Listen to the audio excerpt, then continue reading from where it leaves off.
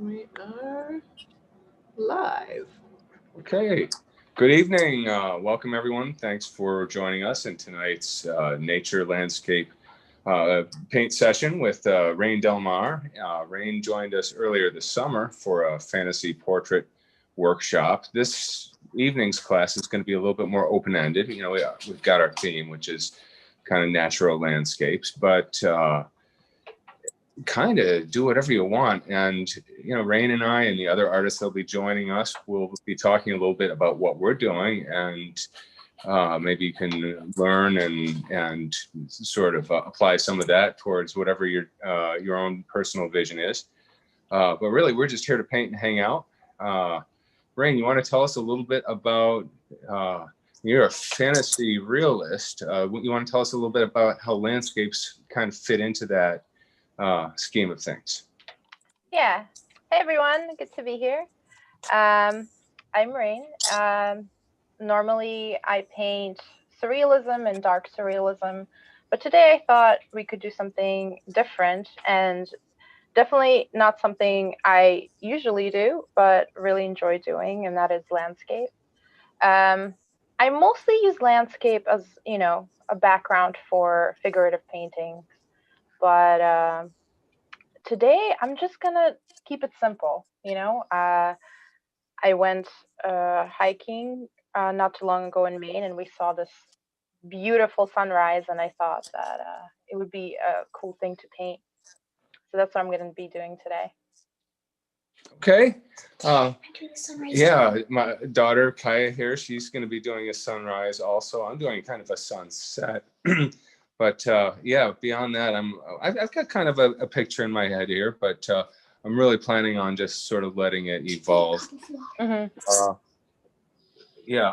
is going to be doing a scene by the creek where she loves to play with some trees and mushrooms and things, and she just watched a Bob Ross video for inspiration. Always a classic.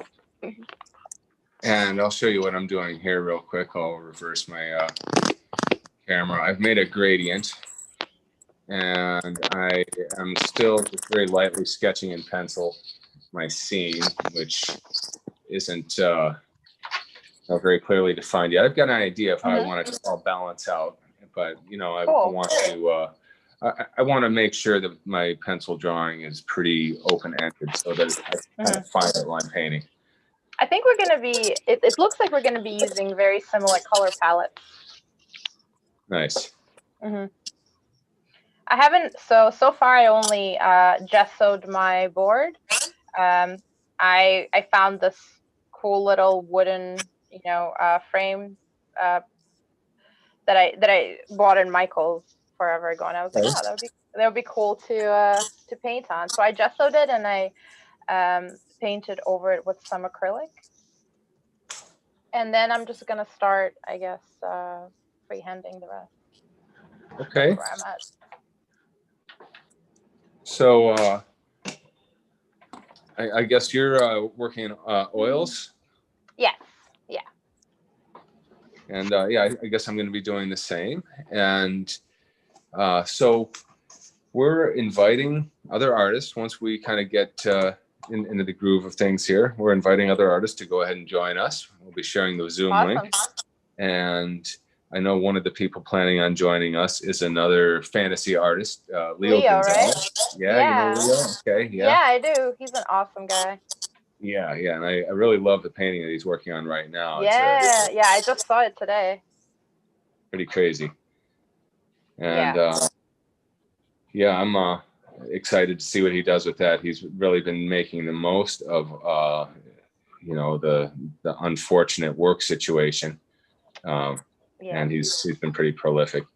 So that'll be cool to see what he does. And I know that we've got some regular participants that we can pretty much count on being at most of these, including Melissa, who worked on her fantasy portrait throughout the summer. I don't know if it's actually officially finished or not yet, but she'll probably be here as well. And anyone else who's joining us tonight, there's no like secret club or anything like that. We'll be sharing the Zoom link, and I guess, Rain, just let us know when you feel like we're settled in enough to do that. I mean, I'm pretty much ready to go, you know. I could just keep talking about my process. Yeah, let's talk a little bit about your process, but you know what? Usually when we have groups on here, there's plenty of room for everyone to explain what they're doing. Most people are so quiet because they're focused on their projects, you know. Right. Yep. Kind of hard to be too chatty when you're, you know, especially like the stage that I'm at here. I'm really going to try to remain conversational despite the fact that I'm still kind of figuring this thing out.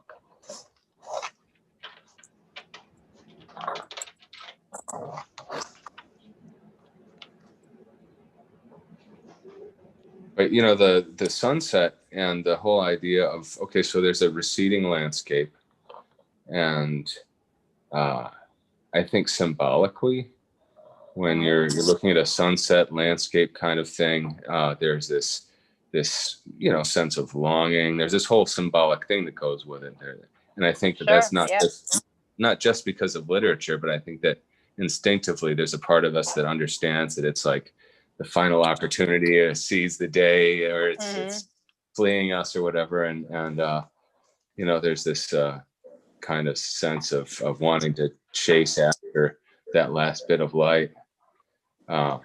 And so I think that a lot of artists have really used that to great effect. Yeah, it's a very pensive time of day.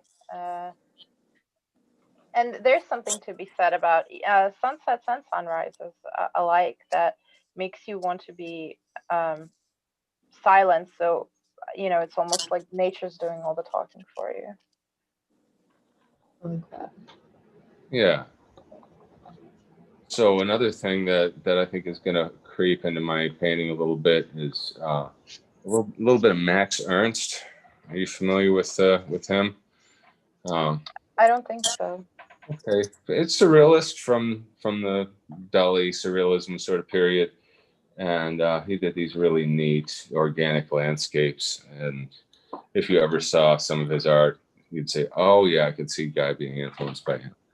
So yeah, it's there's going to be a little bit of Ernst in this thing too. How big is the board you're painting on?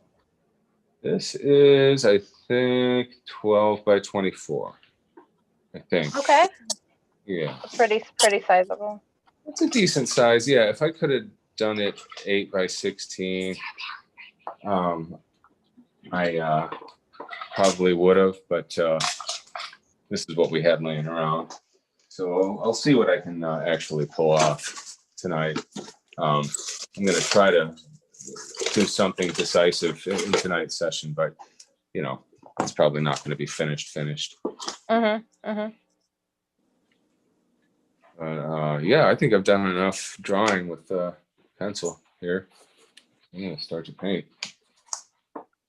Let's hear a little bit about what you're doing there. It looks like you've got sort of a grassy background. I'm just I'm kind of like just doing an underpainting really quick before I go in with oils. So I'm just like mapping out where the sun's going to be, the water. So in the foreground, we're gonna have this almost black silhouette of land with a single tree, and then we're gonna have the water and the sunrise with the clouds, and a lot of it I think is going to be just clear sky, like a gradient from pinks to purples. Yeah, you know, you got me thinking maybe I should do a little bit of acrylic underpainting here, because I think that will sort of expedite things. That's what Kaya's doing too, so heck with it. We've also got Leo who's joined us. Outstanding. Hey guys. Hey Leo. How are you? Good to see you. Yeah, totally. Excited for this. Yeah, we've been doing little things like this at least once or twice a month, in addition to the weekly exercises. But you know, I think that there's going to be a little bit of an increased need for it this winter. You know what I mean? Oh, Yep. absolutely. hands-on things that people can do. Melissa Sink is in the comments. She's saying that she's still going at that painting, that it's slow but steady. Which painting? The one from the VTG, the virtual tattoo gathering, the portrait one that you did. Oh, cool. Yeah. She's been working on making that perfect, and it's looking really cool so far. Oh, I'd love to see it. Yeah, she's just at her shop, and she's closing up, so she's gonna be joining us a little later on and probably break that out. Sweet. So Leo, you pretty much do a very detailed underpainting for yours, right? Yeah, it's something I've been doing it for maybe the last like 8 years. I never used to do an underpainting, and it was after attending a LuxCon, which me and Rain have both attended over the years, learning and studying with some of those guys. It really changed the whole playing field for me, and since I've been, it allows me to get rid of all the a lot of the guesswork. You know, it's an extra step, but really it's a time saver in the long run. Right, because you're still going to cover the entire canvas with oils. Yeah, correct. But you're also able to go a little bit more translucent with it, and you're not going to have to build it up quite as much to get the same nice finished look. Yeah, and it's a lot of the time I'll end up with a little bit of the underpainting showing through some of that thin oil, and get some cool effects that I wouldn't normally have gotten without the underpainting. Leo, you work in glazes? That you work pretty thin, or do you, right? I work pretty thin. I do a lot of glazing, but for the most part, I still put down like a solid foundation for the most part, and then slowly glaze stuff out over that. But it really depends on the specific piece or what I'm currently working on.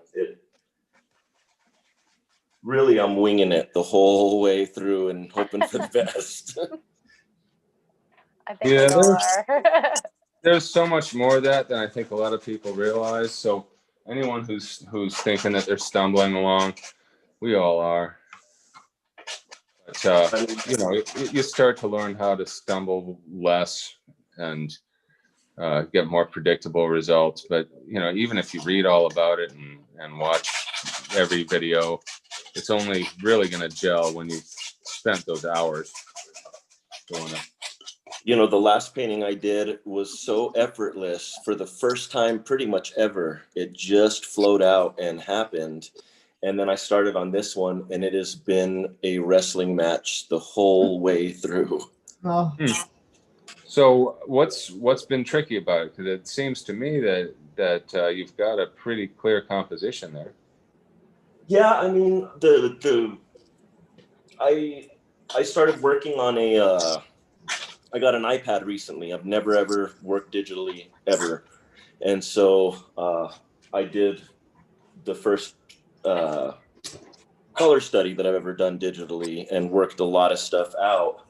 But it's still transferring it to a traditional medium is completely different, and I don't know. I think I've been wrestling with the brightness of the color. I usually work in a much darker palette, and this has thrown me off with how bright it's been. And there's just new things that I'm trying, like the waterfall was something totally new for me, you know. So I struggled with that back and forth for quite a bit. Even the sky, which I do a lot of skies, but this one for some reason was just because it was so bright, and I wasn't used to that. Instead of being able to crank that sky out in a day, I probably took 4 days of work, 4 or 5 days working back and forth, and finally it's almost there. Almost there. But I'll Sounds like a tattooer doing those white highlights. Almost there. Frosting. Frosting. Yeah, well, I think that one of the things that happens is the better prepared we are, the more we can obsess over those sort of parameters, Oh, yeah. like how much should I push the contrast of the sky versus the farthest background elements, before I lose the effect, things like that. You can get really lost in that stuff if you're not careful. Sure. This isn't necessarily a bad thing either. I'm just glad I do this really for fun, so I'm never on a strict deadline with painting. So it affords me the luxury of taking my time and really being able to go back and forth and get it to where I need. I don't know how some of these, the professionals that have those deadlines. Some of these guys are cranking them out in a day or two, and yeah, but they don't look like what you're doing. I mean, for sure. Let's just be realistic here. What your fantasy paintings are very rendered. You know what I mean? They're not the kind of thing that you can get in a day or two. I mean, yeah, you can do a really nice painting in a couple of days of the same subject matter, but it's not going to be that same look.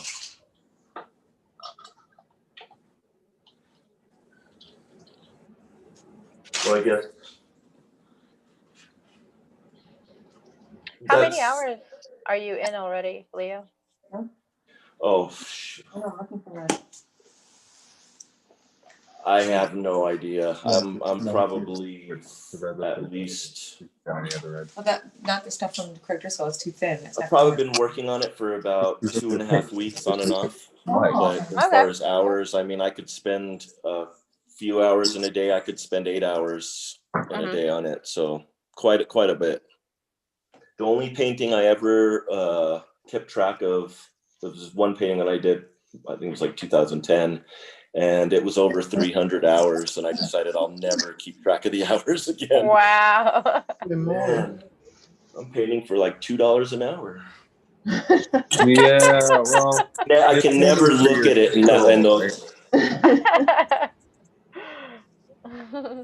yeah, it's best not to think about those things. Like Yeah. the early album cover art that I did, I got paid for the whole album what I got paid for an hour of tattooing now. Oh yeah. But I'm happy to have gotten the experience, and the sort of compulsion to keep taking it farther and farther. I mean, I think that's one of the things that if you do illustration for a living, you understand exactly where that threshold is. Just like we learned that with tattoos.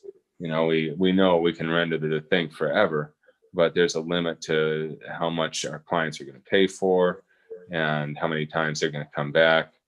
And in most cases, we can't get away with just going and going and going. So we find that threshold. And so I think as a professional illustrator, you would just have to naturally find that threshold.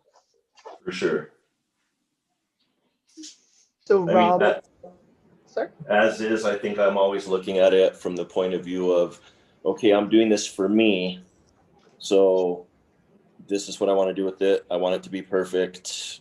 I'm going to still tweak on this a little bit. And once I've gone to the photographer and had it captured, then that's when sometimes I rush to get it to the photographer, so I will quit messing with it.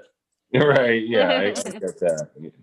Just that point of calling it finished, it's a hard thing to arrive at sometimes.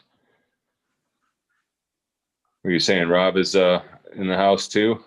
Yep, Robert Shaw's here. He says, hi all, thanks for sharing the tips. You all rock. Rockford, I like it. We all Rockford. So Leo, Kaya's painting with us too. Kaya Leo, he's the guy with the giant Asian water monitor. Hey Kaya. So cool. I've seen photos of that piece before. Huge. Yeah, he's pretty awesome. It's a lot of work. A bearded dragon named Sideburns. If there I weren't all saw a the picture of him. if there weren't all the paints out, I'd show him to you. Except these paints could be toxic to him Yeah, if he for got sure. any on his skin. I saw a picture of him once. He's cool. Thanks. What's his name? Sideburns. Awesome. Perfect. Him being a bearded dragon. Yeah. Tavon Krieger's joining us as well. All right. Hello, Tavon.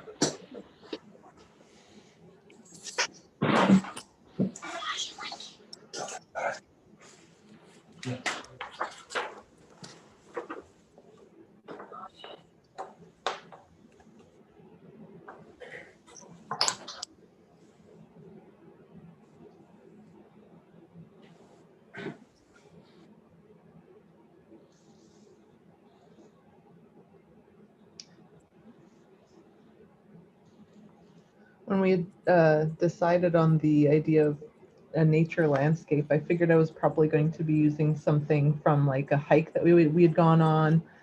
But then the night, like last night, I had this epic dream with this unbelievably beautiful landscape. And so then I was like, well, I guess that's my challenge tonight, is to try and draw that ridiculously beautiful landscape. We'll see if I can do it. What is it of? It was this beautiful, I'll turn my camera on so you can see a little bit, because I've only just got the pencil out here, but whoops. Oh, figure out how that's gonna work. There we go.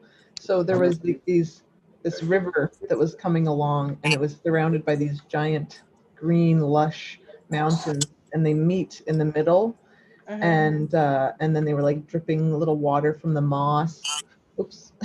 and then there was like sunlight coming in behind and stuff, and making all of the water really pretty. So we'll see. Nice. We'll Nice. see. I've never done a landscape, so. Do you often dream of landscapes? It was definitely like part of a larger thing. I have a lot of very vivid dreams quite often. So, but and sometimes with pretty mystical landscapes, but that was pretty notable as like something that I was like, I gotta draw this now. How perfect is it that we have a paint night with landscapes? Yeah. It's like it's meant to be. Yeah.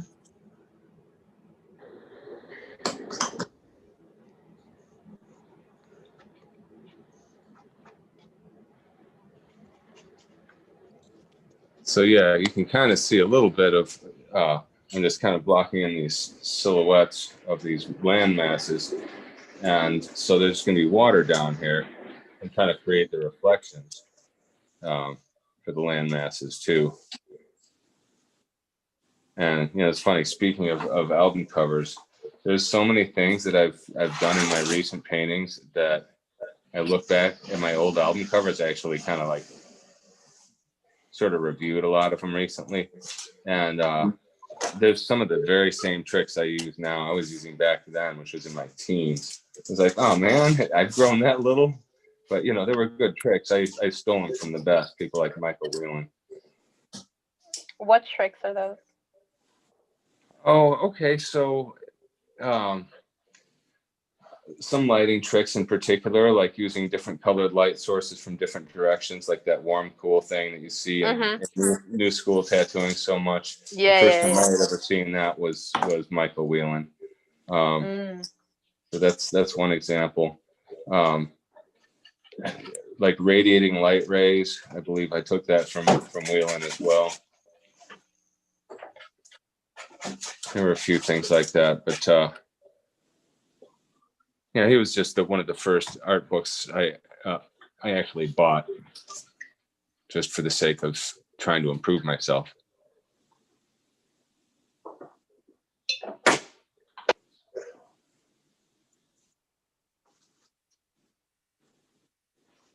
So Michelle is here painting too. She's not painting a landscape. She's painting something that she had laid out earlier. And oh, cool. And yeah, she's got a couple of pretty neat things going on. She just finished 2 big ones that I think we're going to post for prints tomorrow. And you know, it's the same, it's kind of the same thing, you know, as a result of not being able to tattoo as much. You know, some people get lost in Netflix, but yeah, Michelle actually turned out a few really neat pieces this year. Bigger Nice. pieces, which you know, it's hard to do bigger pieces when you're tattooing full time. It really is. Yeah, I've been noticing how much tattooing has been interfering with my painting. There's no balance at all between, you know, like, oh, I'll paint a little bit and then I'll tattoo like 4 or 5 days a week. Because, you know, I can't paint after I come home because I'm beat. And then that carries over. And then when you're, you know, you have a day off and then you have to design. I haven't found that like perfect middle, you know, the perfect balance. I don't know about you guys. Well, it's a daily fight. Well, and I've found that even if you try to schedule time, inevitably there's, you know, people that end up moving around in your calendar and creeping into there because it's just time scheduled with yourself, and it's easy to justify saying, well, you know, they're trying to come here from out of town and they had to move Right. this and that, and you know, before you know it, your dedicated painting time kind of gets chipped away.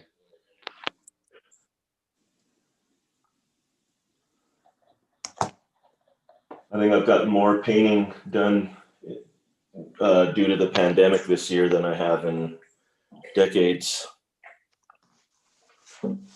Yeah, you know, it's been a strange painting year for me. I had meant to do this major thing that I built a model for, but you know, partly as a result of the pandemic, I felt a need to reach out to my peers and take on some online collaborations, and ended up having a bunch of those in progress. Still have some in progress.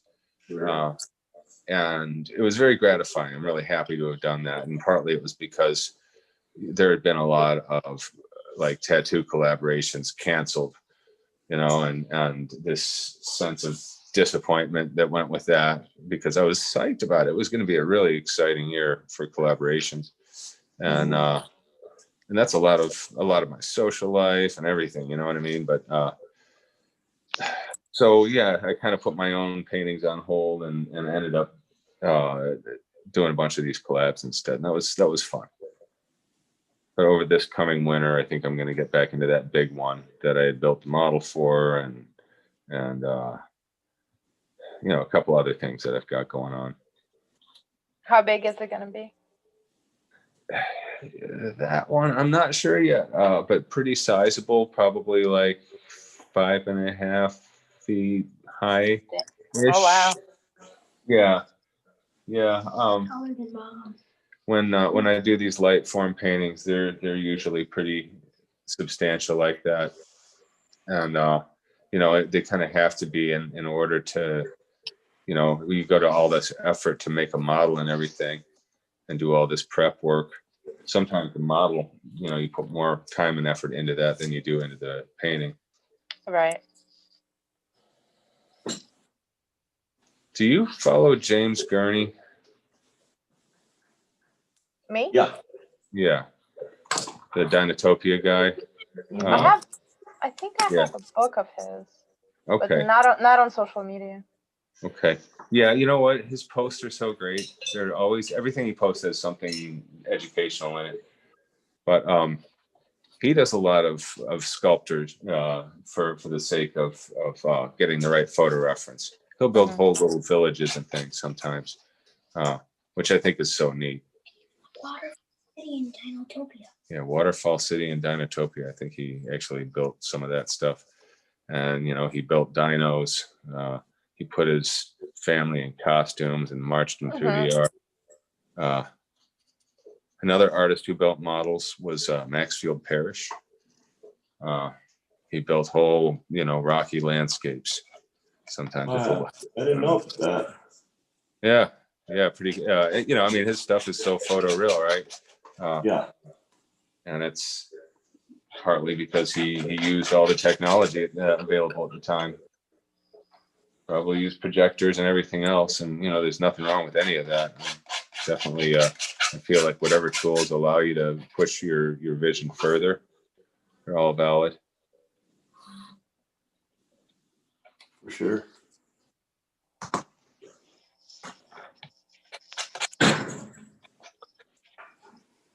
It's interesting. Parrish is one of those artists who, kind of like Norman Rockwell, you don't really see his name associated with being a fine artist. He's an illustrator, right? And it's sort of interesting how some painters just get that label. I mean, but what was Michelangelo, you know, but an illustrator? Right. Yes, exactly. That's a good point. They don't consider him that, but that's what he was doing. It's like it's a dirty word, you know. Only Yeah. for like pretentious fine artists. Totally, because my favorite artists are illustrators. Yeah, same. Well, I certainly would never dismiss somebody because they've been labeled an illustrator, you know. Oh, you're not a fine artist. I'm just not even looking. I mean, a lot of the time they have the best work. Well, one interesting thing about illustration, you know, I mean, what makes illustration, I think, you know, the literal definition is when you have some kind of, you know, usually you've got a client who's saying, you know, I need you to make this illustration for my book or whatever. And so that's what that is. And then, like Leo's point about the ceiling of the Vatican, you know, I mean, that's an illustration taken from, you know, stories in a book. And it was hired by, you know, a client.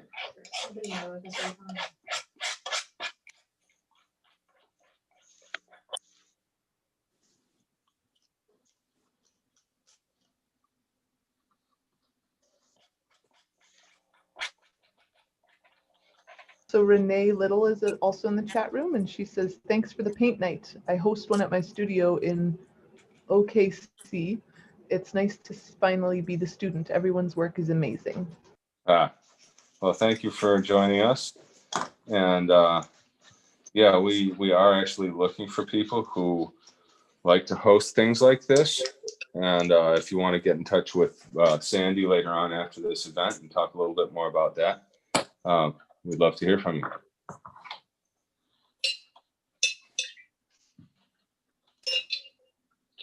Renee, I'll put my email in the chat box in case you wanted to follow up on that.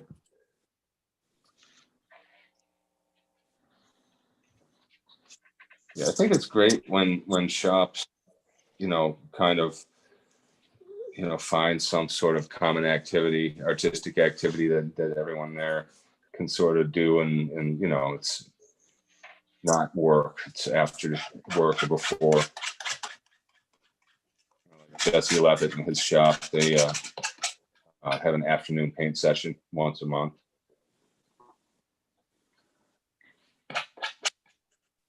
It's so For a easy. while. Go I'm ahead. sorry.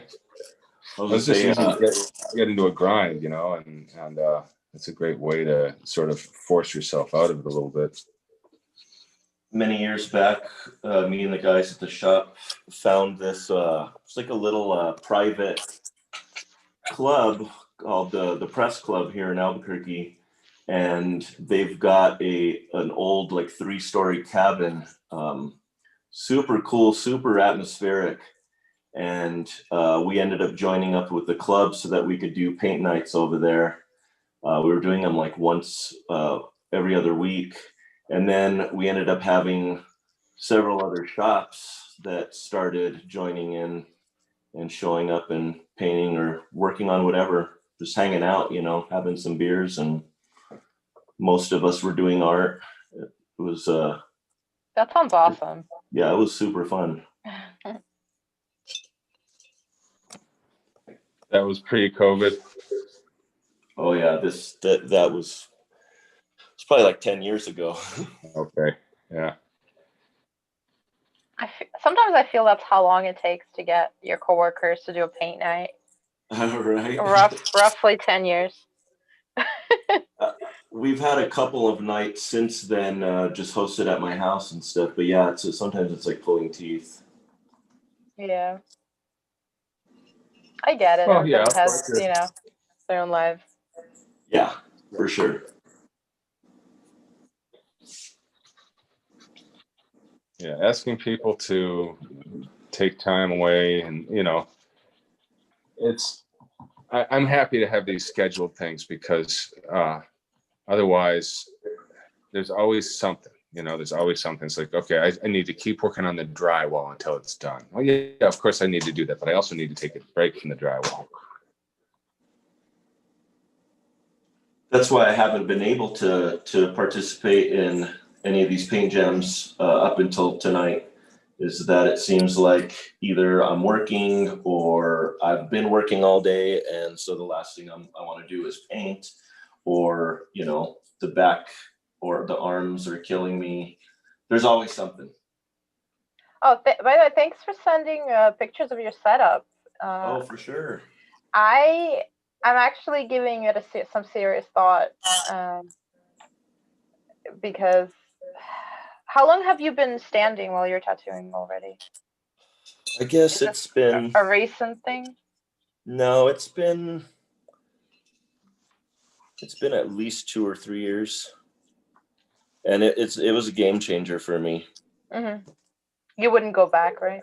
No way. I mean, there's certain areas like the top of the shoulder is hard to get to from a laying down position, so I'll have people sit down for that, and just one session of doing that kills me. But I can tattoo 2 or 3 times as long as I used to be able to once I started standing. What about your neck? How does that adjusting?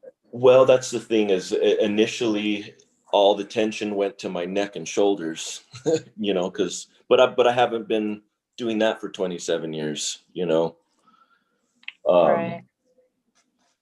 So it did take some getting used to, but it's definitely an improvement from my working situation prior. Do you know Phil Holt? Huh? Sorry? I was asking Leo if he knows an artist named Phil Holt. He's down in Florida. Oh, yeah. But yeah, Phil stands. He's done so for a long time, and he actually had this table built that raises and lowers people with a foot switch. Oh, man. Yeah, I just have like a metal base that was built for a massage table to sit down into. That raises it up, and so if I want to adjust the height of it, I just have to adjust the legs on the table, on the massage table itself, but the stand is what raises basically it up. It gives it an extra 12 inches or something like that. Yeah. And then I just have it reinforced with these big steel bars, the little holes in a massage table where you put the headrest through. Yep. I just drilled holes in the midsection of it so that I could run steel bars from one end to the other on each side, and it just helps to strengthen it and reinforce it. It was a friend of mine, Don Purnell, that tattoos in Santa Fe, and she came to my studio and said, "Man, you need to check out my setup." It saved my career basically, and I agree.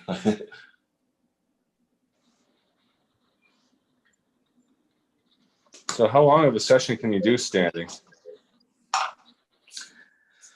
I mean, I can do 6 hours or so. That's about my limit before everything's petering out for me. But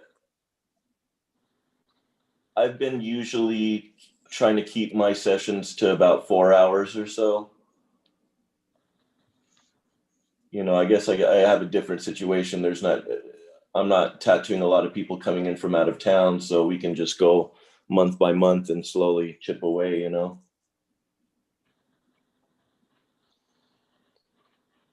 Yeah, for me, it's typically 6, and so comfort is really key. And Yeah. I've been lucky that my back hasn't been an issue. Probably because I just made an investment into good posture early in my career and somehow stuck with it. But What's the secret? Posture is just like How do you keep yourself from slouching? You notice when you're doing it and you unslouch. And you make it sound so easy. Simple. Yeah, it's so simple. Just don't slouch. You learn to listen to that voice that is saying, this is a bad position. You need to get out of this position.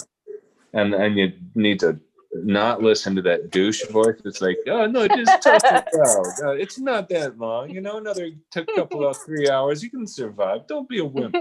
And that, of course, you pay for really badly later. Yep, that's what I'm doing, paying for it. Yeah, I kicked myself. Oh, it's so bad.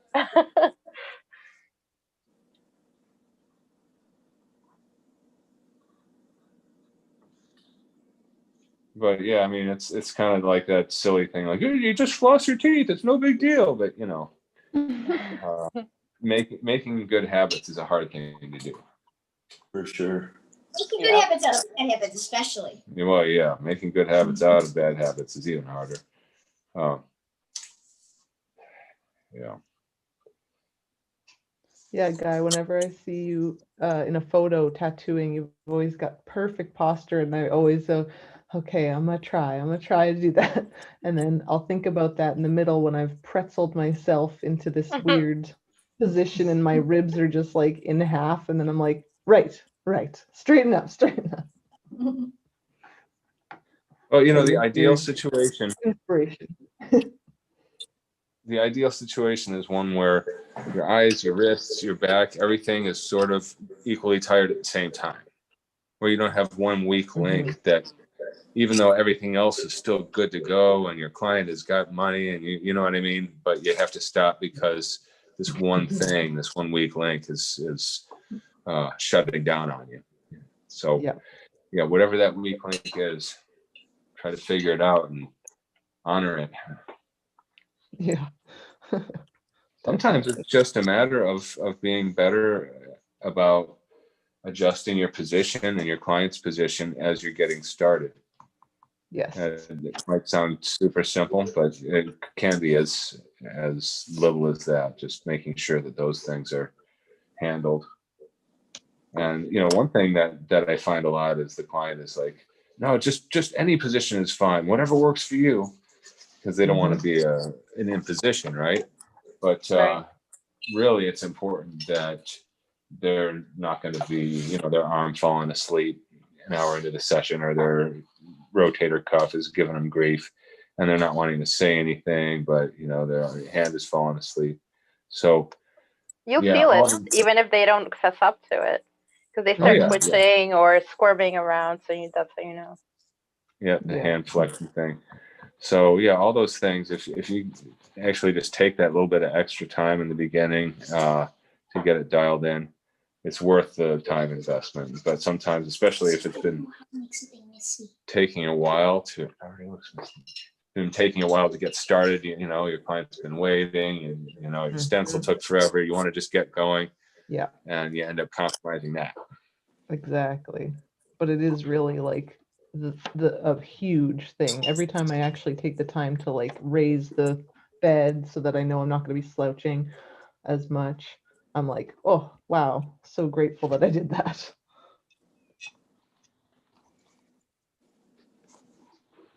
And with the clients as well, once you convince them, actually, if your arm position is more comfortable for you, we both benefit.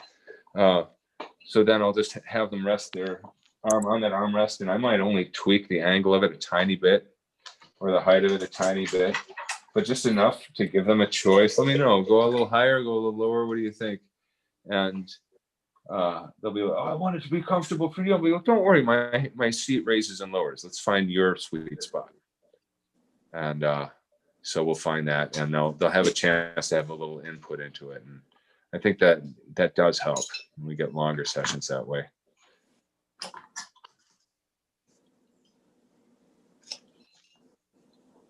Yeah, I think half the time, if I'm really hurting, it's because I've realized that it's mainly because the client isn't in the position that I need them in. It's not so much my position as much as it is theirs. I want to show what I have so far. So I'm sorry, Kaya wanted me to show you where she's at so far. She's been doing a lot of this with a palette knife. There we go. Actually, I'm going to just re-aim the camera so we can see the whole thing. So recently, a few days ago, when I woke up and looked out the window, that's basically what I saw. With the way That's that cool. the sky and the clouds, the trees were reflecting the light.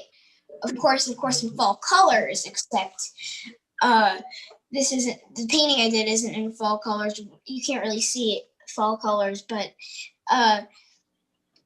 obviously it's fall. It's a little fallish, you know. The grass has got that sort of straw color. Very nice. Awesome. Yeah, that's gorgeous, Kaya. Like that little hint of purple in the corner.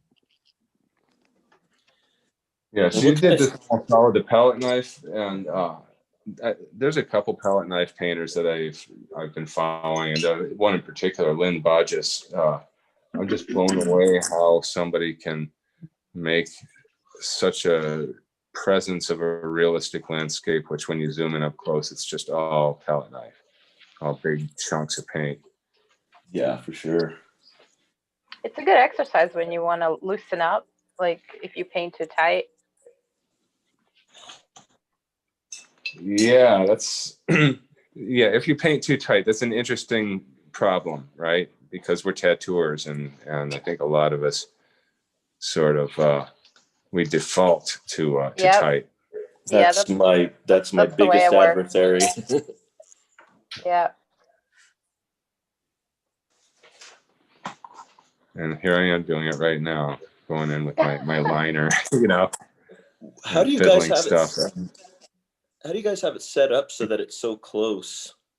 I've never done this before, like painted while taping or zooming or anything. So, well, what I've got using is your phones. this thing with a clamp in a neck, and yeah, it's like a flexible neck clamp thing, and I just have it clamped on a nearby counter, and it's hovering in front of my face. I'm having to like look around it while I paint. Oh, okay. So yeah, in order to get that kind of a view, that's what I have to do. Sure. I have like a gooseneck arm that's stuck to my table, and then it's supported by this totally jerry-rigged half easel that's supported by a weight. So with tape, so it's very, you know. If it doesn't involve tape, it's not an art studio, right? I know, right? I would love to see like a photo of the behind the cameras for like a bunch of artists doing these sorts of zooms. Just like I'm sure there's so many different little rigs that have been set up over the past few months. It'd be comical.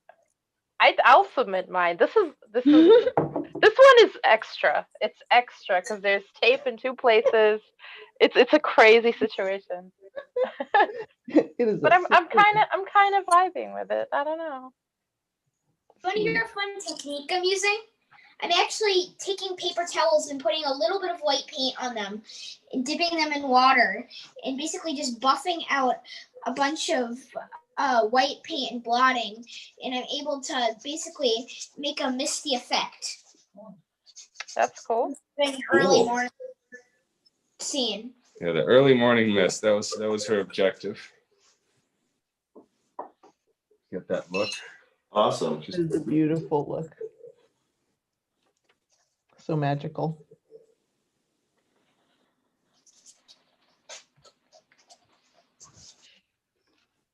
So Rain, where are you at with yours? Looks like you've got a gradient, a background gradient there. Yeah, I'm kind of getting carried away with all these colors. So yeah, that's what I'm building up and just kind of a gradient in the sky, and then I'm gonna do a gradient around the sun, and then once I have that settled in, I'm gonna start and going in with the detail in the sky and the clouds. Ideally, something like this, I think I would need 2 sessions. And then, I don't know, because the paint is not really gripping to the surface right now. I think it may be a little too smooth. So yeah, let's talk about surfaces, because I have that trouble too sometimes, and I like the idea of painting on wood. I like the idea of not having the canvas texture, but often there's that issue where the brush, you know, carves out these little bristle stripes where you can see the foundation color. How do you prevent that? Layers. Yeah, layers, Michelle says. Yeah, that's actually it, I guess. I think sometimes it also depends how much paint you have on your brush. You know, because sometimes if you put a lot of it, that almost, you know, covers the texture. But a lot of times, if you really want that super smooth, I just use a makeup brush. You know, like I would apply a gradient, and then I would take a really, really soft, like fluffy brush, and I will just buff it out. Okay, you brush it and stop it to me. So basically a very soft brush, because that won't carve. Yeah. Yeah, like a really large one. Let's see. Actually, not all of them are pretty large. There are some that are pretty small, like something like this, right? You see that the tip is very soft, and you could buff with it. Yeah. There's one like this, also a little bit bigger, that I often use. Yep, I use stuff like that. For the sky, right? Yeah. Mm. Exactly.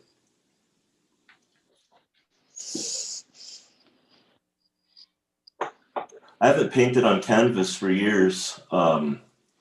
That's what I predominantly used to paint on, and really grown to love ampersand gesso board. It's smooth, but it has Oh, make it darker. Or go darker. Yeah. Yeah, it's some contrast. Yeah. We're layer it, kind of, you know. We're to finish it all today. Take a break. Finish it tomorrow. So Leo, were you a painter before you started tattooing? Yeah. I've never formally trained or anything. It's just something I've always been obsessed with. When I initially got into tattooing, it really was not, it wasn't something that I thought, well, this is what I'm going to do with my life. It was another medium to explore, really. And once I started tattooing, it took over my life. And painting became kind of the secondary thing that I was doing. But initially, that's where I started, was I wanted to be a painter. Yeah, I mean, my thought was I wanted to do science fiction book covers. Yeah. And then that sort of morphed a little bit into album covers. I wanted to do album cover design, and ended up doing that a little bit before tattooing. And that is every bit as like tight, and you know, especially at the time, it was that, you know, that 80s you know, Iron Maiden kind of style, you know. Everything was very airbrush looking, and you know, tightly detailed. It wasn't loose and expressive and painterly at all. Yeah, that's I was doing a lot of that at the beginning of my tattoo career. That was like a little side gig that I did. Yeah, I think I remember you showing me some of those one time when you were visiting up here. Mm-hmm. old hardcore bands and stuff. Death metal. Are you a Dan Seagrave fan? Oh yeah. Yeah. Talk about landscape. Oh yeah, yeah. I mean, his stuff is just such a cool kind of like, it's sort of landscape-ish, it's sort of bio-ish, it's sort of, you know, Dante and Inferno, apocalyptic, you know, all the above. But it kind of keeps the eye in motion, and you have to check yourself and ask yourself what you're seeing, which is neat. Mm-hmm. Yeah, his stuff is killer. I've seen him post a few things here and there where he had started a painting and felt like he'd gone too tight with it. And then he'll do a session where it's like he's destroying the detail and just making it painterly again. Mm-hmm.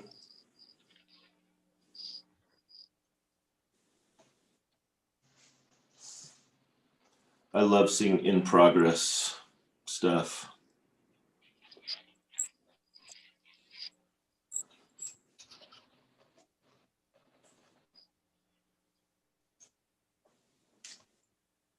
Who are some of your other favorite illustrators?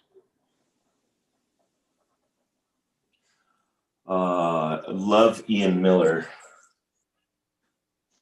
You familiar? I'm not sure.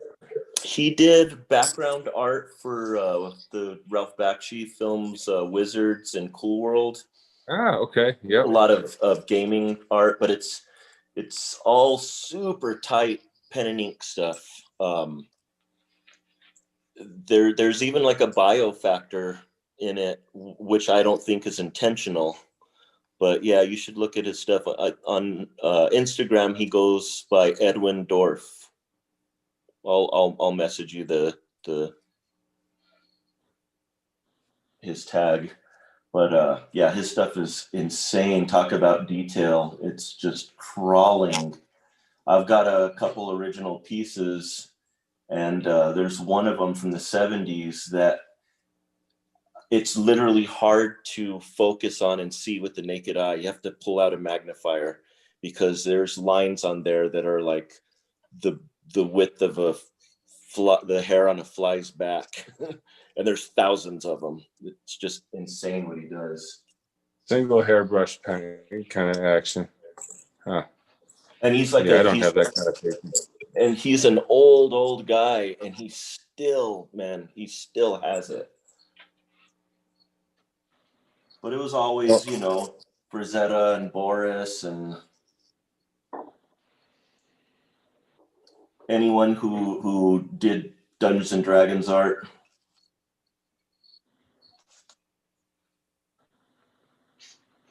Those I think are the guys that made me want to be an artist or want to pursue it professionally.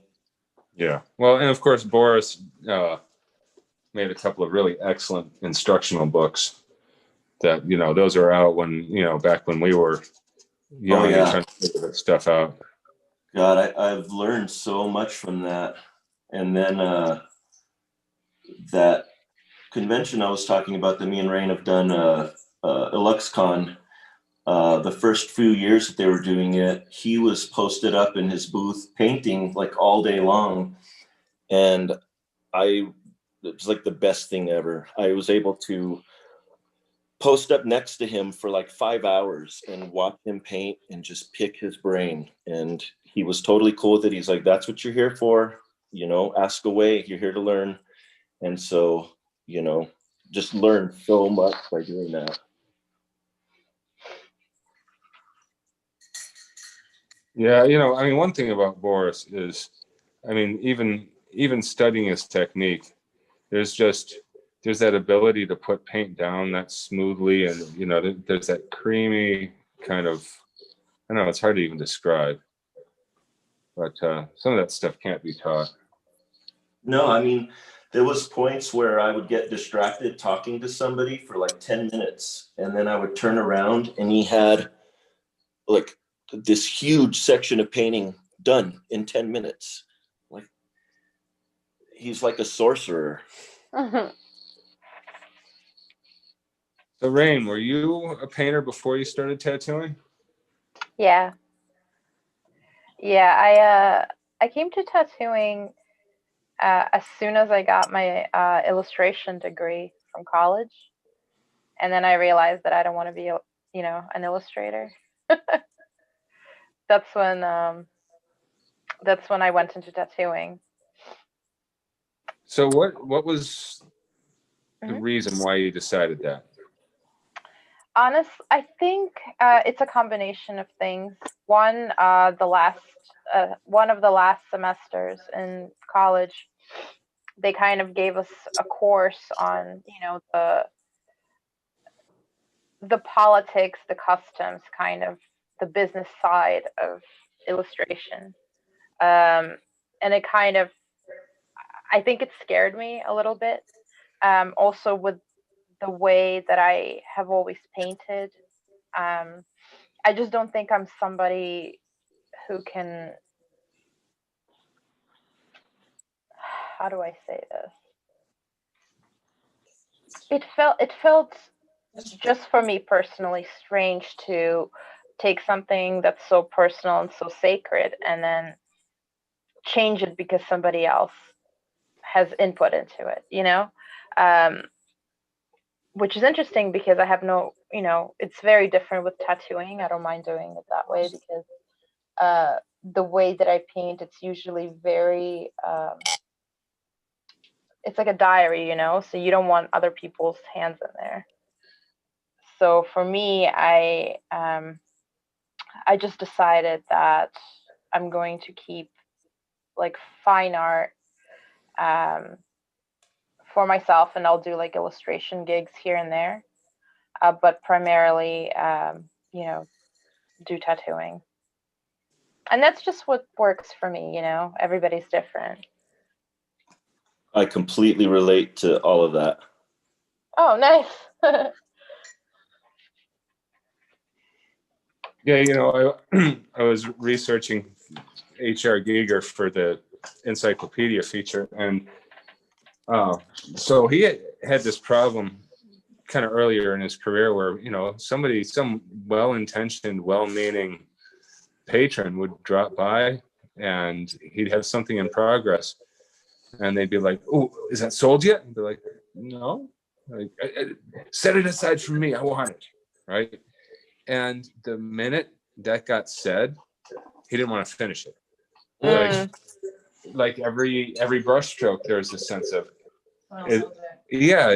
someone else owns it. Exactly. Michelle just said, like, could he make the right decision with each brush stroke when, clearly they liked it for a particular reason, and that might not be how it looks when it's done, if you're allowed to just follow your natural course.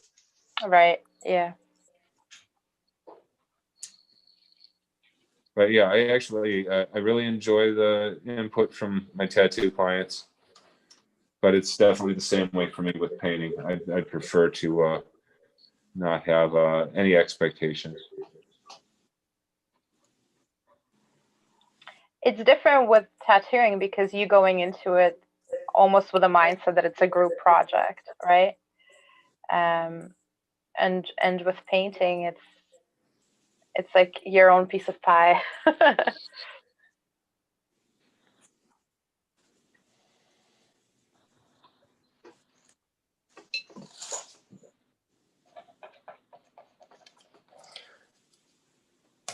For me, it was like tattooing pays the bills, right? And that's my job, and I love it. But it's always been a back and forth with the client, and it's just what I've come to how it works for me, right? Where, like Rain said, painting is just more personal, and I love collecting art, and I really have, in the past decade or so, I've really used my paintings as a means to fund my art collecting habit. if I can sell something, I will use that money to buy somebody else's art and put it up on the walls.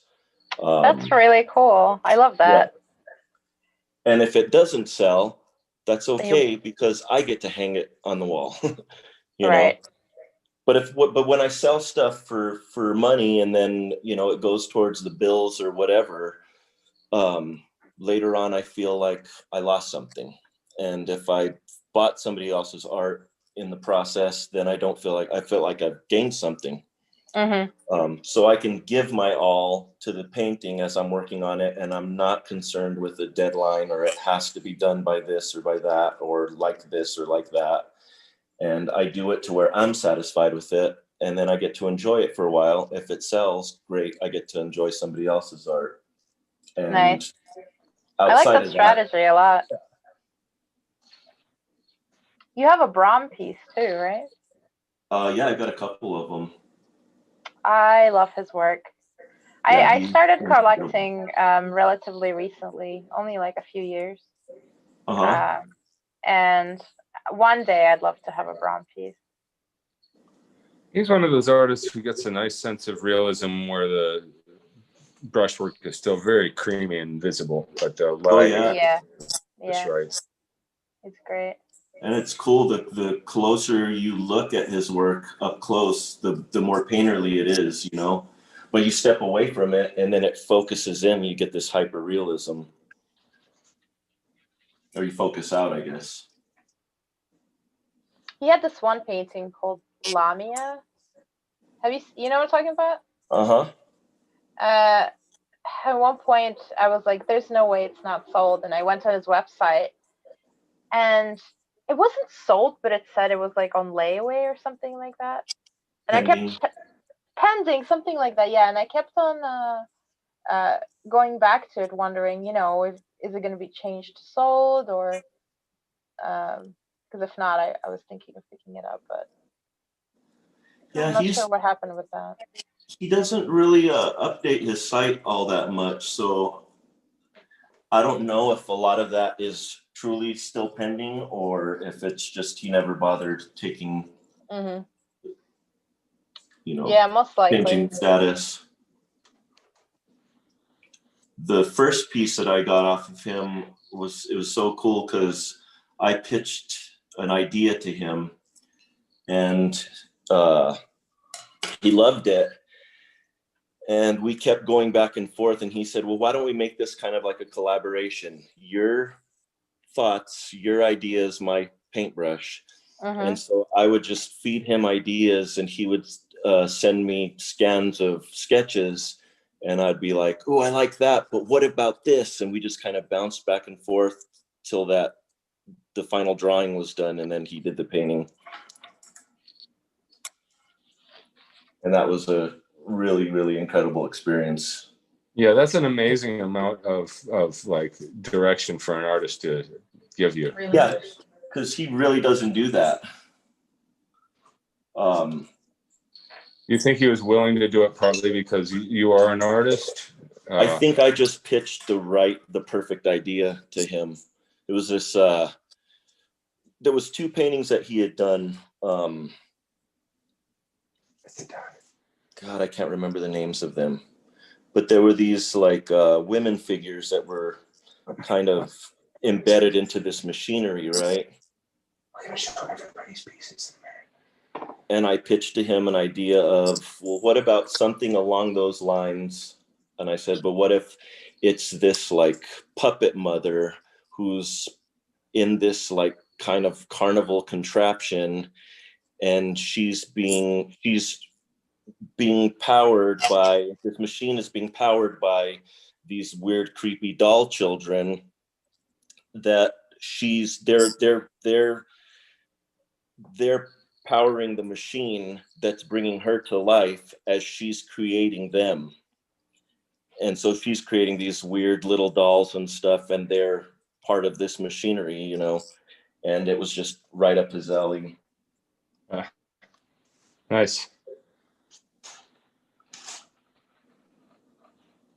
Who else do you have in your collection? The big ones would be probably Brahm, Boris. I've got a few Bob Eggletons. And then a couple Ian Millers. I've got a piece by Jeff Easley, who used to do the old D&D hardcover books. He was like their cover artist for in the late 80s. Yeah, the name sounds familiar.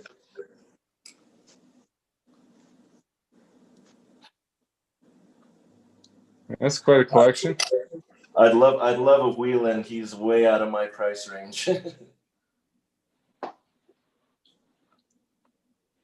So what is he doing these days? Is he still illustrating, or is he mostly teaching? Or He's mostly just doing fine art. I mean, he'll take on illustration gigs here and there, but I think pretty much he's just doing his own personal paintings, and they're selling. Yeah, and they're neat too, you know, because he's got this whole visual language that he picked up as an illustrator through all those years, and then you know, he just has his own. You know, it stops being illustration when he doesn't have a client directing what the picture is going to be. Yep, and they're kind of all over the place now too. You know, like I was familiar with his fantasy stuff and his more kind of horror Lovecraft kind of stuff, but he's also doing a lot of like just weird texture paintings, like, you know, something that looks like the side of a wall or a street sign that's covered in rust and all of this corrosion and what have you. And it's just really texture, really ultra realistic texture. And they're beautiful, but it's totally not what you equate with him. Yeah, kind of. I watched them. Yeah. So I think it would be nice to take a moment to look at everybody's pieces. Sandy, do you know how to do that, where we can highlight one at a time? Oh, Sandy might have stepped away. Okay. Well, when she gets back. Oh, sorry. I was on mute. I've got you spotlighted here. Okay. So yeah, I guess we'll start with mine. So yeah, you can see I haven't gone beyond acrylic, but you know, I'm sort of, I don't know, maybe I'll stay with acrylic for the time being. But yeah, you can see I'm still just sort of building the lights and darks to sort of create a sense of distance with these different elements in the landscape. Wow. All right, who else have we got here? Let's take a closer look. All right, Rain, oh wait, this is your face one. Let's go for your painting one. Yeah, I'm still just kind of establishing like gradients. You know, I'm doing the water now, and then we're gonna have a very sharp black contrast right here, and you know, there's going to be a little black tree silhouette going up. After which there would be, like, you know, a sun and the clouds here, but right now everything is just soft gradient, kind of getting carried away with the color. Beautiful. So colorful. It's very pastelish looking. It looks like you used an airbrush almost. Yeah. So cool. Thanks. All right. And Is that something that you cut out? No, I got it at Michael's actually. Oh, nice.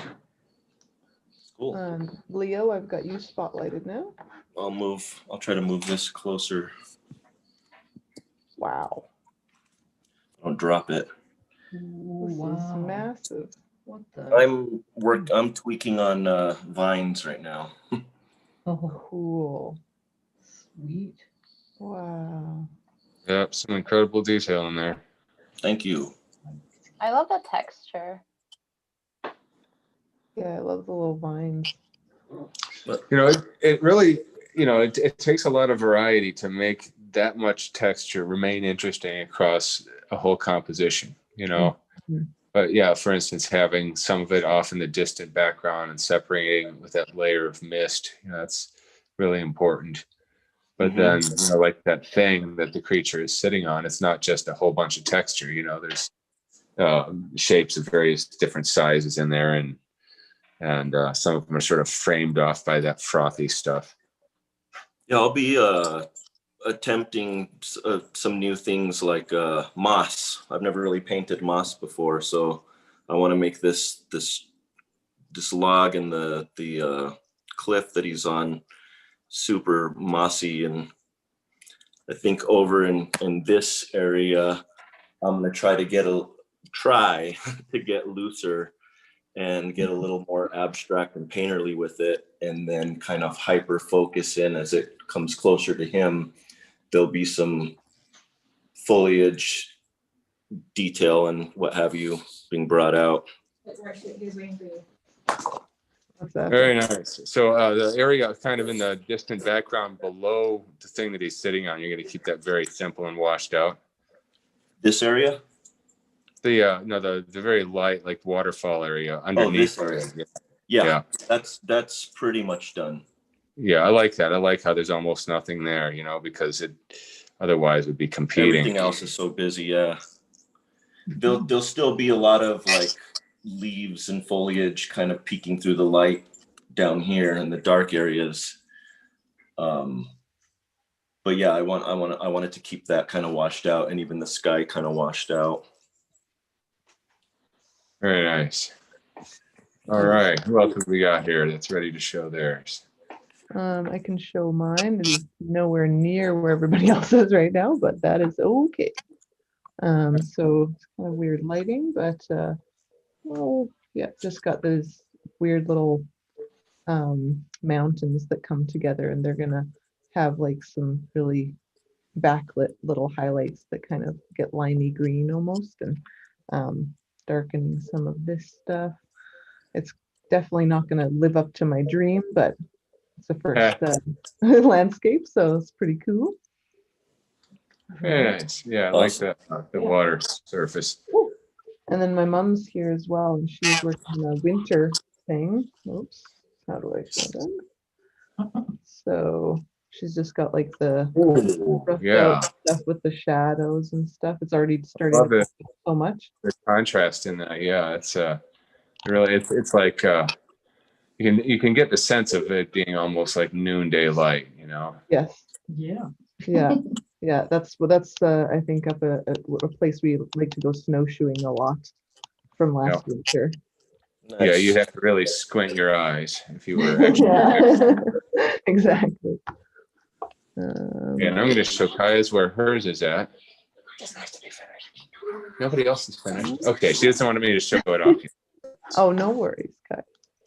She's you know how artists are. Artists.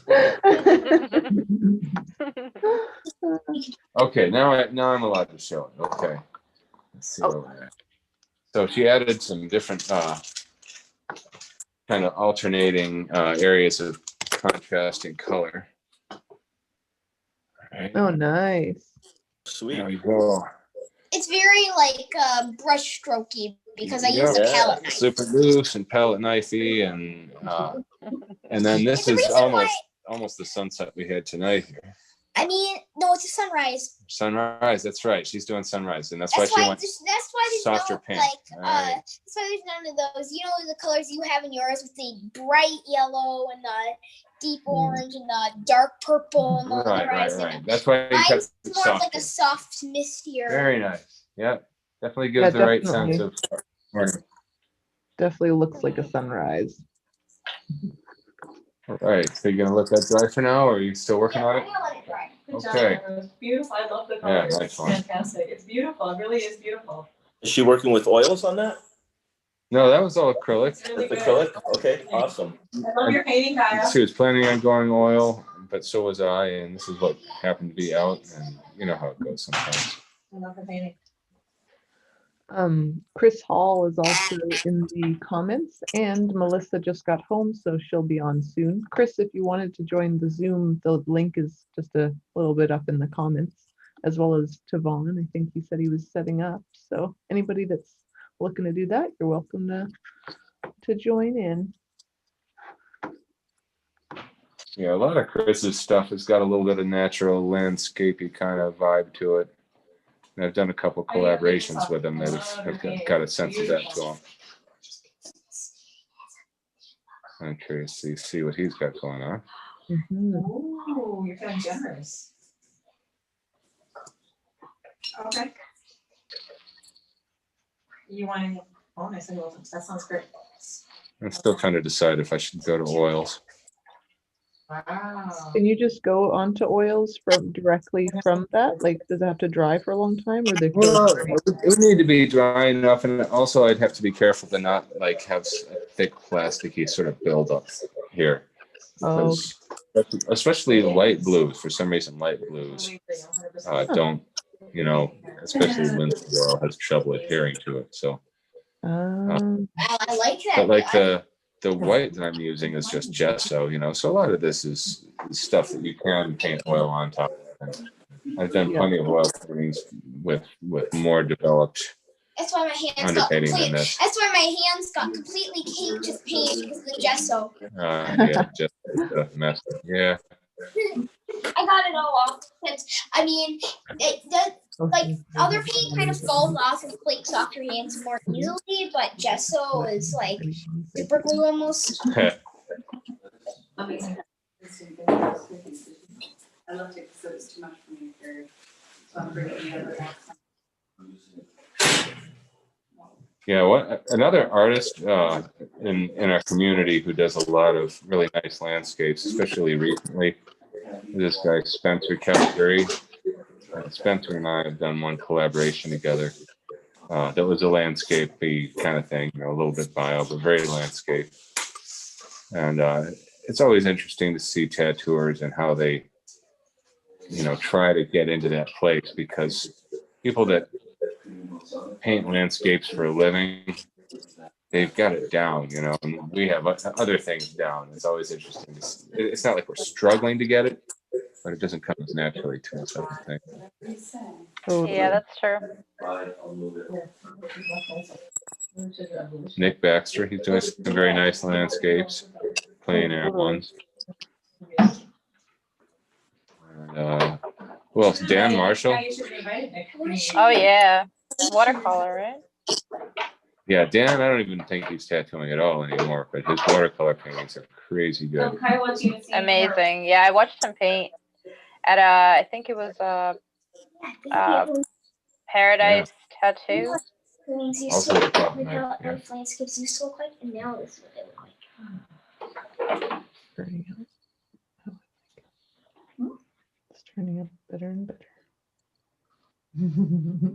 Yeah, Dan is one of those people who's able to, with just a couple simple brush strokes, get a sense of there's a person standing there and there's their shadow, and you know, and it all looks really like legit. And that kind of economy is not how we tattooers usually think. Okay. There'll be cards. Okay. A nice paper. There's these little cards that go with them that people I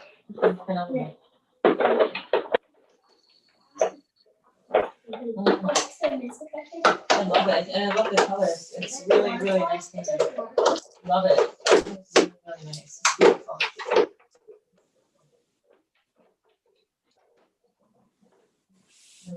Yeah, I think Dan came out recently with like watercolor boxes. I don't know if you've seen that. Oh yeah, some kind of like a cigar box sort of thing. Yeah.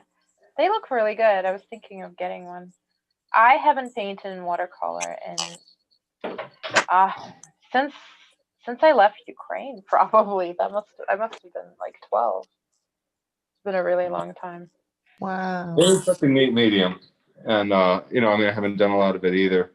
We did have another virtual tattoo gathering instructor that joined us, Thea Duskin, who encouraged us to mess around with watercolor, and yeah, it was kind of like, oh yeah, this is neat, you know, because you know that whole thing, you wet down an area of the paper and you just kind of drop the paint in there, and it sort of spreads on its own. It has a life of its own. That's not something that we tattooers normally do. You know, I mean, we want our medium to have, you know, be under our control.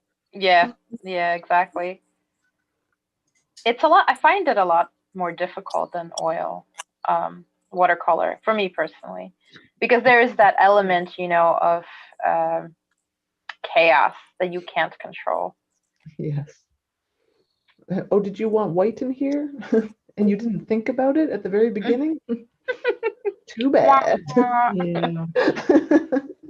Is salt still a thing? I think I remember putting Yes. salt on my Oh watercolor. yeah, Yeah, rock salt.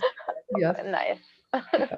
My friend does a lot of watercolor stuff, and oh yeah, I was Mhm. gonna try and get her on here. But yeah, she loves using the salt. I was also looking at resin recently, kind of really curious about how to use it in sculpture. Yeah, that's actually the other thing that she does, that same friend, is she makes resin jewelry and sculptures. It's really Nice. cool. Yeah. She's gone into the deep of that. It's pretty wild world of the things that you need to make it work, and Mhm. yeah, but so beautiful.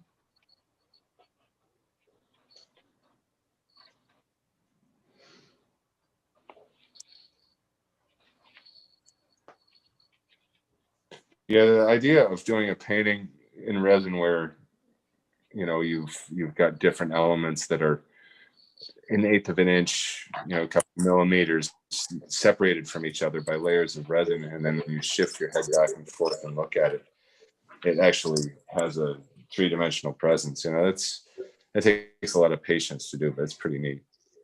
Mm-hmm. Yeah.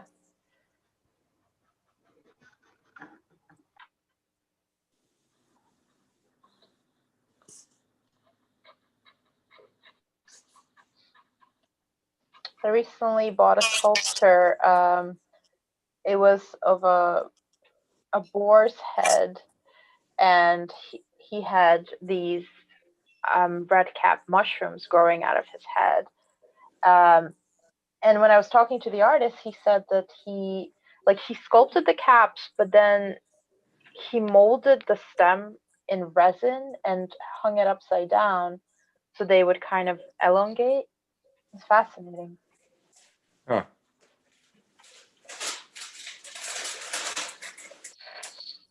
Basically using gravity as part of the process. Yep, yep. I agree. I love your painting. I love it. I love it. Okay, put the highlights in the water. It's so good. You want to take a picture in front of the granny so she gets here? Make sure you tell her that you did it.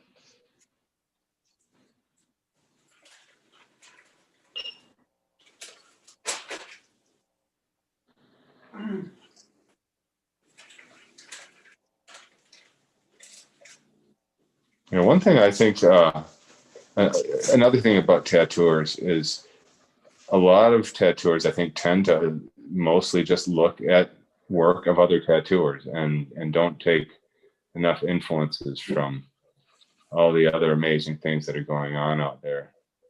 Or, you know, like I follow a whole lot of stuff that has nothing to do with biomech. You know, I love Mhm. bio stuff as much as the next person, but you know, I follow, you know, a couple of people that just paint clouds, and people that paint water, and people that do landscapes and portraits and palette knife paintings and ultra smooth realist stuff, and fantasy sci-fi illustration, all of it. You know, I really like to, you know, as long as they're doing something that's nice, it doesn't matter what the genre is.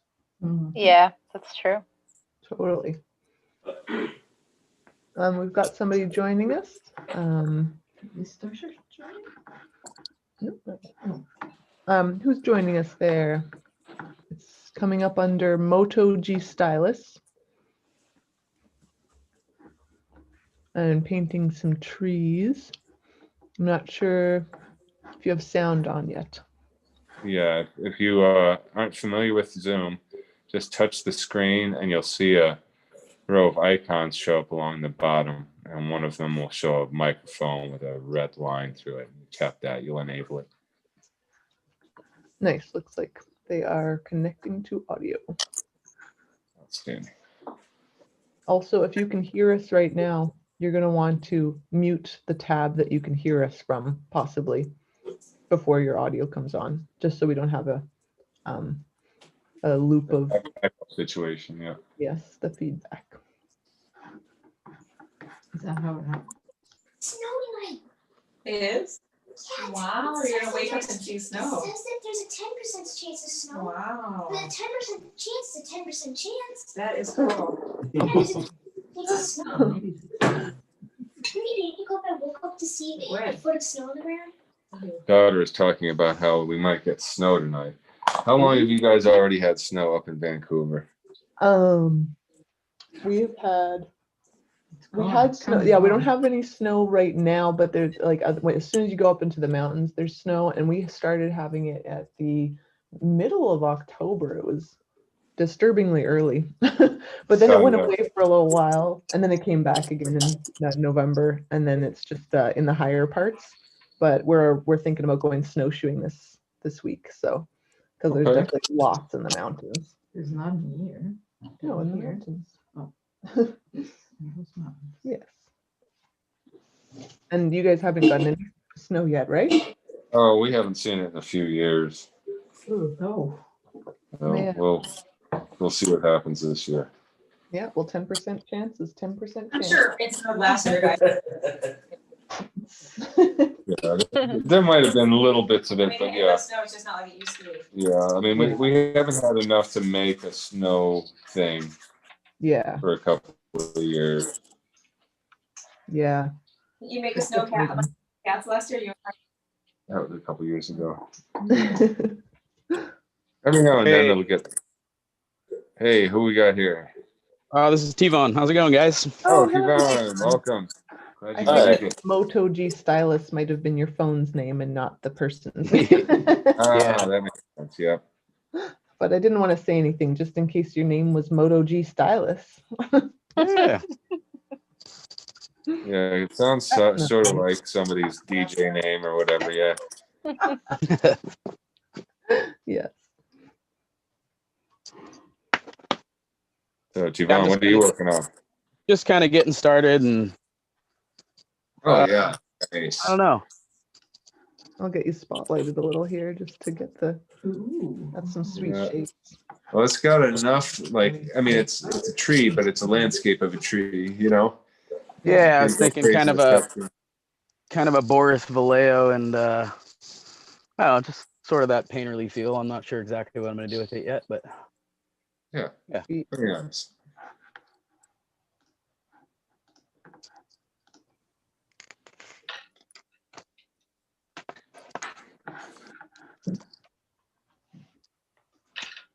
Yeah, a couple of us have like chosen a particular time of day to create a vibe for our paintings. Is that got a particular time of day, or what's your vision for like the look of it? for mine, Yeah. probably a nighttime scene. Got the moon in the background, I think. Yeah.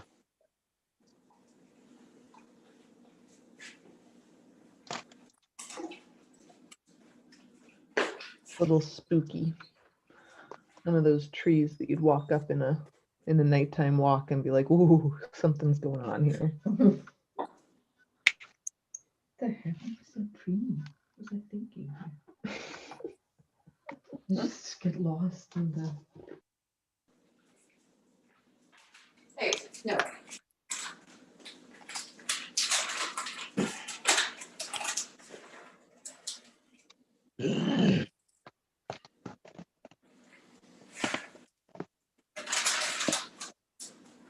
Oh, that's so cute. Oh, that's so cute. So cute. Oh, I love that. Here's kitten. Oh. Yeah, you know, it's interesting. There's a few of the You ready to go upstairs? paintings going on right now. I've got some things in common. You ready? Okay, yep. Totally. Okay, I'll be right there. So at some point in a few minutes, I am going to have to step away for a few. It seems like you guys have got enough momentum that if I were gone for 20 minutes, you'd be good, right? Oh yeah. For sure. And We then- promise to behave. Okay.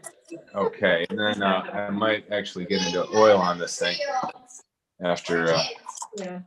But yeah, I'm going to do a couple final things on here, and then I'll be stepping away. Daughter has been an extremely good sport. Yeah, so she's been arting all day. And she's been arting all She day. did a bunch of dog portraits and animal portraits that she cleaned up for selling. Oh, awesome. That's awesome. Way to go. Animal. This is her side gig. She's doing animal portraits, and she's making way more money than I made at her age. All I had was an allowance. I was just gonna say I got an allowance that I spent on candy.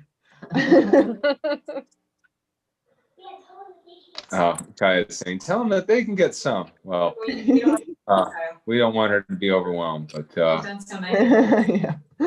yeah, she's actually got a few queued up still.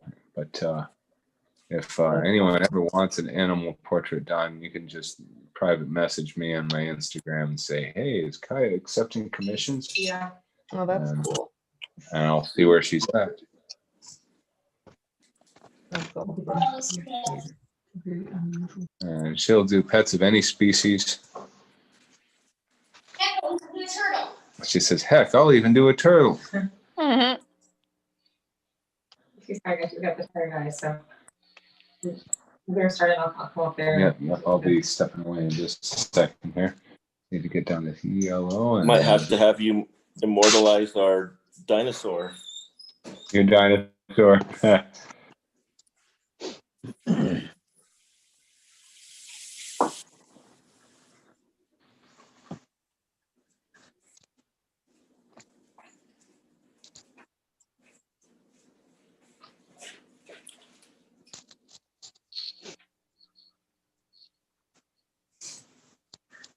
And actually, I didn't show off while we were looking at all of our paintings. It didn't show you guys what Michelle is working on.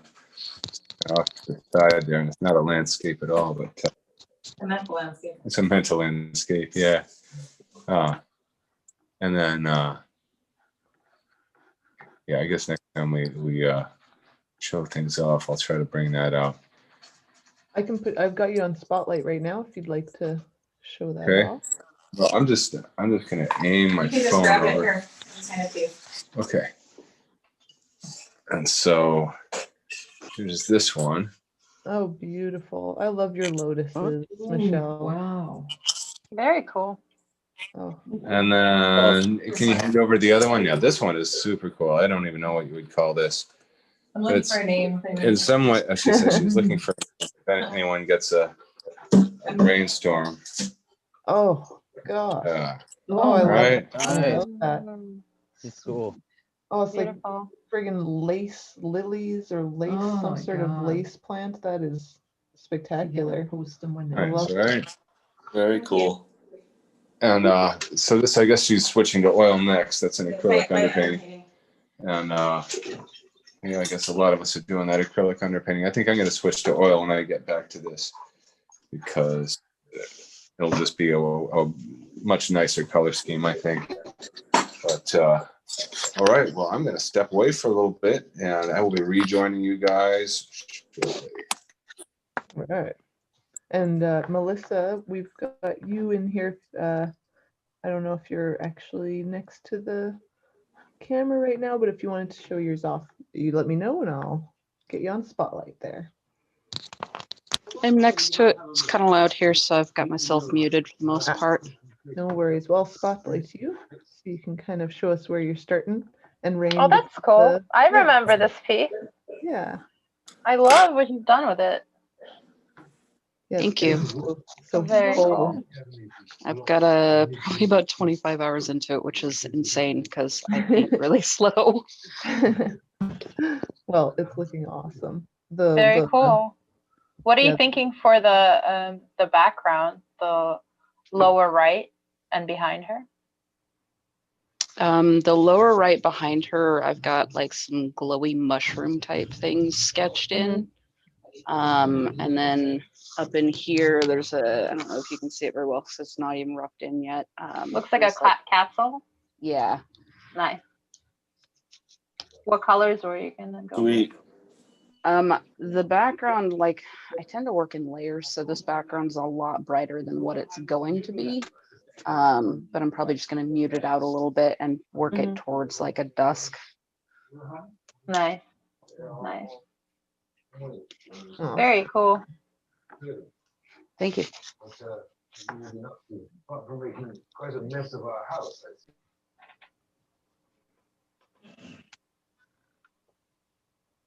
Mhm. Is that oil? Melissa. Are you asking me? Yeah. Yeah, it's I think probably 5th or 6th oil painting that I've done. Good job. Thank you. I can't wait to see it finished. Make sure you yeah, send it to me when you're done on Instagram. I'd love to see. Absolutely. Yeah, I definitely because of the virtual tattoo gatherings, I ended up starting to do oils, and I tell you, I love it. They're so much fun.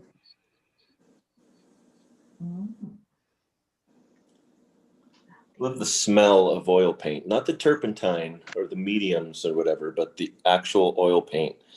I will frequently, as I'm laying out my palette, I'll, twist a cap off the tube and smell it real quick before I put it down. For a quick fix. Like butter, man. I need that oil paint. You carry it around in your backpack, carry it to work.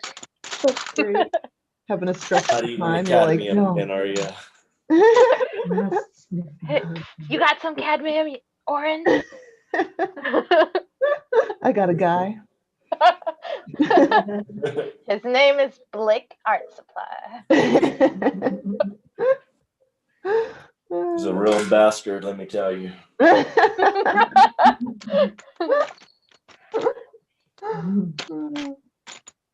awesome. You gotta get some oil paint cologne. Right? Oh man. You know what? I like that idea. If you want to smell like an artist without putting in the work, Yes, that's bound to make a great commercial there. Artists, they're always getting the girl. Would you like to get the girl without taking all that time? I don't always wear cologne, but when I do. It smells like I've been working on a masterpiece all day.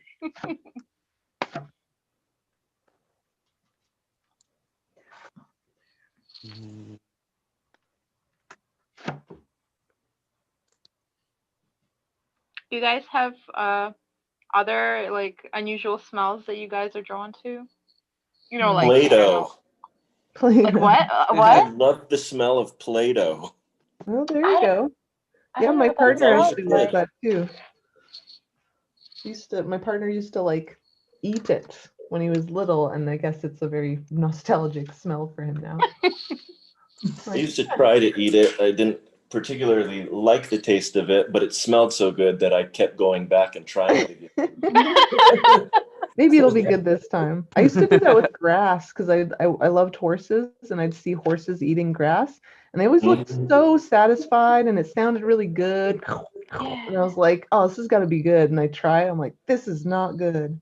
That's Maybe one next of my time. weird smells.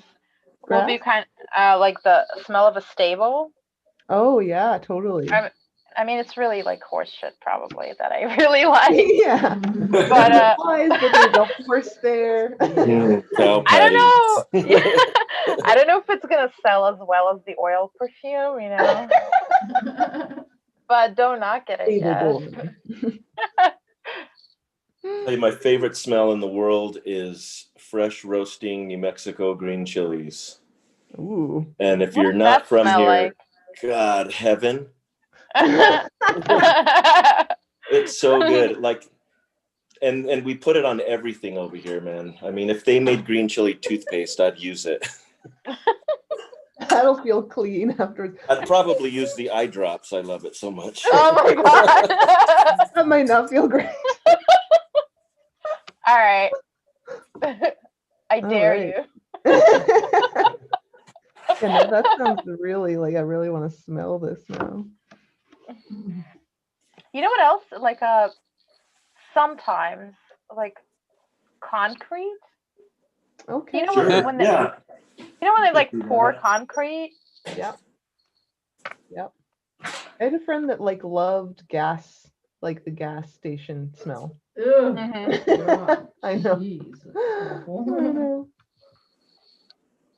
Homebrewed Tougher, huh? beer. Homebrew beer. Yeah. Okay. That makes Homebrewed beer while it's brewing is so good. What yeast. does that smell like? Oh man, that's hard to describe, I guess. I don't know if you ever smelt like malt and hops is pretty much what the smell is, but it's hard to find something else that I can say that smells like it. Mm. Do you brew beer at home? I haven't in years. I used to a little bit. Like, That's cool. yeah.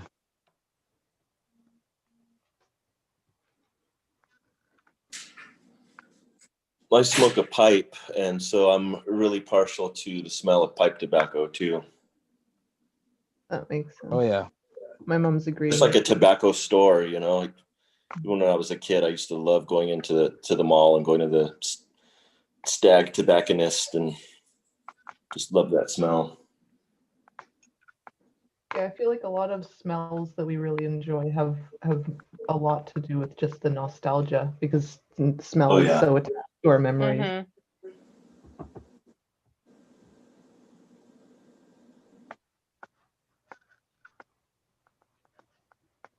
Or like a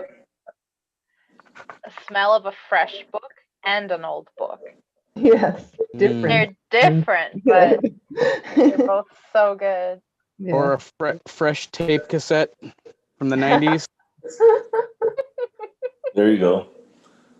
I used to love that smell. I don't even know why, but That's great. Now I'm thinking about cassettes.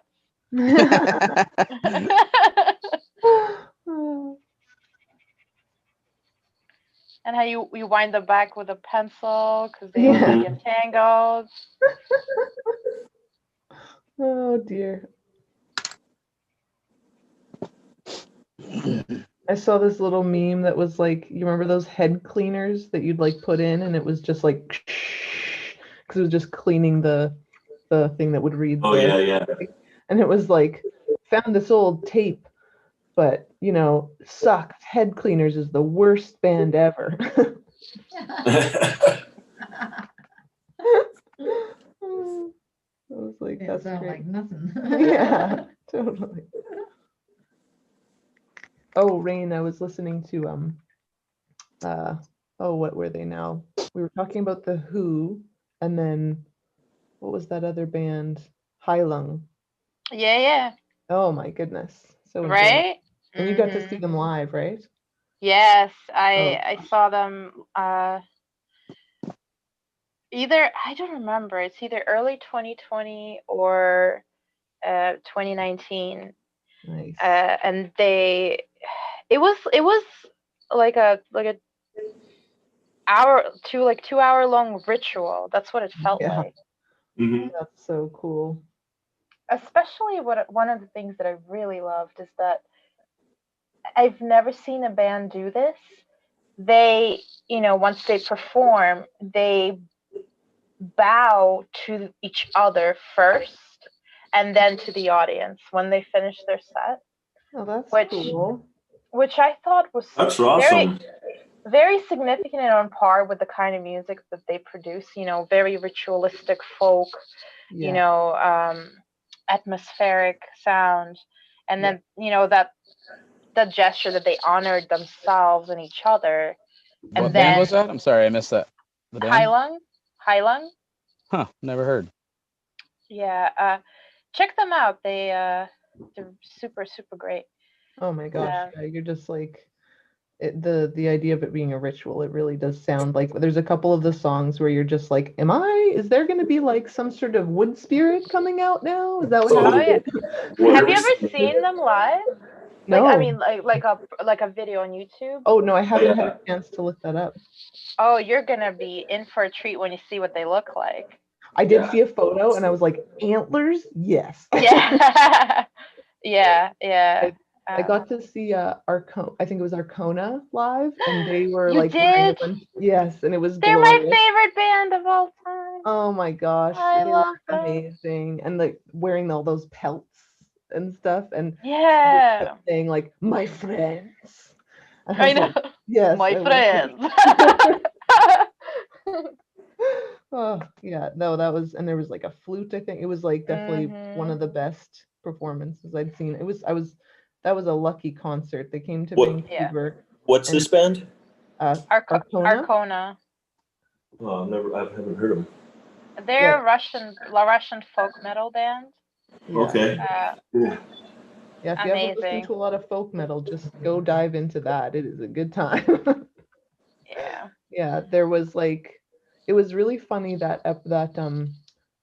concert, because the actual band that was there as the headliners were like, I don't know if you've ever heard of Evergrey, but they like, as soon as they came on, everybody stopped moshing. It was just like the most boring stuff ever. But there was this huge lineup of like 5 different bands that went before them, and all of them were epic. And Arcona was one of them. There was Corpiclani. There was Corpiclani, awesome.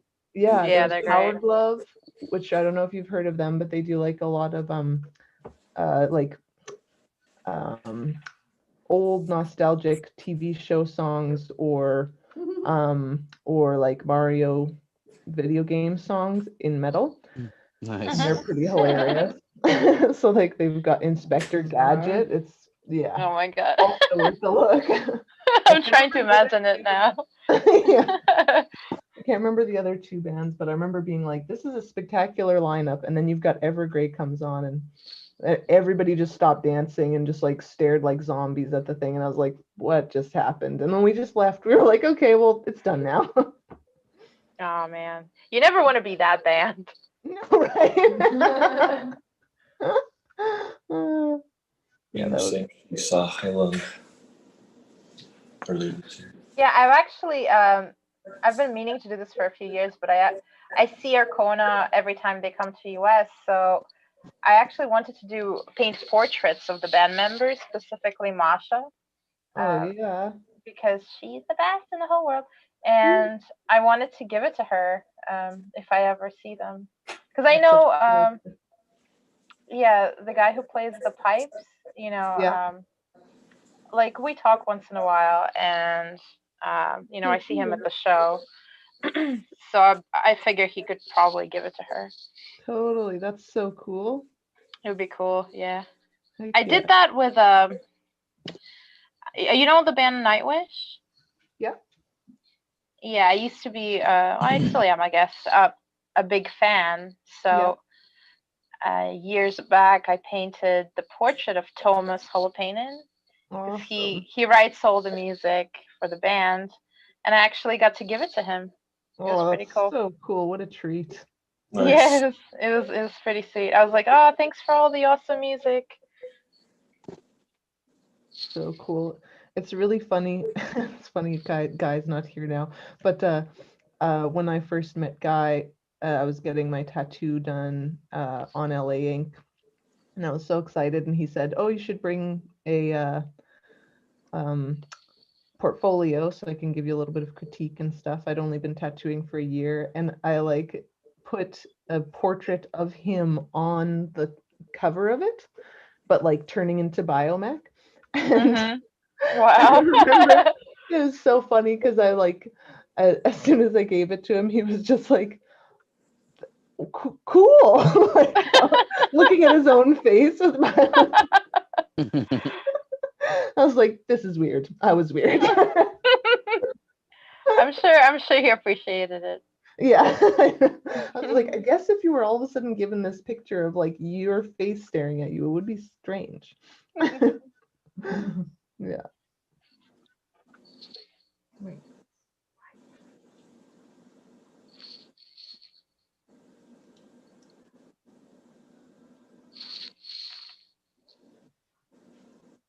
Over here.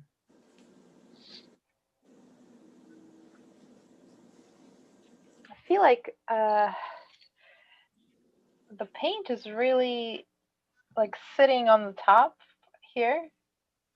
Just feels God. really, really wet, but uh, I'm not even using medium for this. Oh, It's very interesting. interesting. Yeah. It's looking so beautiful. Does it?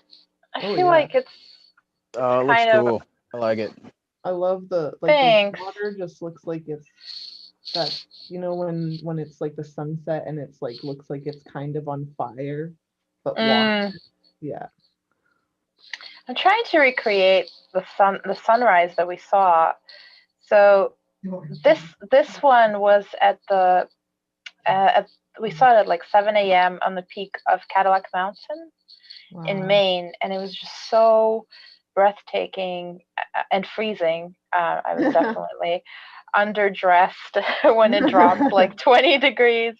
Oh, But I've never seen anything so beautiful. oh, that's so cool. Well, then that's going to be hard for you to accept it as like enough, maybe. Like we're looking at it and we're like, wow, and you're like, it's not the same. And I'm like, ugh. This isn't Ugh. like I saw. This is not it. Welcome to my world.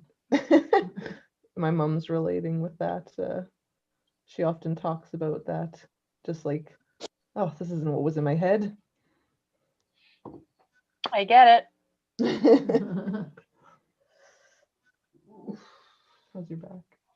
I'm painting this for my mom actually, Oh, awesome. because yeah, she's been torturing me for a new painting, and she's, you know, she's like, Torturing you. She's torturing me, yeah. and she's scary, so I'm gonna paint her a new painting. Yeah, So I figured, you know, might as well show the process. My mom would come over my house, and she'd be like, "Oh, I like this. This is mine now." And this is mine now too. And I'm like, "Where are you going with that painting?" What's my painting, you mean? I'm just And going to my house. Yeah, she's like, "Well, I made you, and you made this, so it's mine." Now anything you produce. Yeah. Mine. Hashtag mom logic. That's hilarious. Oh, Yeah, it's really funny. I have to keep her away Renee- from my makeup drawer because she's always in it. My mom's like that with clothes. It's just Yeah. like, I want it. Renee, I'm just seeing your comment. I'm not sure who you were talking about, but you saw someone in Dallas with Flesh God and said they were great. So I'm guessing Arcona, maybe? Oh, Flesh God Apocalypse? Nice. Awesome.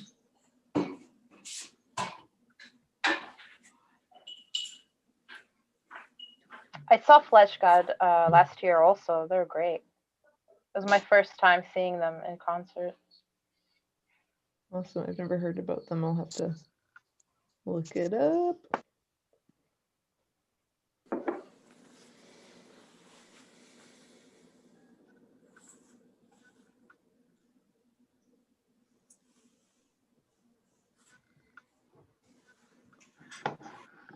So if anybody's in the chat, I'm just realizing it kind of disappeared up at a little higher up. There is the Zoom link in the chat. So if you wanted to show us what you guys are painting and join in the chat verbally, then you are welcome to click on that and we'll let you in.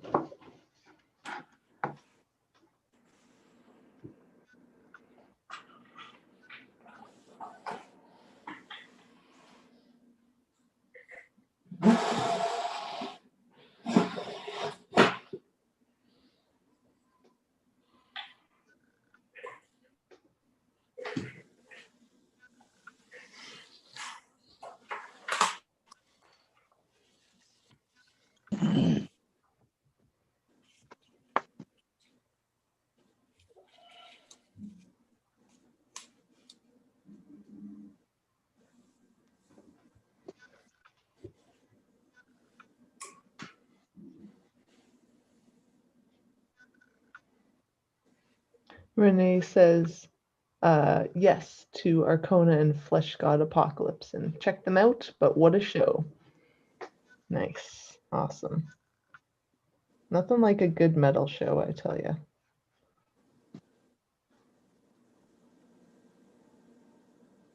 I always feel so invigorated after one.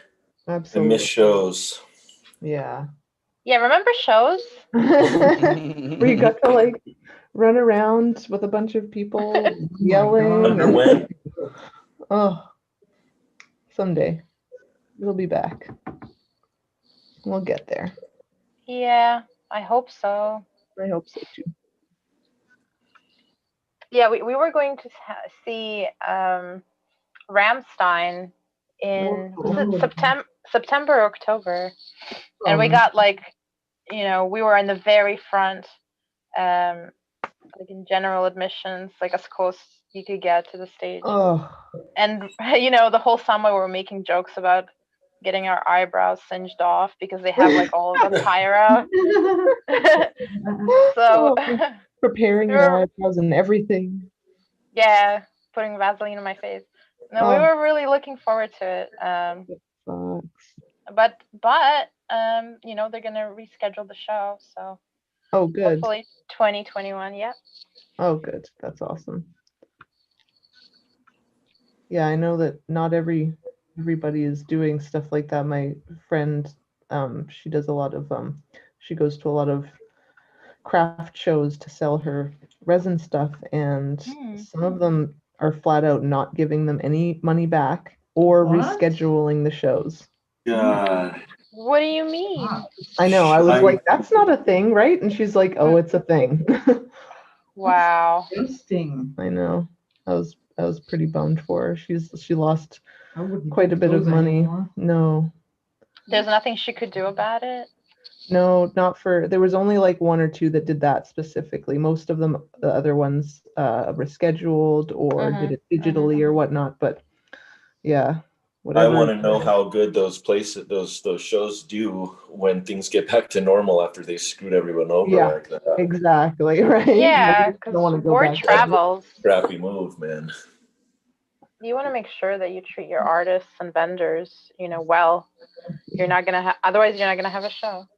Yeah, exactly, right? Like these are the people that make it so you can have a show. You might not want to treat them like garbage. Yeah. Is it a secret which shows they are? I wouldn't be able to know. I'd tell you. Right. But yeah, I'm not sure who they were. Some craft shows probably around Miami and Florida somewhere.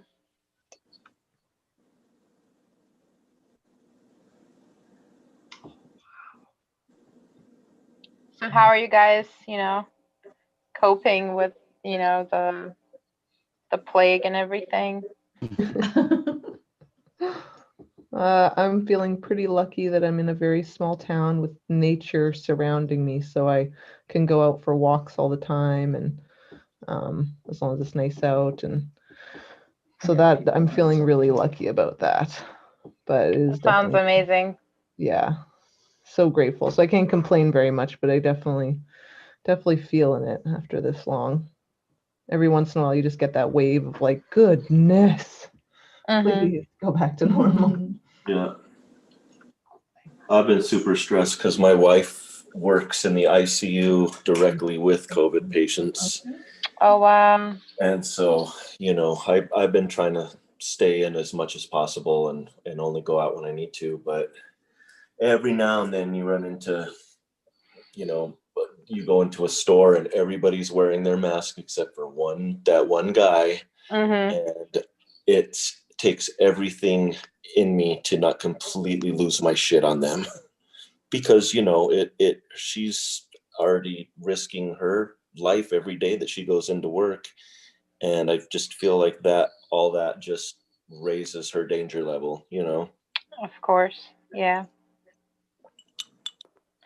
We've been having problems with our delivery guys, like, you know, we at work because every time they come in to, like, you know, they knock on the door, we open the door because we're locked, and then they don't wear a mask and they just come into the shop, And every time we have to tell them, like, hey guys, you know, can't come in here without a mask. Oh That's my when, god. that's when you spray them with bug spray. That's a great idea. Yeah, there's been some like crazy Fast stuff solutions by Leo. Well, my neighbors, when we first went on lockdown, the neighbors in the backyard were that day threw a huge party with all kinds of people, and like every few days they had these big gatherings. What the hell? And man, I was every evening I was stopping myself from spraying everybody with the hose from my yard. And I kept saying, Bad I'm gonna go over there neighbors. with- I'm gonna Bad. Yeah, go over there exactly, with like the a raid cat. and spray everybody, man. That, I mean, you got to do what you got to do, right?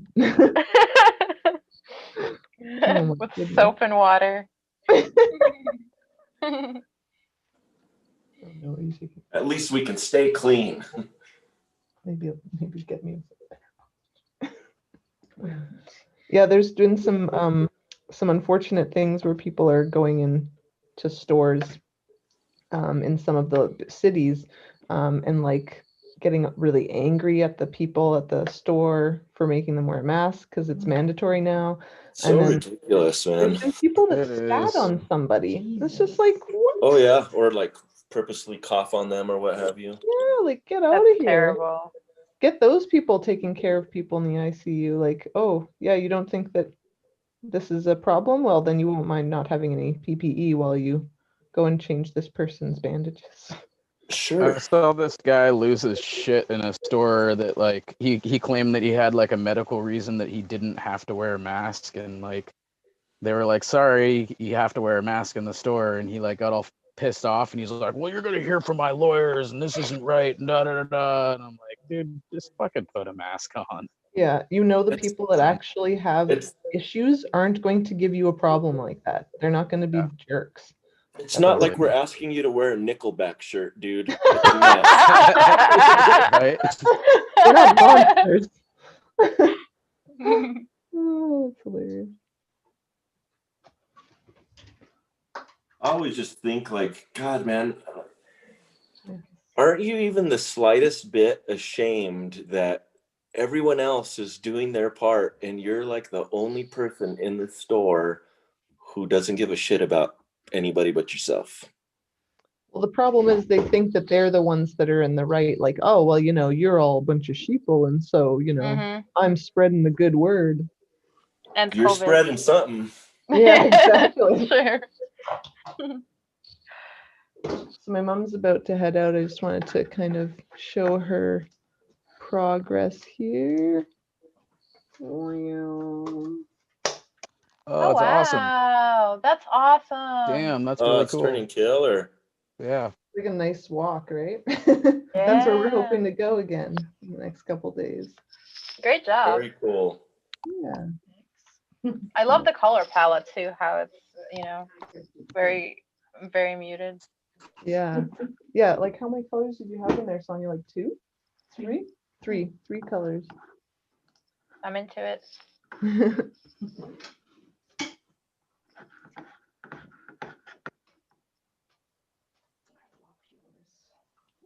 This was your theme, it's pretty close, eh? So where's everybody from? Where are you guys all at? Originally or living? Well, like, yeah, where are you guys living right now? I'm what in part of the Queens, world? New York. Okay. I'm in Grand Forks in British Columbia in the Canada. I'm in Albuquerque, New Mexico. Nice. Okay. I'm out in Oregon. Yeah. And I'm in California. Whereabouts? About Santa Rosa. It's like 45 minutes north of San Francisco. Okay, yeah. Yeah.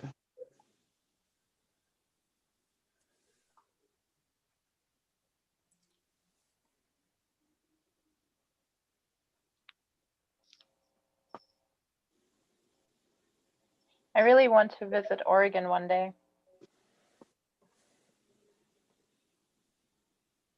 I hear it's really beautiful there. All the pictures I see from Oregon are just Oh out of yeah. this world. All the waterfalls and It's beautiful. I'd say come in like late spring, early summer, you won't get rained out. mm,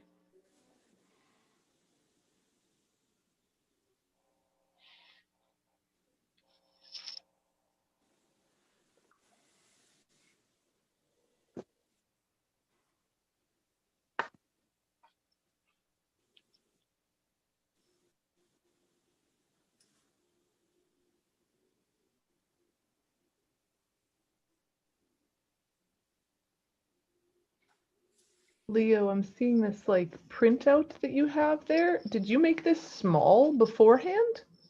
I did it digitally on an iPad, and Okay. it was the first time I've done that. I've done in the past. I've done just small color studies, but even those turn into like a month or a month and a half of work before I even get to the painting. Wow. And I finally broke down and got an iPad, and it was awesome that, in 4 or 5 days, I had a color study to go from. Yeah. Yeah, the iPads have been very helpful, but that is pretty mind-boggling that you did that in a few days on an iPad. Phew. Very impressive. Thank you. I'm still very much learning. Like there's points that I was trying to go over it in certain areas and it wouldn't take. And I'm like, okay, try another layer. And it wasn't happening. And I haven't figured that out, why that was.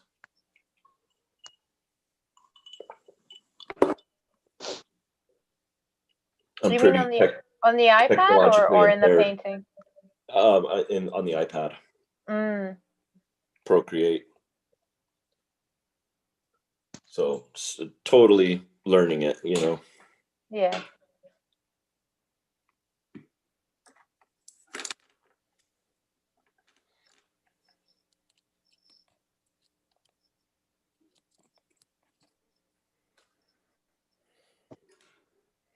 I had such an aversion to working digitally for so long, and I don't think that I'll ever.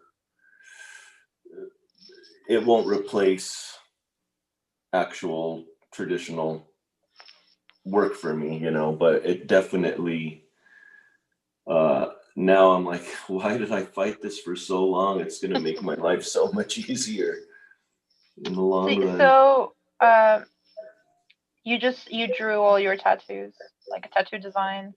Oh yeah, and I still do, even though I have the iPad. I've tried a few times, used it here and there, but I work really big anyway. I'm usually working on sleeves or something, and I have a hard time working on a screen for something that's going to be that big. I've done some. Right. I guess maybe it's just getting used to it. I've done some drawings that I was like, awesome, and then I went to print it out, and I'm like, oh my god, those lines are too tight and too small, and so I still. What kind of iPad did you get? Just the latest, whatever, iPad The Pro? Yeah. Yeah. Did you get the 11-inch or the 12 15? point, what is it, 12.9? Yeah. Thing is unwieldy. Yeah, I'm getting That's the nice. 11-inch within a few months. Awesome. It's actually, I was thinking about it. I'm gonna make it replace my laptop because they have these, keyboards that attach to them magnetically. Oh yeah, for sure. And I'm also getting like a terabyte of space in there, so I could transfer all my files, and Ooh. it's portable. My laptop is so big and so heavy, so it will be nice to downsize. Mm-hmm. But I get what you mean about, working digitally. I feel like for tattooing, just for me personally, it's such a great tool, it makes life so much easier. And for painting too, but I personally don't enjoy working digitally, just me, and I'm not great at it too. I recently finished up digital painting, and I don't know, it just felt so disconnected for me to paint that way. Yeah, for sure. I guess I like, I like getting my hands dirty. It's the smell, man. The smell. You're gonna be putting oil paints on your iPad. Totally. Or nose oil on the screen as I'm trying to smell the iPad. Oh my god.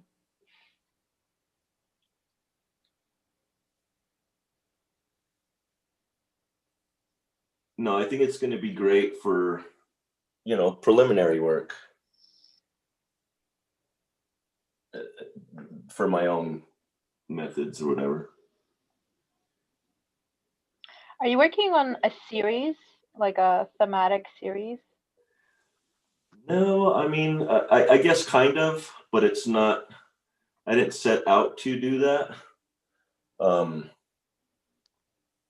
But I did that Chimera before this, and now I'm doing the Manticore, and then I'm thinking about running with it, doing like a basilisk and a harpy and a cockatrice, and just doing monsters, Nice. But I've also been doing a lot of or a handful of biomech paintings, and so I keep kind of jumping between stuff.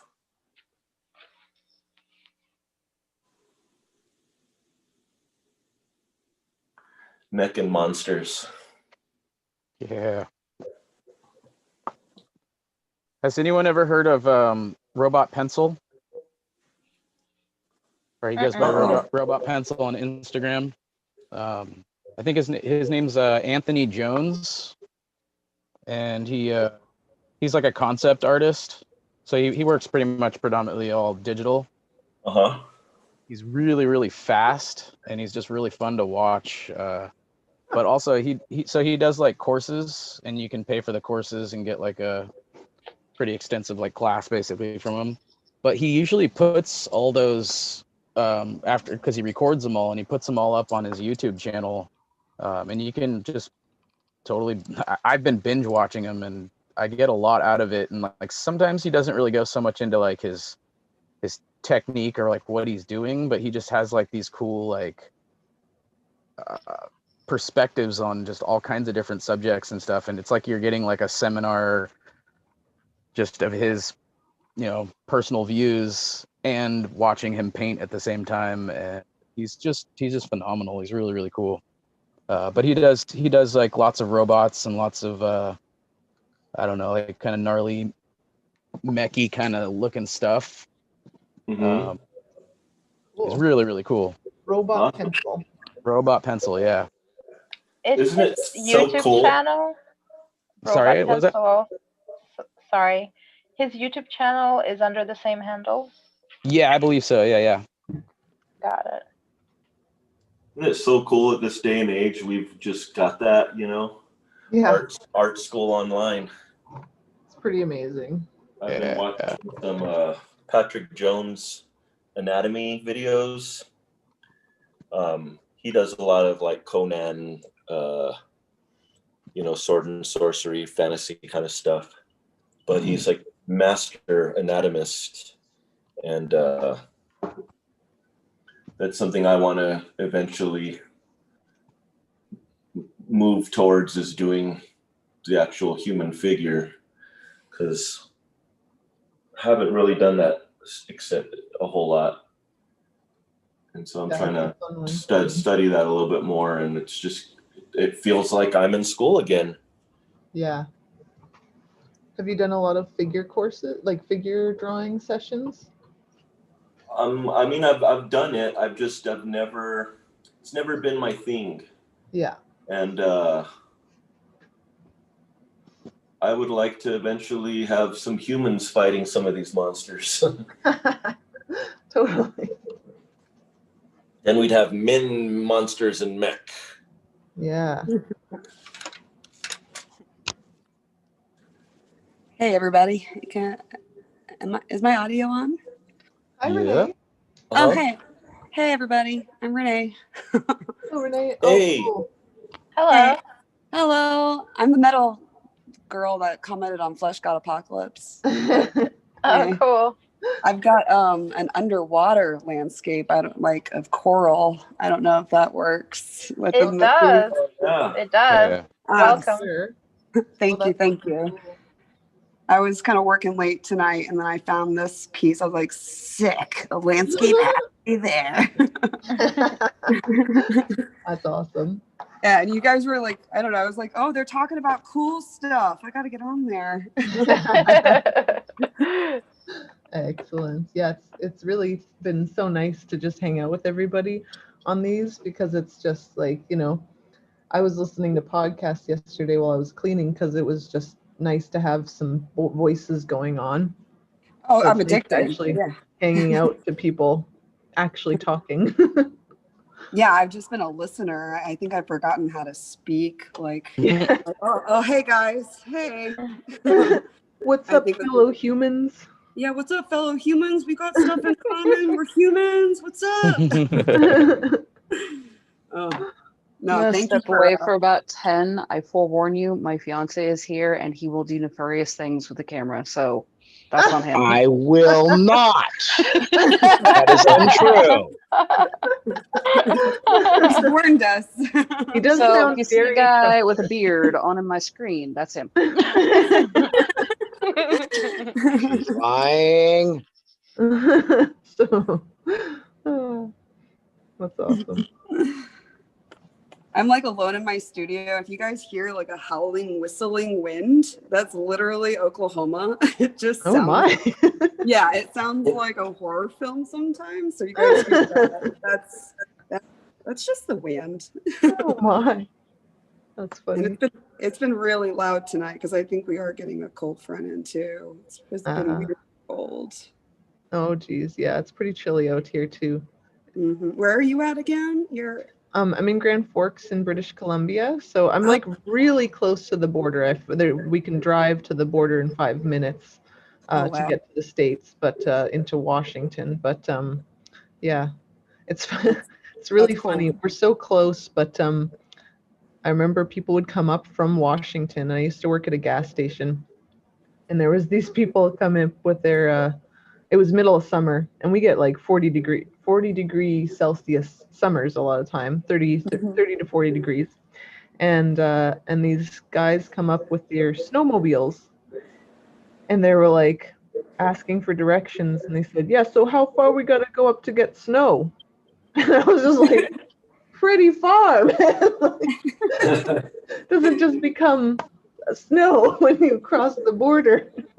Nature kind of has a little bit more complex situation than that. Yeah, we Like you can just keep driving, but good luck. Good luck. Sounds like they may have fantasized what winter may have been. Yeah. Yeah. We just got to cross that border, man. It's right there. It's right there. Yeah, this woman on a ferry, the BC ferries, she was telling me, I was talking to her while I was on the ferry alone, and she says, yeah, we've got a lot of people from the States, and they seem to think that we're way colder than what we are. And I've had people think that that the ocean freezes over once you get up here. And so they're like, so what do you do when the ocean freezes over? And she's like, oh, I've just gotten so used to it now that I just start like going along with it. Well, we have sled dogs, and they go ahead of us, and men with ice picks just pick at the ice, and then that makes it so we've got some water to go through. Oh, wow. Oh, wow. And if you walk long enough, you hit Elsa, and then she invites you to her castle.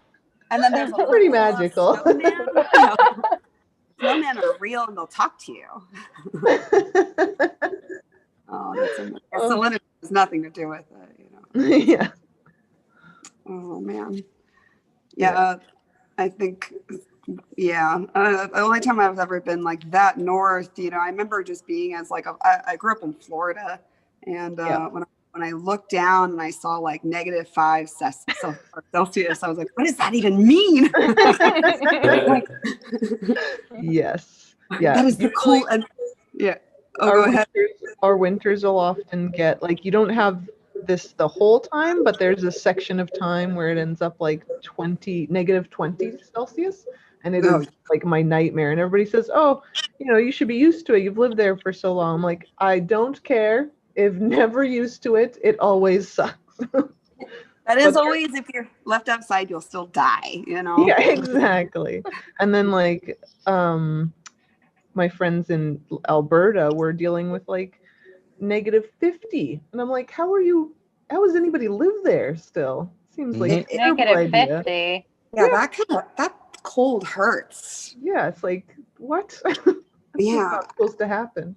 I got snowed in once at the Minneapolis show. I can't remember what year it was, but we got snowed in. And I remember like I was so fascinated with it. I just kept going outside and like feeling the moisture in my nose start freezing over, and like yeah, exactly. I was like, this is a winter paradise, but then it started hurting, Yeah.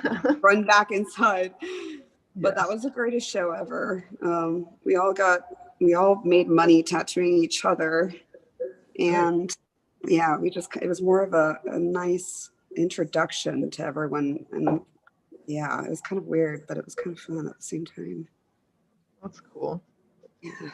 Yeah, I'm pretty over the cold, but I've learned to like get into snowshoeing because I'm not a fan of my family. A lot of my family are into snowboarding, and like I tried it. It's just not my thing. I get too freaked out about the fact that I could break my hands or something, and I'm like, I can't break my hands. Yeah, we can't do that. Yeah. And so I'm like, you know what, the risk is not outweigh any sort of like, I don't get the benefit that everybody talks about, so I just don't. But I like snowshoeing a lot. Yeah. Very quiet and sparkly. Ooh, all the sparklies and the crunchies. Yeah. Yes. I like that. Yes. Yeah, a bunch of my friends moved to Denver, when Denver started legalizing weed and being the next cool place. But they're all into snowboarding, and I'm just shaking my head like a little mom, like, what are you thinking? No. Your tatters, what are you doing? Yeah, right? Important body parts that can get hurt. I don't know. Oh, yeah. I mean, I trip just turning right. I don't understand how they get on a snowboard. Yeah. My nephew's 10, and he's been doing it since he was 4 or something. And I think that if I had maybe done that, maybe I could get away with it. I think when you're young and you get used to it before you kind of have an idea of all the horrors that can happen, then you can get good at it. And then by the time you're an adult, you're probably not going to run into a lot of the horrors because you're really good at it. But I didn't ever try it until I was 15. I did not do well. And then the next time I tried it was like 27. So it was like, did not really get the chance to do it when I was all bendy and like breakable, not as breakable, Oh, and taller too. I mean, I think I remember being like 10 and going to Utah and skiing and thinking I was like a professional at it. And then going again later and just realizing again, I've been tattooing forever now, and I'm just like this broken version of my youth. And then, yeah, I kind of like stood there for a second. I'm like, hey guys, I'm going down, but not very slowly. So this is not my thing. Yeah, I was wrong. Yeah. Yeah, and that's okay. Yeah, exactly. That is okay. And that's why I like snowshoeing, because I mean, I've got to accept the fact that it's going to be cold and snowy, and I don't want to just be inside the whole winter. So might as well get into something outside. And that sounds snowshoeing awesome. Pretty glorious. As long as you're like putting lots of warm clothes on, then it's just pretty magical stuff. Right.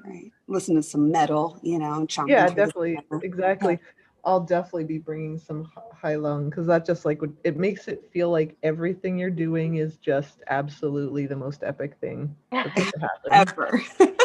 Like, well, you might like Wardruna if you like high lung so much.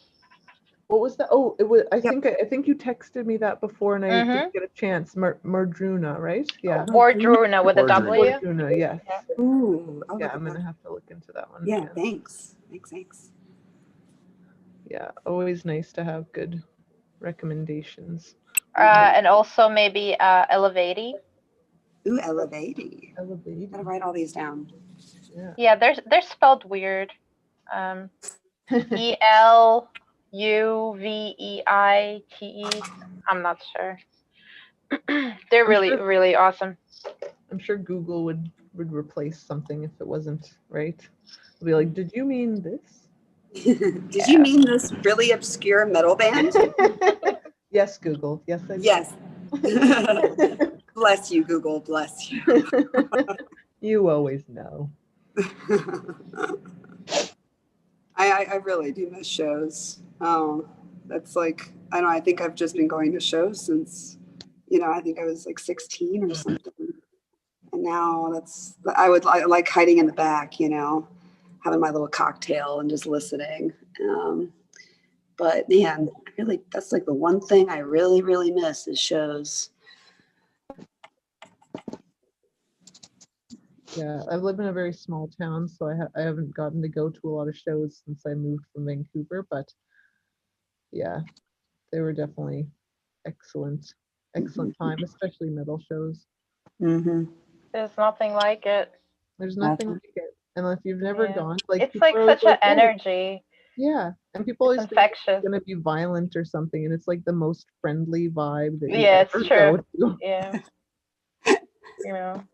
No, that is Fall true. and you're being they're tossing each other around in the mosh pits. Like, yeah, but if you fall, somebody will pick you up before you even hit the Exactly. ground. Yeah. Yeah. My friend took, oh, go ahead. I know. I was just gonna say how there's such camaraderie there, like, and it's unspoken. You don't have to know people, but exactly. it's like a brotherhood, united under the same banner of music, and then Totally.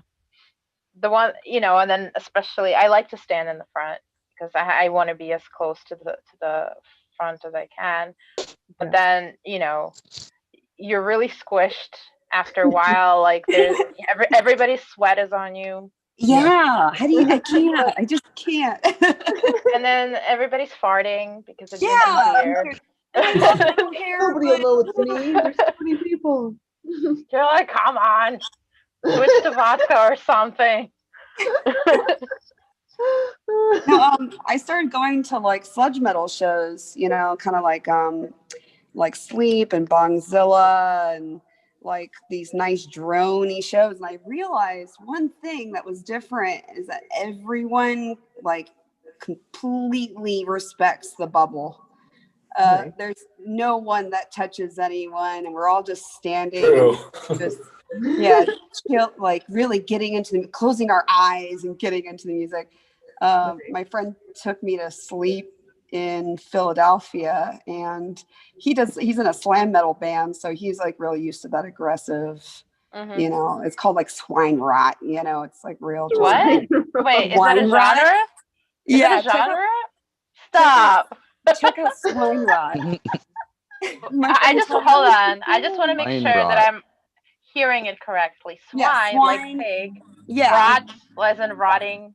Yes. Rotting pig. Yes. And that's a genre of metal. I've never heard of that either. And it's like that pig squealing, like.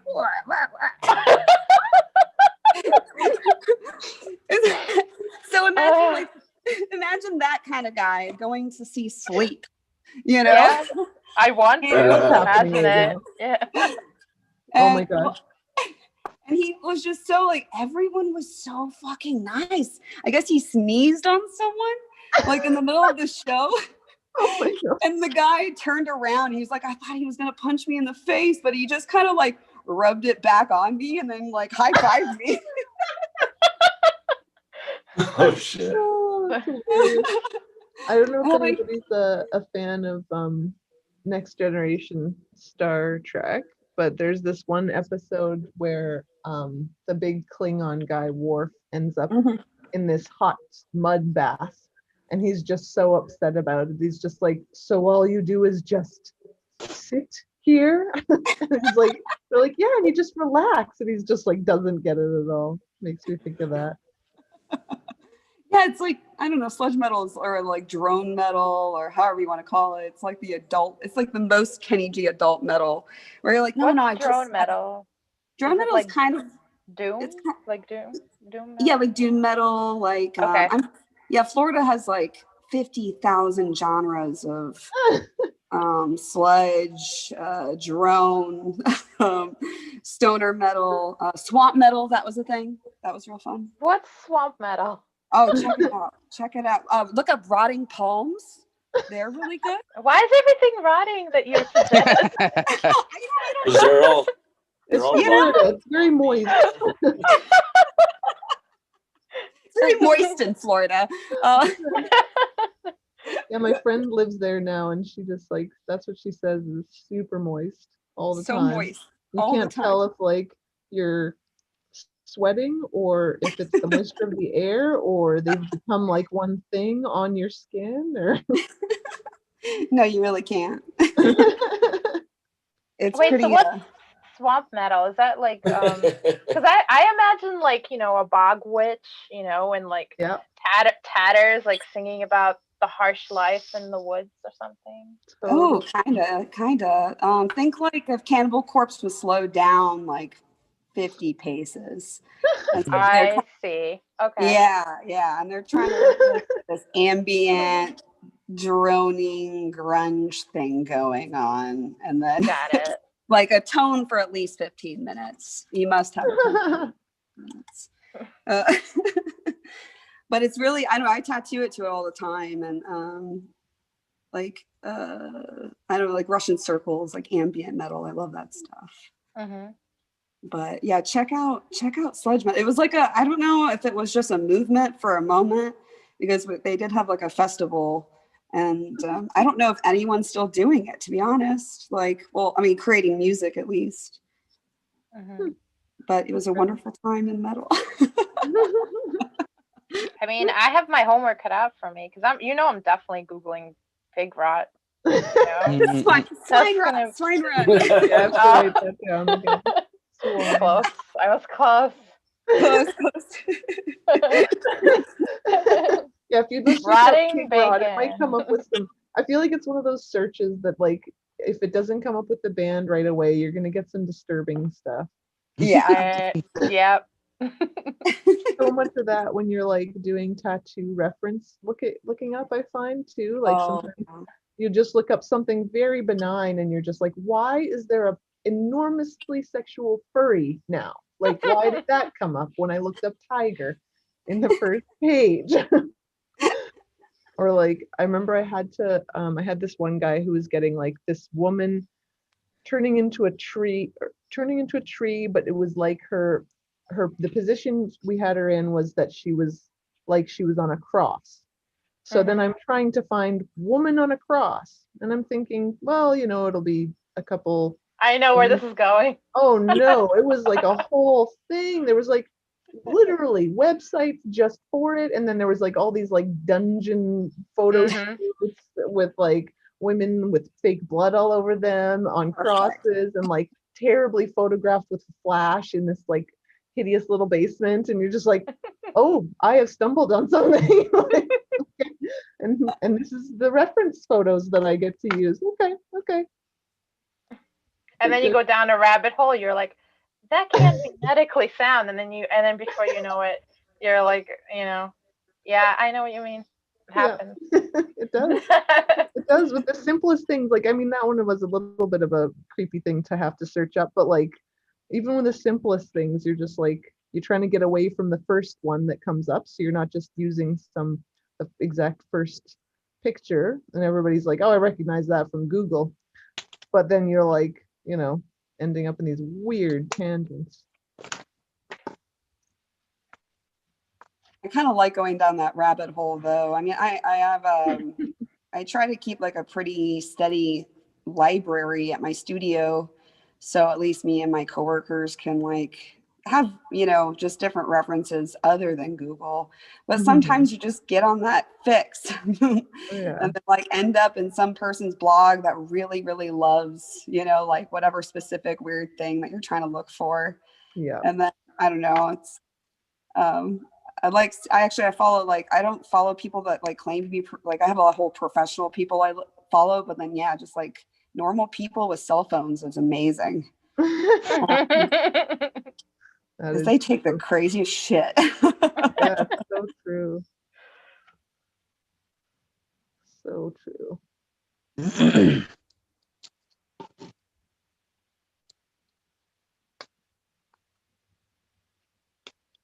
I'm just gonna throw out a band at you, okay? Yeah. Okay. Now I'm only saying this because there's no kids here, and I feel like it's relevant to swine rot and the BDSM websites. I can't wait now. You got me. So it's called cock and ball torture.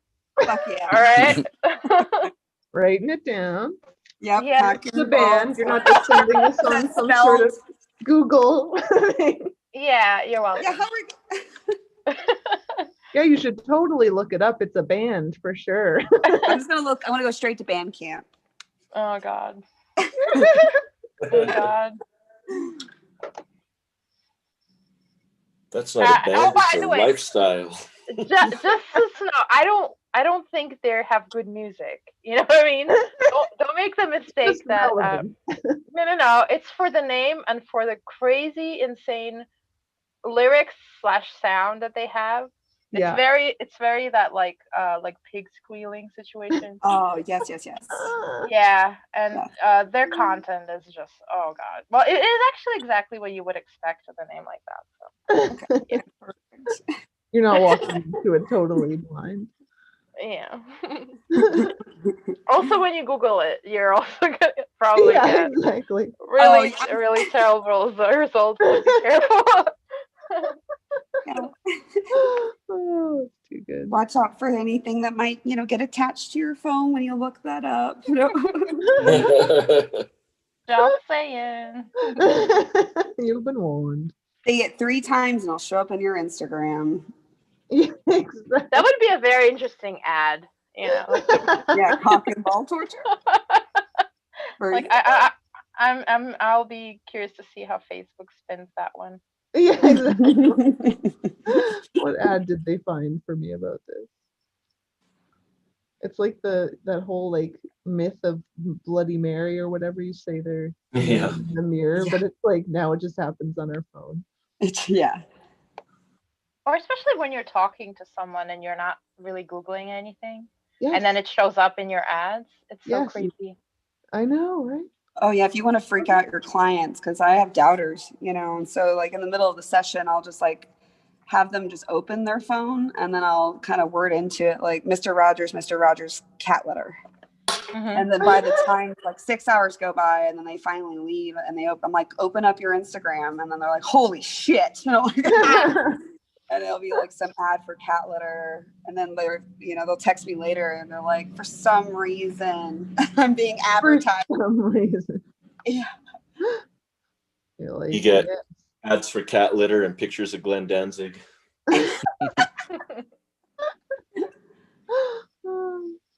Same, yeah. God, I had to describe to my apprentice the other day who Glenn Danzig was, and I just wanted to fire him right there and then. This isn't gonna work out. Yeah, I don't know if this is. It's like I'm kind of creating new rules because they just keep getting younger, and I'm like, if you haven't played Sega Genesis yet, I don't know if it's gonna work out. How old is your apprentice? Oh man, he just turned 18. Oh, what a baby. Yeah, what a baby. He's been like harassing. He's doing all the right things, but he's just been, let's see. It's still new. Oh man. We haven't freaked him out yet, so. It's too funny. Is it the first time that you've had an apprentice, or? No, I've always been like more of like we've had shop apprentices, and I was always kind of the one left at the shop with them. So they thank me a whole lot, and that's awesome, even though like their paperwork is under someone else. But this is my second attempt in Oklahoma, and it's a little different out here. So I'm just kind of like getting used to, being an East Coasterner in the somewhat South Midwest.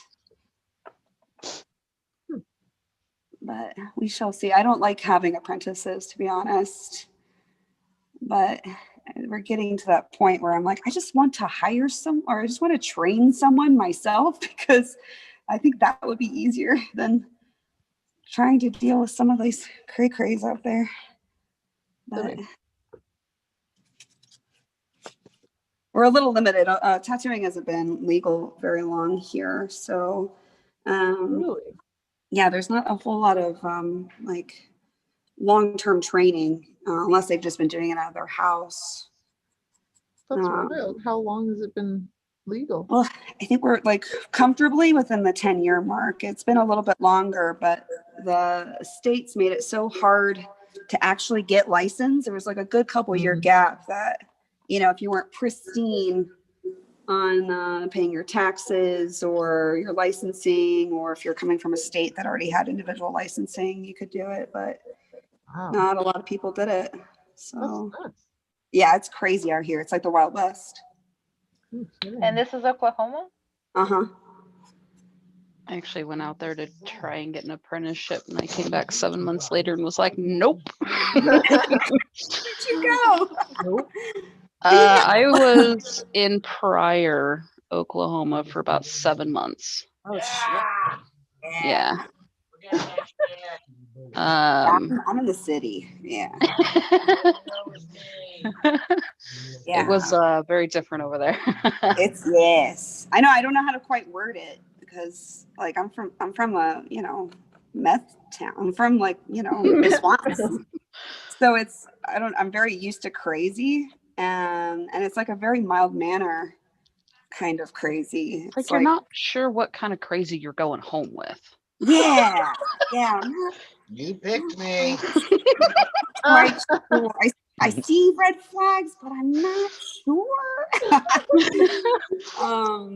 No, I mean, my clients are fucking wonderful out here, and that's really all I care about.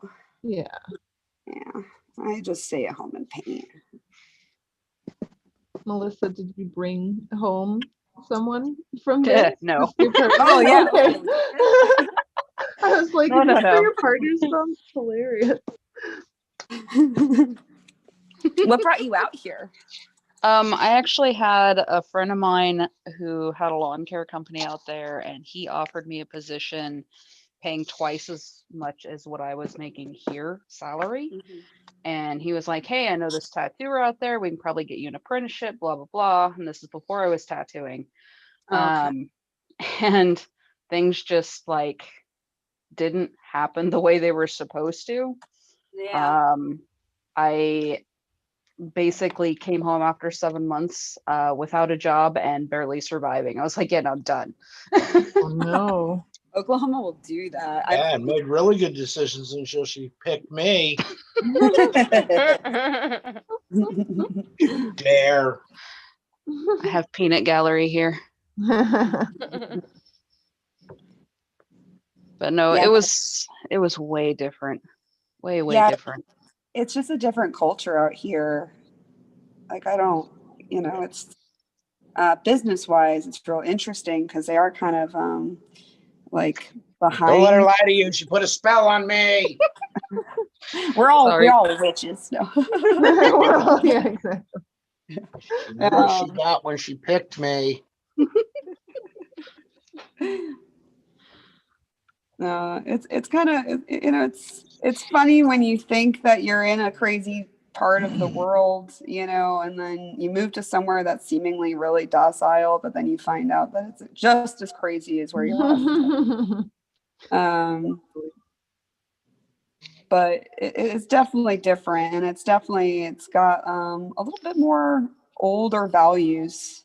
Which, I mean, I was raised in kind of like a cult, so it's kind of similar, but I'm like, oh, I know this. I recognize this.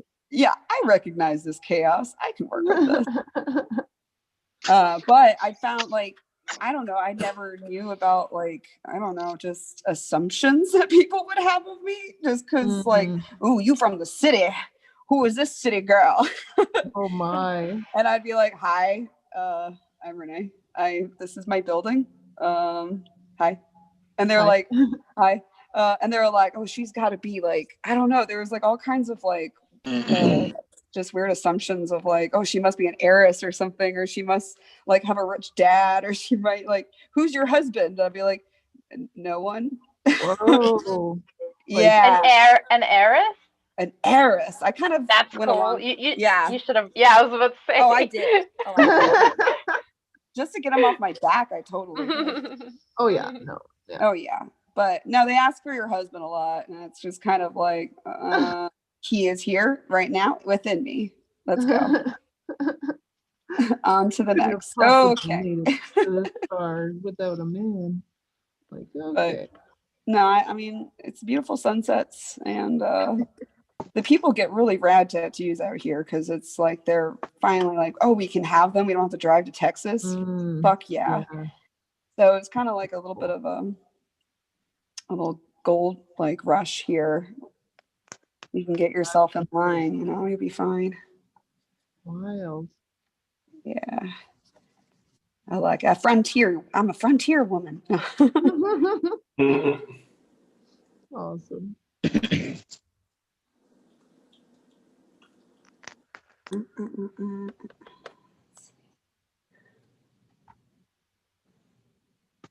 Everybody's doing really cool stuff, by the way. I wanted to mark on that.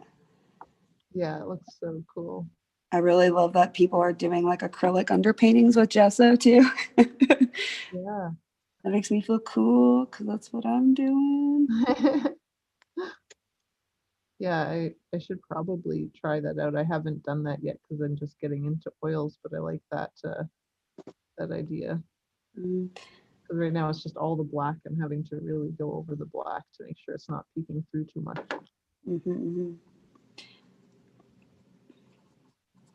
I also just sometimes will draw it out and use like a clear gesso over. Clear and then just just draw it real light and then clear gesso over it, and then I can oil paint over that too. Cool. Yeah.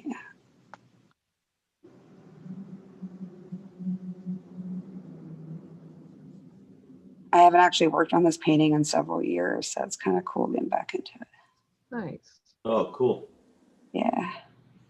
I have a lot of those. You guys do that too? Oh yeah. Okay, good. I'm like, I've got like a pile of them. Everyone always asks if I'm like, oh, you finished with that? Can I buy it? I'm like, no, I'm not done. That sounds like my mom. She's always like, it looks finished to the rest of us, and she's like, no. Yeah, no. Not yet. Yes. I haven't signed it yet. So it's not done. Yeah, that's when you know. If you signed it, it's done. Yeah.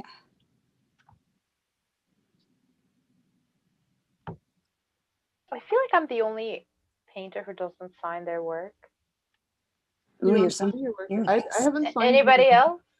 I haven't signed any of mine since I started painting, and I don't know if that's just because it's all still wet by the time I'm thinking about it or what, but yeah, I haven't signed any of them.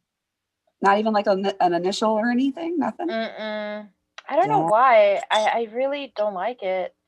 Just on my own painting, because I feel like, oh, I put so much hours into it, you know. Let's fuck it up with like a name on the side. I always try to like do it in like a tone lighter or darker than it's on top, and I'll still do it on the right hand corner, but I'll like hide sometimes like just my initial, and then I do this thing that it's kind of like my like, you know, it's from me, but I'll do like these little dots around it, and I say that they're, oh god, you're gonna hate this because, oh god, it's totally turned like going full circle, and then I put like little flies around it because my work is shit. Oh no. Oh my god. I'm sorry, I'm bored. I can't help it. Wait, you signed your name with flies? Yeah. I can't hate on that. That's that's very unique. Not a lot of people know what that, like, I think 5 people know what those dots are too. So That's hilarious. You guys are in on it now. Don't tell anyone. Secret safe with us. But no, then I like fully sign it on the back and date it, and you know, just to try to make it at least archival a little bit. Yeah, that makes sense. Yeah. I mean, I found all these paintings after my grandparents, and why, like, I found all these paintings after my grandparents both died, and they were like kind of tucked away in a back closet, and it took me and my cousins forever to figure out who did them. But it was ended up being my grandmother, and we didn't even know she painted. Oh man. Oh yeah, like she did it at like in her 20s and then stuffed him away, was like, okay, did that, on to the next. Don't even show that to anybody. Yeah, just oh no, just a hobby, you know. And I'm like, what? But we could tell just because she would like, we could just identify this little tiny scribble, like the scribble of a marking, by how she did like her eyes and her E's. Oh wow.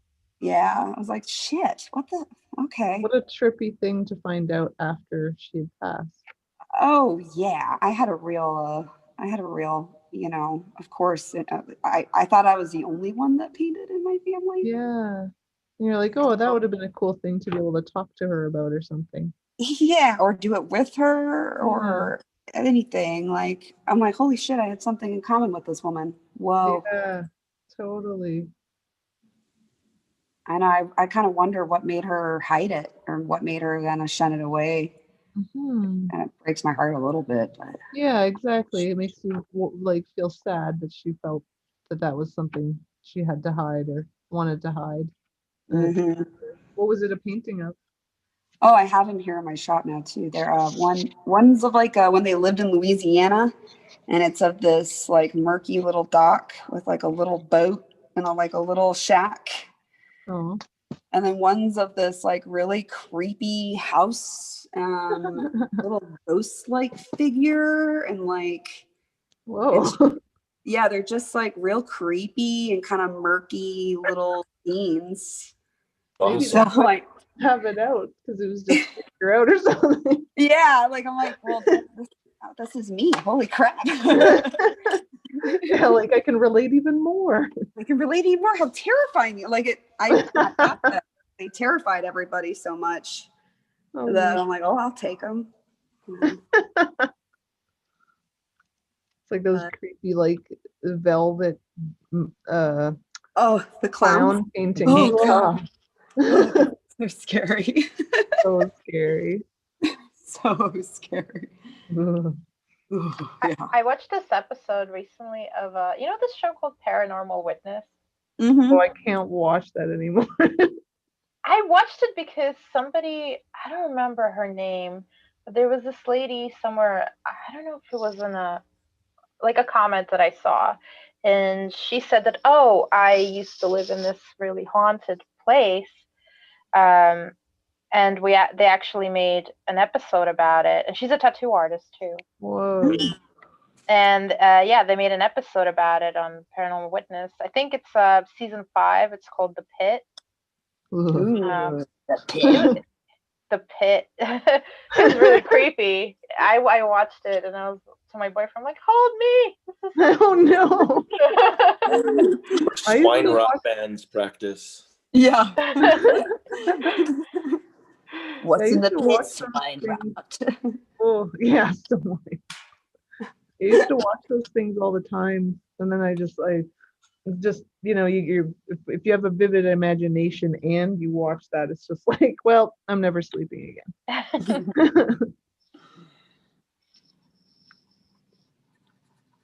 And I think I was like, when I was younger, I could watch all kinds of shit. Now, now it's I have like the softest little stomach.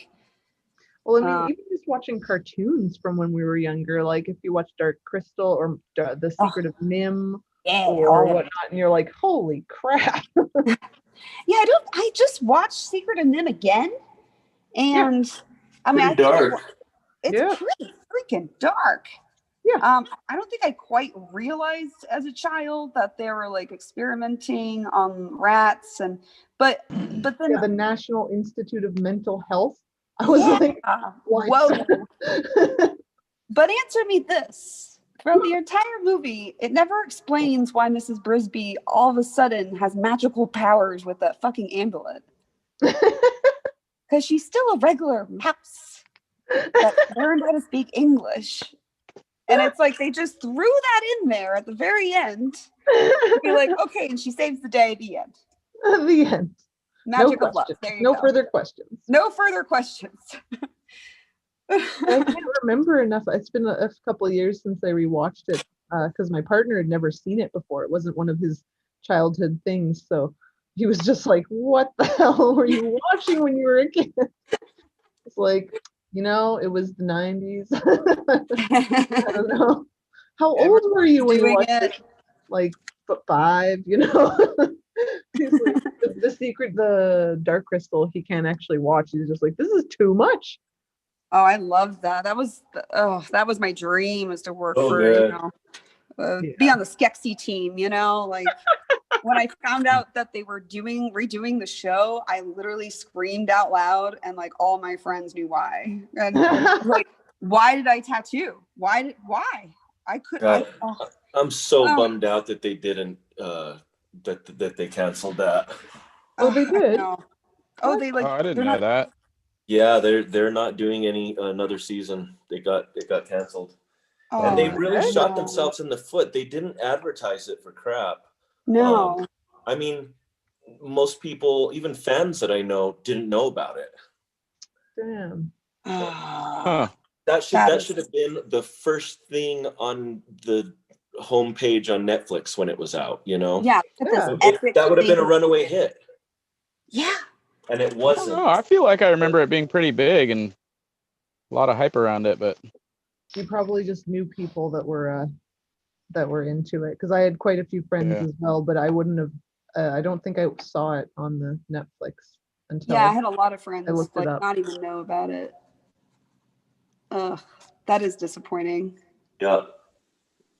It was super expensive to make, so I guess that plays a factor, but man, still the coolest thing they've ever done on Netflix. Yeah, everything is gorgeous, and so they did such a good job with that entire production.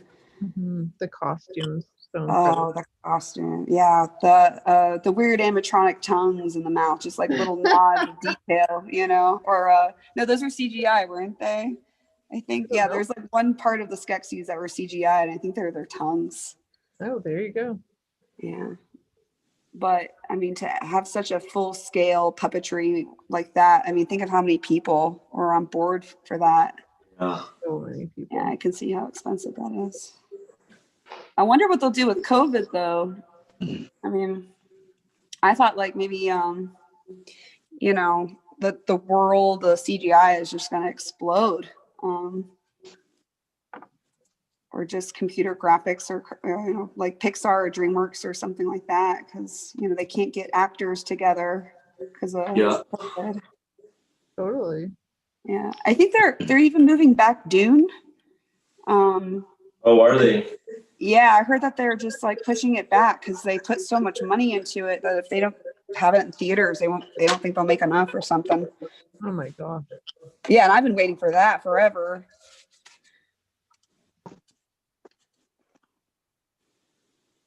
You guys ever see there's this old claymation movie called The Adventures of Mark Twain? Yes. Love that. Oh, it's so good. Anybody that's actually seen it always like enjoys it, but I haven't always found people that have seen it before. That's another one that's got some pretty creepy parts in it. Oh yeah, Satan, just like Oh yeah. I'm an angel. What's your name? Satan. Oh. Yeah, that was another one that my partner hadn't seen, and he was just like, "What?" Oh, I got to see that. That one's really cool. It's kind of hard to find. I tried looking it up not that long ago, actually, and it was, I found it, but it was definitely quite a search to find it. Yeah, I believe it. Yeah, The Adventures of Mark Twain. Okay. It's like a whole full-length movie that is all stop motion, like claymation. It's awesome.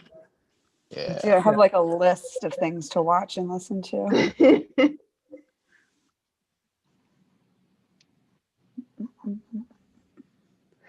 Ooh, everyone's work is coming out so cool. Mm-hmm. I know. I love these for like just looking up every once in a while. You're just like concentrating on yours, and then you peek up and you're like, oh wow, that one has gone so far. Yeah, I haven't used Zoom a whole lot because I've just been, you know, head down. This is my second Zoom experience. Nice. Nice. Awesome. Enjoying it? Absolutely. Excellent. Excellent. Yeah, I had never used Zoom until we started doing the virtual tattoo gatherings, and it was like definitely a learning curve, but it's so cool because it just creates this like, whoa, we're just all hanging out and chilling, doing art together.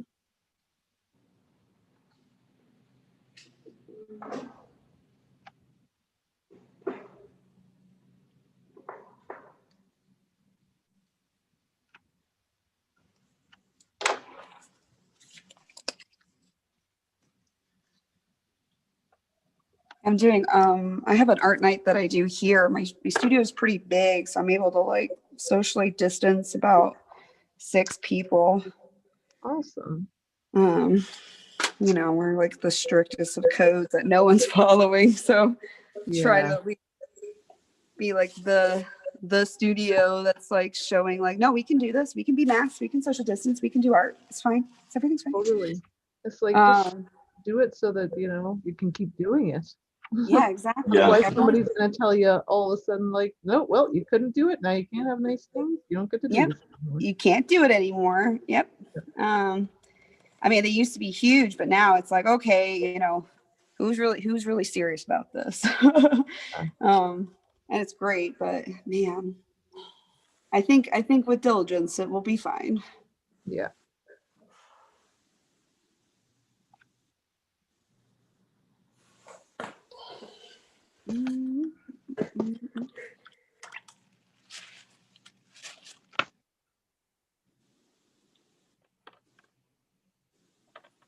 Actually, I haven't even used acrylic in a long time. Oh my gosh, my brain's like switching over.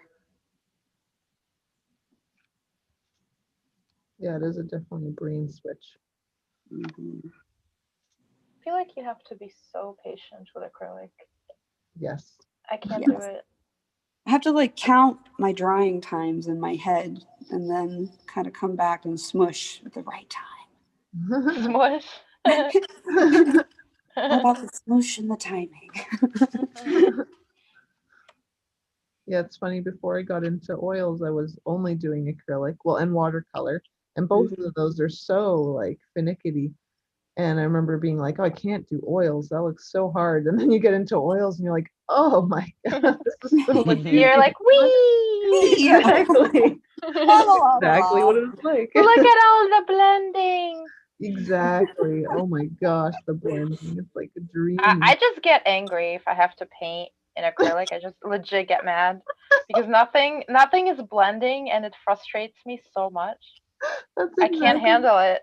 Yes, my mom has always said that. She was always trying to get me into oils, and I was like, I don't know. And she's just like, the difference is acrylics are shit, and oils are the dream. I was like, okay, well, that's pretty nice selling point, I guess. I mean, where's the lie though? I know a lot of artists who, you know, make it work, and all my hats go off to them because it is beyond me.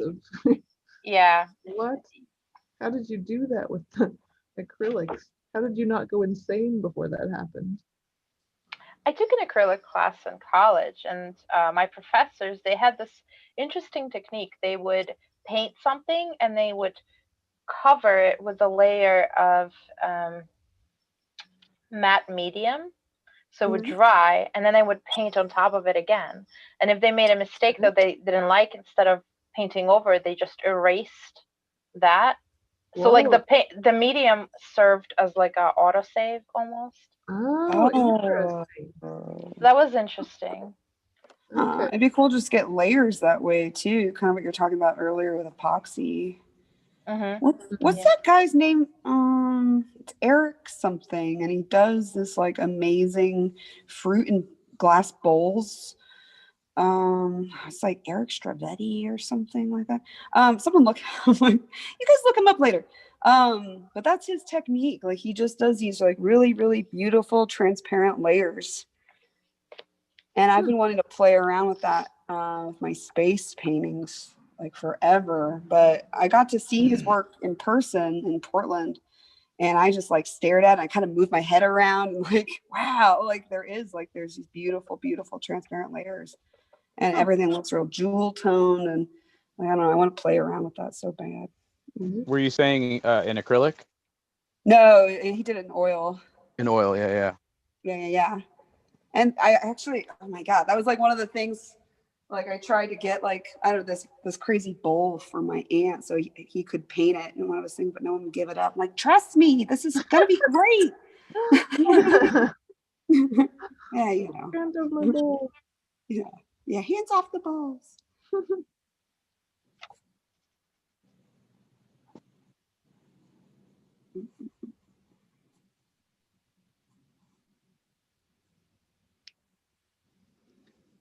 Well, I'm feeling pretty pumped on how much this looks like my dream, actually. I did not expect it to come out as close as this. Nice. That's really nice. Looks great. Yeah, that's a cool tree.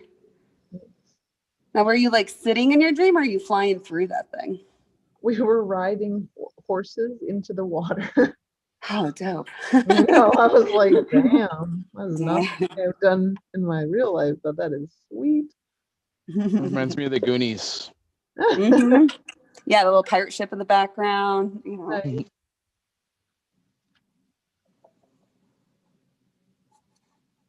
Yeah, I had this one other dream that I thought, oh, now if I'm getting into these landscapes, I've had a lot of like lucid dreams and stuff. And there was this one with this dragon, this water dragon, and I was in this incredible scene on the ocean, on like in like a kind of a castle that was in the water, and this enormous water dragon came out of the water and was talking to me, and he told me that I had to eat his flesh and like gave me a piece of it, and I think I ate it. I don't remember anything that happened after that, but like the scenery was just so like otherworldly and cool looking. Definitely would be fun to make. I don't dream anymore. Really? No, I'm sure I do. I never remember it. It's been very far and few between that I remember my dreams. Yeah. Do you smoke cannabis? Nope. I know that's a big thing where people have like no dreams after that, but I freaking I smoke it every day and I still dream like lucid dreams and stuff. And I remember when I was visiting my friend in Florida, I didn't have any because I wasn't going to bring it across the border or anything, and she didn't have anybody she could get it from at the time, and I had horrible like lucid sweaty nightmares because it was so hot and I didn't have any weed. And I was like, oh my God, I need weed. I never thought that I would need that, but apparently my dreams are just, I'm going into some creepy fever dreams here. I need to do something about it. And as soon as I found some and had some that night, totally fine. Still had a dream, but it wasn't like horrifying. Dang. Yeah, you're just feeling Florida, I think. Yeah. Your body was just saying, get out. Yeah, apparently just the heat down there can get people having nightmares. Like, I can't remember, they called them heat dreams or heat nightmares. I can't remember, but I was like, damn, that's crazy. It's a real thing. Yeah, I just grew up with everyone having heat stroke around me. Like, you know, you have like the cool cousin from like, you know, Ireland come down and she's like, oh, I'm fine. Like, no, really, you need to drink this water and you need some shade. And they're like, no, I'm good. And then like 2 seconds later, they're passing out. And you're like, I told you. Yeah, definitely. Worth listening to, that's for sure. Oh, yeah. Heat stroke's no joke. That's scary stuff. Mm-hmm.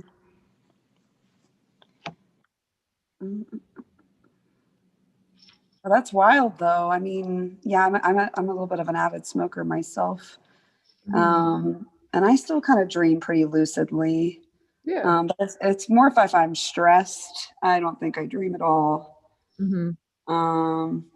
Which I mean, for sure, the last year, my dreams have just been real short and weird. Yeah. But no, I think I've always like like even as a kid, I used to have these wild, the wildest imagination that even as an adult, like, can I please get some of that back? That shit was crazy. Yeah, I used to dream when I was younger and totally remember my dreams. I just, for some reason, haven't in the last 10 or so years. Oh, do you do that trick where you're in the dream and you like tell yourself, I'm gonna remember this dream? Yeah, no, I have tried to do stuff like that, and it's not like I don't dream at all. I know I do, and every once in a while I will like wake up and be like, oh, that was weird, that was cool. But yes, but for the most part, I really just don't remember my dreams. It's weird. Yeah. Somebody told me once that if you don't dream, that's when your brain is really resting. So When you don't maybe, dream, oh, there you go. Yeah, so maybe you're lucky. Yeah. Yeah, we're just not actually resting. We're just hallucinating when we close our eyes. I don't know. I have terrible dreams all the time, so I'm like, no dreams. That sounds great. Yeah. I've talked about this with some friends, and like we decided that it's basically because I'm such a dreamer in waking life that I just don't need to dream when I'm sleeping. Yeah, I already did that. There you go.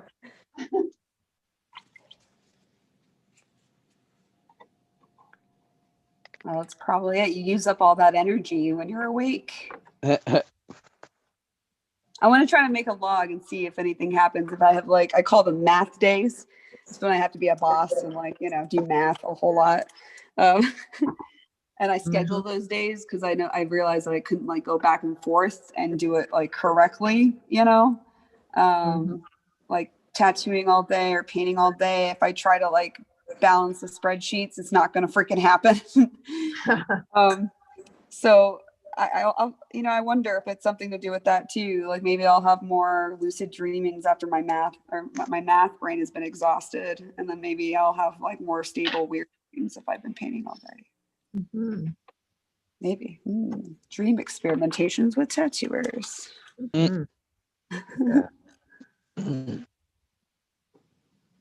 Rain, have you always had really stressful dreams, or is it just something that's going on lately? Or no, I've had it since I was born. It's kind of an everyday thing. That's brutal. I went through such a phase of having those, and so I definitely can relate to long periods, but I've definitely also had lots of nice dreams.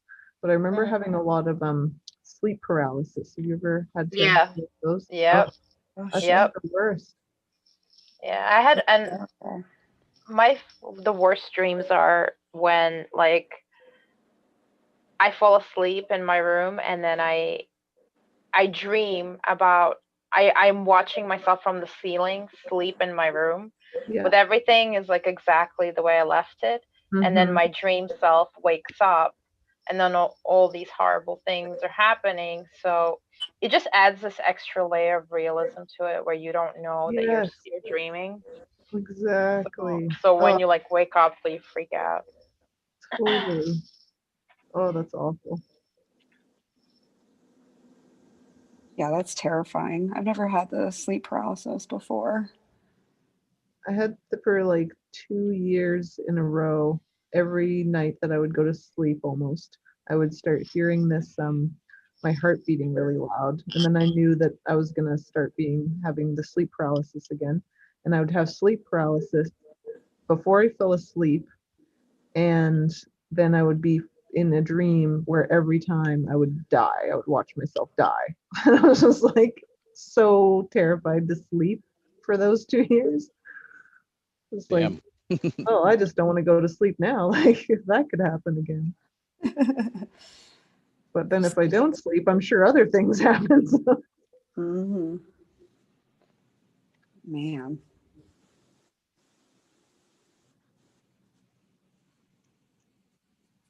I wonder if it's like some kind of like your body's like so it can't like jumpstart the dream state, so it just kind of freezes for a second and then. Yeah, I just read that it's a what was it?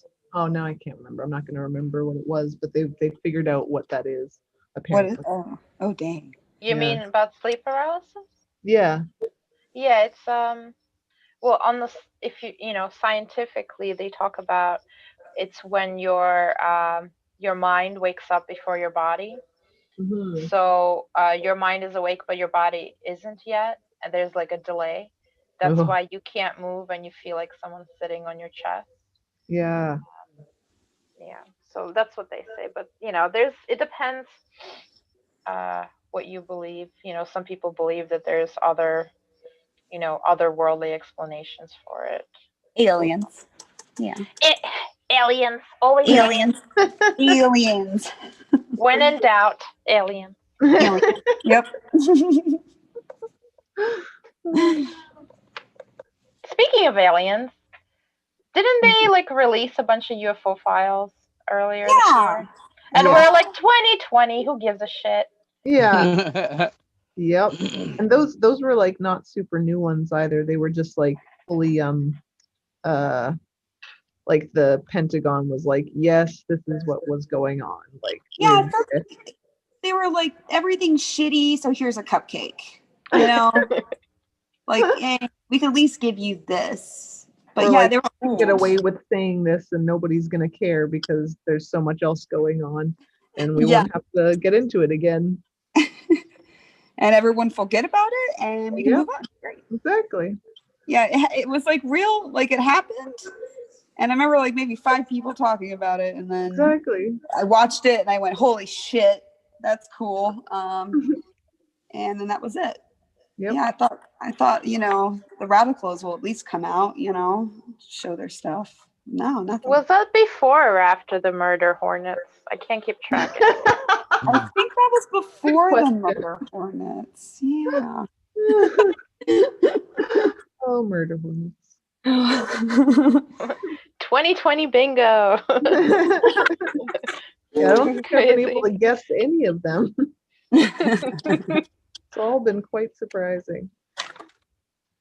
All right, I'm about to do the most tattooer thing right now. Ready? White highlight? Yeah. Bird silhouettes. Ooh. When in doubt. Awesome. Bird silhouette. A happy little bird silhouette. He's a happy little bird. Yeah. Flying too. I had this. Oh, go ahead. Sorry. I had this interesting conversation with my uncle once because I was talking to him about aliens, and I guess when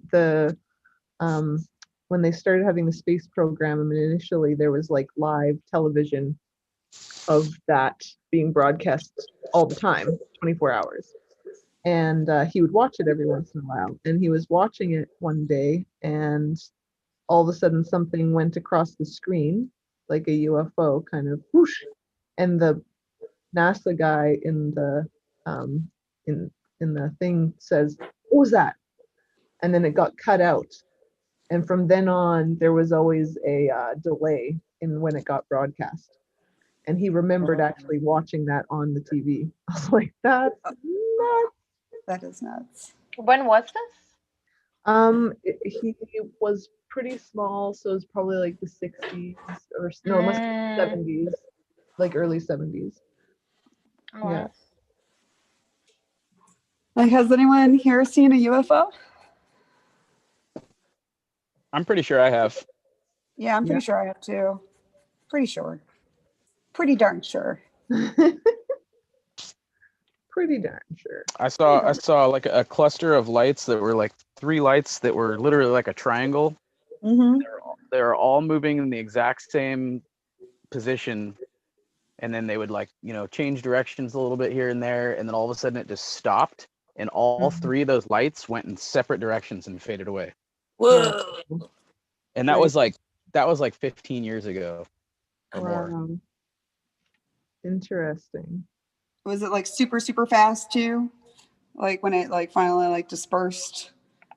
Just like It wasn't really fast, but it was like, I mean, I especially for how long ago it was, it definitely wasn't a drone or anything like that. Like there's, yeah. you know, I have no idea what it was.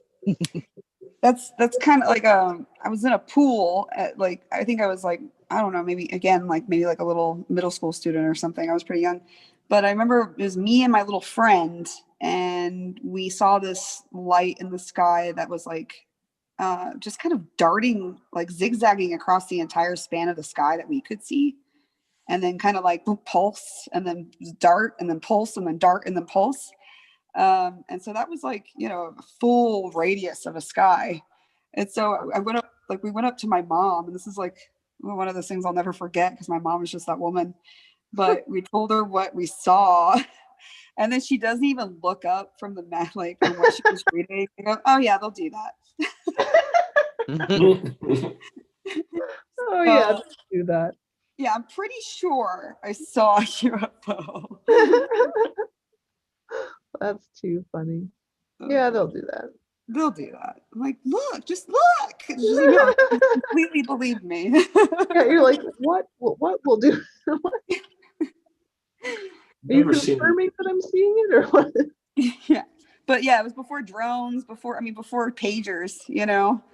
Yeah. So what could it have been? Aliens. Never seen a UFO, but the house I grew up at, the property I grew up on, was haunted fairly severely. Oh geez. And then my parents sold it and moved away after I left, after I graduated from high school and left the house. And I ran into my neighbors, the next door neighbors. It must have been like 15 years later. And I was catching up with them. And then as I was like making my way to leave, they got kind of weird and said, hey, we wanted to ask you something. It's kind of sounds kind of strange. And I was like, what do you mean? What's up? And they both kind of looked at each other weird and asked, that old property, that old house that you guys used to live at, did anything strange ever happen at that place? And I said, yeah, it was totally haunted. I mean, stuff has been happening there since I was like 3 months old, apparently, to me and my mom. Anyhow, they got like their eyes got all wide, and they said that about a month or so after I moved out of that house, that their youngest son started having these experiences at their house. Oh God. And they related everything that we had experienced over the years had been happening at their property. Oh my gosh. Yeah. Wow. Well, what kind of things? Like stuff falling off the wall? So when I was apparently, when I was growing up, I several times would like walk into a room and catch my mom telling friends or people's stories about something, about a spirit or a ghost or something, and I'd be like, what? And she would right away like, oh no, nothing, I was just about a book I read, and just change the subject, whatever. It wasn't until I was 15 years old that I asked her about this, because I had other experiences, when I was a little younger. And she said, okay, I think you're old enough to know. And she said that from the time that I was 3 months old, that she was waking up. So we lived on a trailer on this property. And then eventually my dad built our house and we moved into the house, right? But when we were still in the trailer, when I was a little baby, my mom and me were waking up in the middle of the night, just about every night. And she was seeing this mist in her room and in my room next to her. It wasn't in the rest of the house. It was just in her room and my room. And my dad thought she was crazy because there was nothing there. He couldn't see anything. She was like, how are you not seeing this? Oh my gosh. But I was waking up at the same time, screaming and crying from my crib, right? And then as time went on, my dad wasn't seeing anything, but he was waking up with my mom and could feel something in there. And he would be like, they're here, aren't they? So anyhow, it went over months. It went from being like this thin mist on the bottom of the floor to being like a thick fog in the room. And then she started doing these black shapes in the fog that were like 3 or 4 feet high. And my parents are crazy religious fanatics. Oh, wow. and this is why. Yeah. And they ended up having a Catholic priest come over 3 times. They had a full Catholic mass said at the house on the property and had all these blessings done and whatever. And it would go, and it went away, and it would go away for years. And then there would be another incident. Like I remember, I don't know how old I was, but I was probably late elementary school or something. And I heard something talking in my room and whisper my name right by my ear. Shit like that, right? And anyhow, the scariest thing that ever happened there, and this is the scariest thing that's ever happened to me in my life, was a week before I left their house and moved out to get my first apartment. I just graduated high school. It was about a week before I was leaving the nest. And my parents were asleep. I got home from work. Everybody was asleep. I went into my room. I was listening to music. I remember I was listening to a Carcass cassette, and I got freaked out. Like something came over me, and I just got this freaked out feeling. All my hair stood up on end, and it really freaked me out. And I stopped the music, and I'm like, man, you're just freaking yourself out, dude. So I decided to go to bed. I go in the bathroom next to my so the way the house was situated, my room, I had a room and then a bathroom that was connected to my room. And I had the door to the doors from my bathroom and the room that went to the rest of the house were closed. So I was enclosed in just the bathroom in the house. I mean, the bathroom in my room. And I was taking off my contacts and I heard something. And I thought my parents were talking to me or saying something. So I opened the door and said, what? Into the hallway, and nobody answered. Didn't think anything of it, closed it, went back to doing my contacts, and I kept hearing it. And I asked a couple of times, did you say something? And nobody answered, right? And I kept hearing this thing. And I thought, man, and it sounded almost like whispering, and it sounded like several voices. And I thought, first thing I did was check my stereo, check my headphones, checked my alarm clock. Nothing was on. And then I thought, you know what? There's somebody outside fucking with me or something, right? So we had these like crank style windows, and I cranked the window open and I stuck my head out to look outside, and there's nobody out there. And then I heard it clear as fucking day right behind me. And I swear to God, dude, I could not move. Like you hear about that. It happened, I could not move. I just What did you hear? And gripped the windowsill. I couldn't tell. It sounded just like, just like whispering or something, but it sounded like several voices, and it almost sounded like children or kids, right? So I just stopped and gripped the windowsill and stood there frozen in fright till it stopped. And as soon as it stopped, I kind of gained my facilities again. And I jumped over my bed, ran out of my room, turned on the lights in the living room, and started calling for my mom. She came out, it was a 2-story house. She came out onto the landing and was like, what's wrong? What's wrong? And I told her, I'm hearing voices in my room. There's something in my room. She's like, what? So she starts walking downstairs, and about halfway down the stairs, I heard it coming from my room again. And as soon as that happened, she stopped on the stairway and you could tell that she was like listening, that she heard it or something. So anyhow, she takes me into the kitchen, and she had some holy water that had been blessed when she had the priests come over way back when, and she still had held on to it. It was one of the cabinets. And so I told her, I think it's just, I'm tired. I don't know if my ears are playing tricks on me or whatever. And she said, no, I heard it. And this was the first time that I had had experiences before in the house, but I had never had a witness, when I was old enough to know what was going on. Right. So anyhow, we went into my room and we stayed quiet, and then it started up again. And then my mom went into crazy Catholic lady prayer mode. And, in the name of Jesus Christ, blah, blah, blah, blah, blah. And when she did that, the voices went from being several voices into being one voice. And it was like, it sounded like a hoarse, gruff male voice. And it didn't sound like garble. It sounded like a language of some sort, but it was unlike anything I've ever heard. I couldn't say, it sounded, it was German or whatever. It was unlike anything I've ever heard, but it sounded like a language.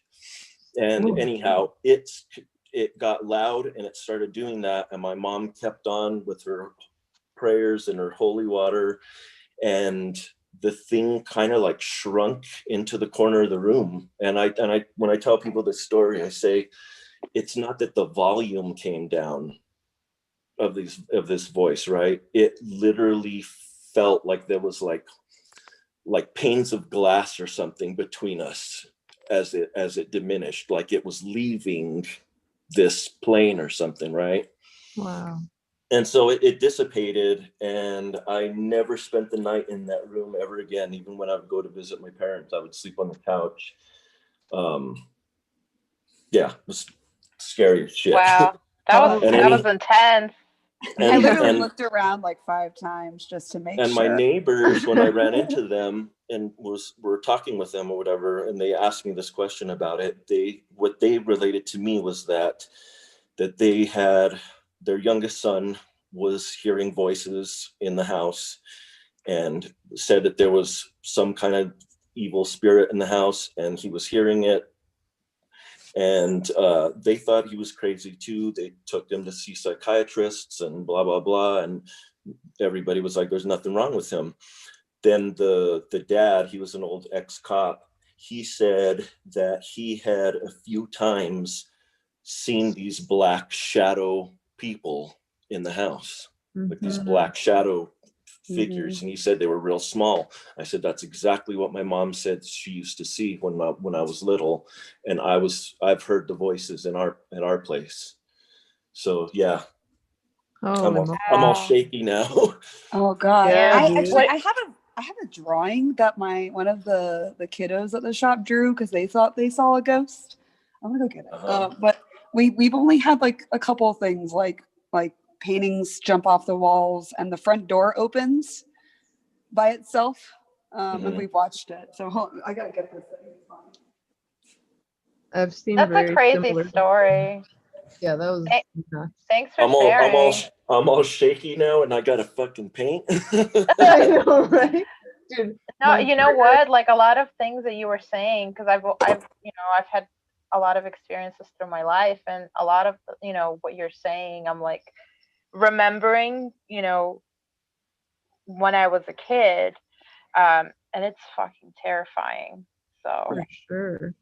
Yeah, I related to a lot of those stories as well with the shadow people and stuff. And I used to be like the only one in my house that was having those experiences. But like I'm realizing as we're talking about this, I'm like, and my partner is now on a night shift, and I will have to sleep alone. I hope you have pets or something. I don't have pets. There's a cat that's next door. I'm like, maybe I'll just go steal that cat. Yeah, take the cat. And I've had other experiences past that. When I moved out and moved to Albuquerque, I've had a handful of other things, but nothing ever like that. Nothing that terrifying. And we used to live in the mountains out here. We ran it was like a punk rock commune. There was like 8 punk rockers and a baby and countless dogs and cats, right? And we used to have all ages shows out there. And we would tell friends that we had a ghost there, and a lot of people were like, "Oh, you're full of shit." And every single one of them, we were like, "Spend the night, because it happens nightly. You'll hear it." They spent the night, and sure enough, holy shit, you know, the thing that happened almost nightly was you would hear footsteps in the attic back and forth from 11:30 till about 12:30 at night. And then sometimes you would like walk out of a room and walk back in, and all the faucets are going, shit like that. But it's still, but that stuff still felt like, I don't want to say natural, but it was freaky at first, and then we got used to it, and then it kind of became the cool thing, you know, the ghosts that we lived with, and we weren't that frightened of it, and it just felt maybe like it wasn't spirit. malignant, you know. Yeah, it felt like a spirit that wasn't at rest and that was trying to get attention for some reason, whatever. Whatever was at my parents' house growing up, I didn't feel like there was anything natural about it. I felt like it was, I mean, for lack of a better term, demonic, but there was something like malignant and evil. I've never felt like what that thing made me feel like. And it was also Indian Pueblo, like, so when my parents sold the house, they found out, and they were not privy to this when they bought the property, but when they sold it, they found out that our property and several of the other surrounding properties were burial ground for the Pueblo way back when it was first established. Well, so there you go. Yeah. And I was always finding like pottery shards and taking them and putting them in I had a paper bag that I was collecting them, and I had like a full grocery paper bag filled with these pottery shards. And I've talked to some people from the Pueblo, and they were like, "Yeah, man, you're not supposed to mess with that stuff. You should have never touched that." You're like, great.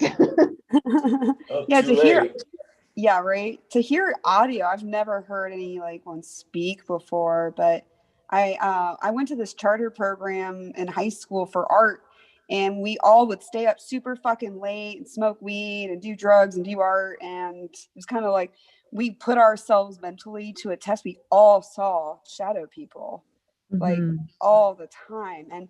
And the shop that I'm in now, it's a historic landmark. It was built in 1908, and the memorial bombing is like a block away. But I think it's funny that we've all had this little encounter with this little shadow thing, and it's real small, but this is the artist rendering of the shadow ghost, if it makes anyone feel better. And everyone says that they think they see this weird shadow cat, like a cartoon, late at night. And I'm like, okay, whatever. Okay. I haven't seen it yet, but we've both witnessed the doors opening, and the cleaning lady says that there's like stuff that jumps off the walls when she's here early in the morning. And I'm like, oh, okay. Oh my goodness. It's not too bad yet. Like, if it starts talking to me, I'm gonna be really fucking scared. Yeah, dude, this talking is the creepiest. I remember when I was living in that house where I had a lot of it, and I was living in a room where someone had been very troubled. They almost committed suicide in there and stuff, and we painted it all yellow and happy, but there was definitely something unhappy about that space. And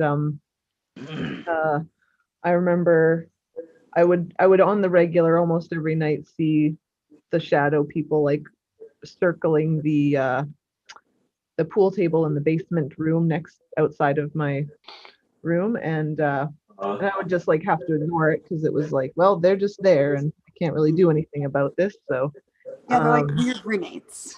Yeah, and so I just like kind of accepted that. And then this one night I had that I would never face my back to the door, and I would always keep it slightly open, but never ever face it. And then one night I just couldn't get comfortable any other way, and I was like, okay, well, you know what, Sandra, it's gonna be fine. Nothing happens when you just face the other way. Nothing's gonna come at you. It's fine, and you'll be comfortable, and then you'll fall asleep.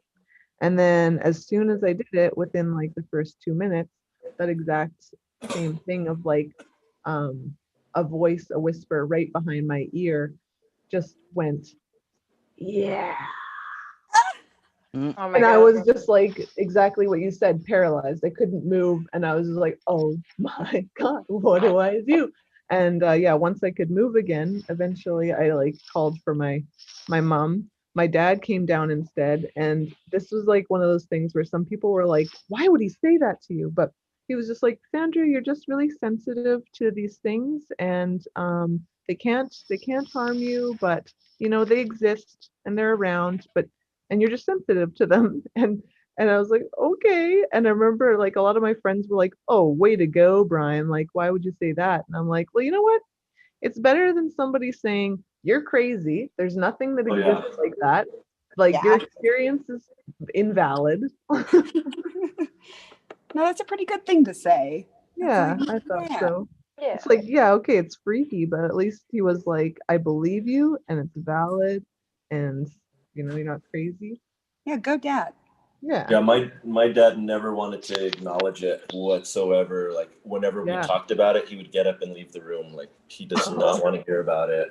Probably because Yeah. it freaked him out. Yeah, exactly. He's like, I'm getting all the heebie-jeebies. Yeah. Ugh.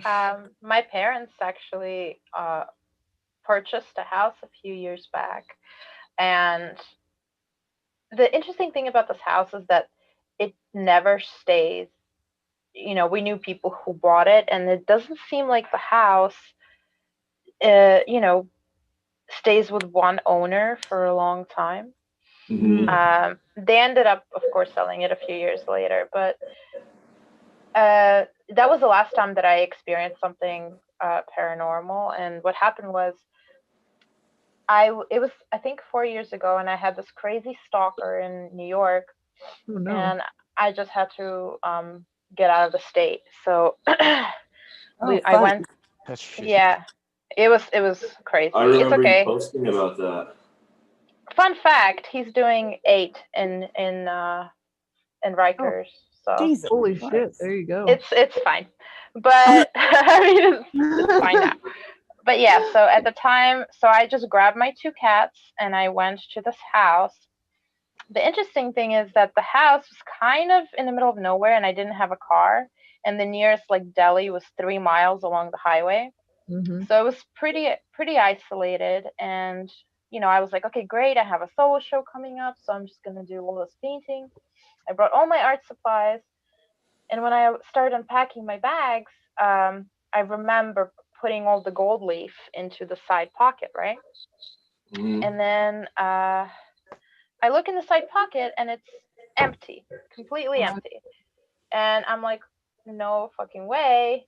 I definitely put it there. I remember because I put it on my to-do list, and I can't do these paintings without gold leaf.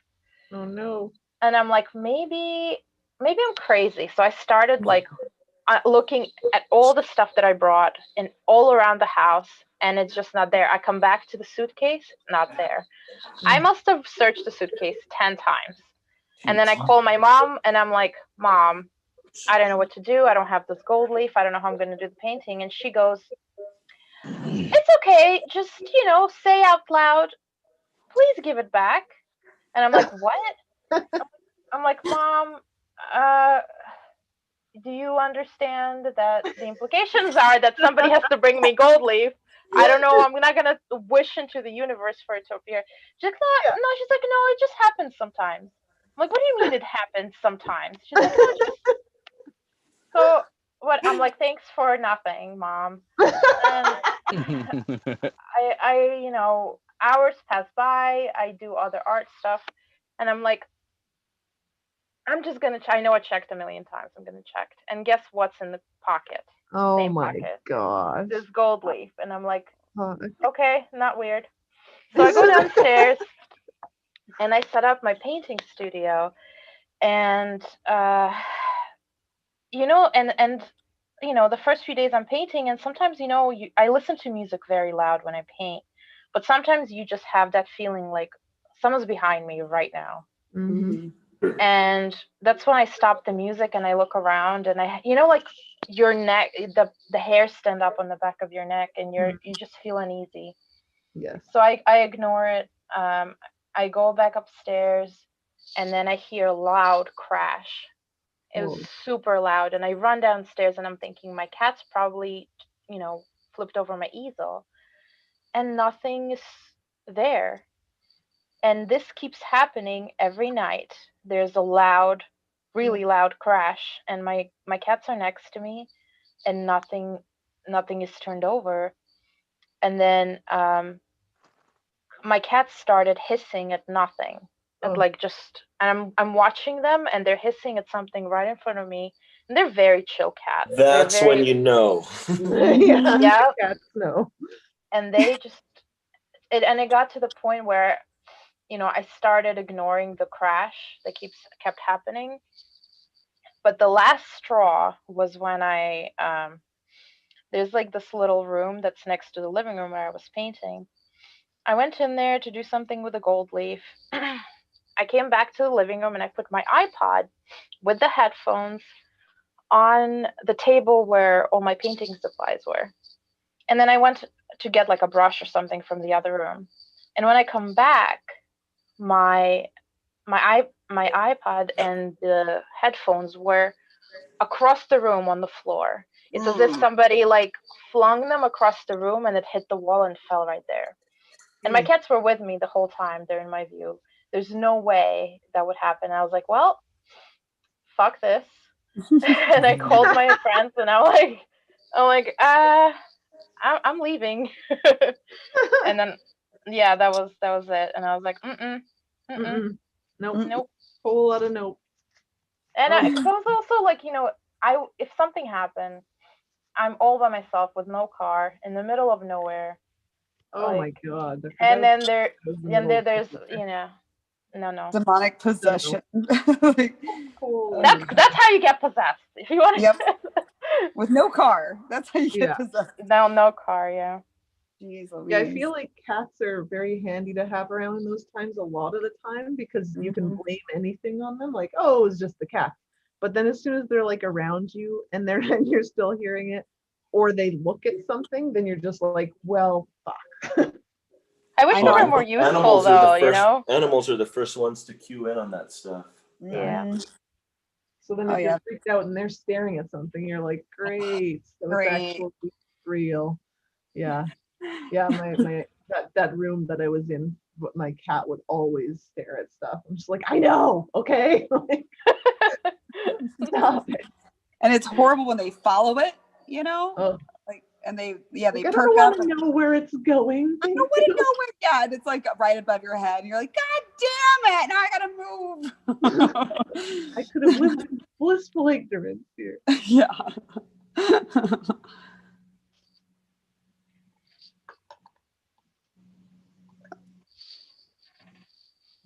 No one's sleeping tonight.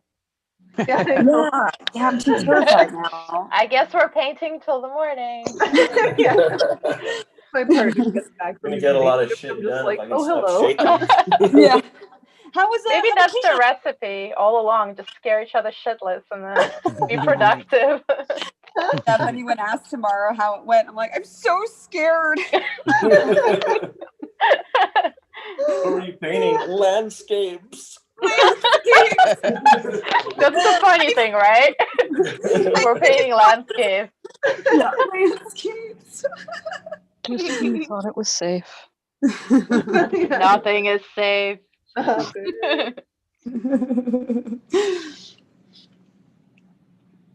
Yeah, I love these paint jams because there's always like such a variety of conversation. I'm just looking at the notes and it's like swine rot. Like, oh good, yes, at least I'll have some nice things to look up after we take my mind off the ghost. Oh yeah, let's go back to metal. I told you my story started with carcass. Yeah, I know, and I really enjoyed We've that. come full circle. Yeah. Like, of course you were listening to Carcass before you got the shit scared out of you. You should have just kept listening to Carcass. I'm actually curious though. So a few things. So for instance, I've also had this kind of experience where, I'm not a religious person. At least, I'm not Christian. And but you know, I've had I don't know, rituals or like baptism or something performed where you see that certain activity they stops. And in your case, you said that you know your mom, she was like praying and it made this entity go away.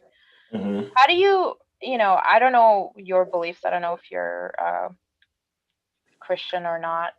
But for somebody like me who isn't, how do you marry anecdotes like that, uh, you know, and I mean, Christianity? you've seen Buddhist priests lighting themselves on fire and not flinching. You know what I mean? I think that the I don't know. I mean, I don't The know how power to of work. explain it other than, you know, someone's crazy deep belief in something, I feel, holds a certain power, whatever that Sure. belief is. You know what I mean? Right. Whether Yeah. whether it's a religious thing or anything else, you know. Yeah, and any Yeah. doctrine, there's the power of word because it's the power of like meditation then that you put into it. And that's like every doctrine, monotheistic, Eastern, Hmm. you know. So yeah, I'm not Christian either, but I love studying that shit. Yeah. Yeah. So But it's about definitely, maybe like learning to harness and change and manipulate energy, right? Yeah. I think so. I think that's I exactly. mean, yeah. Actually, yeah. On that, My um, like I said, my sorry. parents well, my family is crazy, like fanatical religious, and I am not. Um, and I went down more of a pagan kind of path. But I've seen weird, unexplainable things happen, you know, in that vein as well. So Yep. I don't know how to explain it. It's just I think that there are things that defy explanation or science. Do I you and will your mom talk about it, or like what happened in the She house? does not like to talk about it at all. Mm-hmm. Every time I do try, she right away says, "Oh, don't give it any energy. Let's change the subject. Let's not talk about it." Oh, you know, she right away skirts it and gets super uncomfortable. And I Hmm. love talking about this shit. Yeah, me too. And it's funny, you know, like they went crazy religious, and I went kind of crazy horror movies. You know. Yeah, those experiences were the most intense experiences of my life, and I graduated towards things that I find scary. And it's funny though because I'm pretty numb to most horror movies, but anything having to do with supernatural shit scares the shit out of me. Like I that can watch first ghosts and Conjuring stuff. movie was fucked Oh, up, man. yeah. The Exorcist, I have a hard time watching that movie, man. It gets under Me my too. skin. Yeah. And it's one of I, my favorite movies. But Jesus, anything that's like, but I have like a distinction. If it's a ghost, and I can't be scared. But if it's anything that has to do with exorcism or possession, yeah, that's the shit that gives me like, you know, adrenaline almost. Yeah. Something, the idea that something was never human but is cognizant and could be close to us. Mm-hmm. yeah. Yep. When you were talking about the idea of like transforming energy, that actually made me think about. So I used to have, when I was little, younger than the sleep paralysis, and it kind of went on for quite a few years. Um, I would have these things where it would feel kind of like the sleep paralysis, but then it would feel like something was trying to get into my face Oh from the wow. external. And I would freak out and I would resist a lot. I was like, no, I don't know what this is, but I don't like it. But there wasn't any necessarily negative feeling with it. other than I was just horrified because it was super unknown and creepy feeling. And years later, I told my dad about it, and he says, "Oh, that sounds like you were about to have an out of body experience. And if you relax into those instead of resist, then it can actually be quite an interesting, enlightening, and often pleasant experience." And I was like, "Oh well, fuck. Hopefully, it'll happen again sometime, and I'll get to try that out." So Your dad eventually, sounds really cool. yeah. Have you read anything on like DMT and like how we naturally produce DMT? Oh, for sure. And I've been doing Yeah. meditations that are all about creating basically DMT Yes. in your brain. But so then this one time, my friend had passed away from cancer at like 27, and I was at this acupuncture place that she used to work at, and I was getting an acupuncture session, and I told the woman there that was giving me the acupuncture session, my friend used to work here. Her name was Allie, and she passed away. And she said, "Oh, I remember her. She was so sweet." And I said, "So I might like have an emotional break here. I don't know. Like I'm gonna be getting poked, and I might get emotional, but don't mind me. I'm okay." She said, "Okay."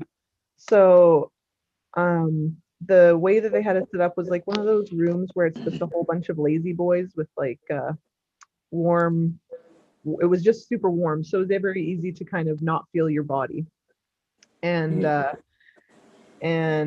all of a sudden I'm relaxing, and all of a sudden I start feeling that same sensation of the something trying to get into my face, and I'm like, "Oh no, what's happening?" And I try and resist it, and then I immediately was like, "Wait a minute, Sandra, remember, it could be something pleasant, it could be an out of body experience." So I like leaned into it, and all of a sudden I had this incredible out of body experience.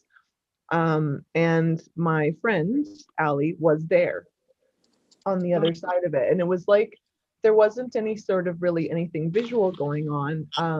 I was just in this space of blackness that wasn't anything, and I could feel as though I was like horizontal, but then vertical, but that like the planes would change a lot. And there was all this talking, and all of a sudden I heard my friend Allie laugh, and we didn't like, it wasn't like I got to specifically talk to her, but I just felt her there. And then she said, "Tell Owen it's going to be okay." And then I came back, and I was like bawling my eyes out, and I was like, I don't know why she had that message from my partner. So I tell him later, she said it's going to be okay, and he was like, "Okay." Like he knew what was going on. I was like, "Okay." So yeah, the whole transforming energy, like if I had resisted, it might have been a scary experience, but with going with it, it ended up being like this very pleasant, beautiful experience. Yeah, it's kind of buckle up and go That's for the so ride. interesting. Yeah. So worth a try sometimes, I guess. But most of the other experiences with shadow people and whatever, I'm like, yeah, I'm good. I'm not going to lean too much into that. It's funny too, though, because whenever I tell these stories or get into these conversations with people, I've got a lot of friends that are their go-to is like, "Man, that's crazy," and I believe you. I believe that you feel that you had some kind of an experience, but I've never had any kind of experience like this, and it's just foreign to me, and I don't believe in that stuff. I can't wrap my brain around it. Yeah. And other people who have had the experience, weird experiences like this are immediately like, "Yeah, man, yeah," and they get it. And those that haven't, their go-to is always, well, why is it that you have those experiences and I don't? Or why do other people have them and some people don't? And I don't know, man. I really think that some people are just open to that, or are like lightning rods for that kind of thing. And some people are totally closed off to it. And Totally. a lot of my friends that haven't had experiences like that want to have experiences like that. But they don't, Interesting. Yeah, you'd think that if they were wanting it, that maybe it would come to them. manifest, right? Yeah. Right. I think some people are just naturally like more attuned to it, I guess, you know? Mhm. Like a conduit or something. Yeah. Yeah. Yeah. Maybe our pineal gland grew in differently or something. Totally. You know, because Somebody you know, also said like you experience more when you're in a certain kind of wavelength. Like Mhm. if you're somebody who is, you know, attuned or intuitive, and then you pick up on these things, but also it gets you to a state where you feel like Mhm. anxiety or fear. And when you are in that state, you know, of fear, that in a way that kind of energy almost opens the door to Yeah. different possibilities. Totally. yeah, you're So more alert. You're more. That makes yeah, sense. yeah. Yeah, So I also think that everybody's kind of got the possibility to be able to kind of experience that kind of stuff, but it really depends on how much you're willing to like allow it to come into your life and think about it and like, you know what I mean? Like Yeah. that's a good question too. Like, yeah, it makes for an interesting story, but when you live with that shit, you don't want to Mhm. feel it. You don't want to Yeah. see it because it's Yeah, terrifying. Like that's the my other my thing. entire childhood was a fucking fear the whole time. Totally. So I'm pretty sure I when you know some feel people that, that are yeah, I'm pretty sure I know some people that are like pretty I guess you'd say gifted in that sense where they're like, hmm you know, I know for a fact that they've, you know, seen things or like been really uh, attuned to like just feeling certain things and like for instance like not necessarily like seeing the future or anything like that, but just getting messages where they're like, oh holy shit, someone just like contacted me, or like I should be alert for this and that or whatever. And it's interesting that uh, like I said, some people are like want it, and then there's some people that have it that don't want it. Mm. yeah. I Yeah. feel like Like, most people who have it don't want it, right? I mean, yeah. maybe. I've gone to places in my life where I haven't had any experiences for years and years and years, and think, man, you know, not real. I guess in a way, like wishing, like I wish something would happen, you know, Mhm. to remind me that that shit was for real, and then Mm. something happens when in the moment when it happens, and you're like, fuck that. I hope that never happens to me again. Oh yeah, that's what this is like. I hate this. Remember, I remember now. Right. But that's an interesting point too. It's like if you don't have like a real religious background, you don't have that lore, that mythology. It's kind of like when you experience something of another realm, it kind of brings the magic back a little Yeah, bit, that's you know? that's exactly it. Yeah, and I try to like, I don't know, hone in. I notice when I'm really stressed and I haven't noticed anything too magical. Yeah, I kind of like have a little grin when I see my front door open on its own, you know, like, oh, yes. Still got it, you know. I'm not crazy. My But milkshake brings all the ghosts to the yard. they love me. But no, I definitely picked up more when I was younger, and I Yeah. I don't think I had terror growing up, but I definitely had anxiety. But I used to feel like I was scared of humans a lot. Like Mhm. I would like imagine Rightly these wild so. things. Yeah, Yeah, they're like pretty freaky. Totally. I would like I was fine with the paranormal and the supernatural, and I kind of loved it. And but yet humans would just terrify me. Like I would imagine people with like giant gaping chiclet teeth when they were talking to me. I'm just like going like before I found out what mushrooms were, my brain was developing it. Oh, for Um, sure. I feel you. yeah, but then I realized like, no, that's like I have this incredible gift to read people. And I was just actually seeing like the carnage of these awful people. Yeah. But yeah, and I think that's like the one thing that at least I try to keep up is trusting my gut and imagining like what's actually happening, you know, who is this person?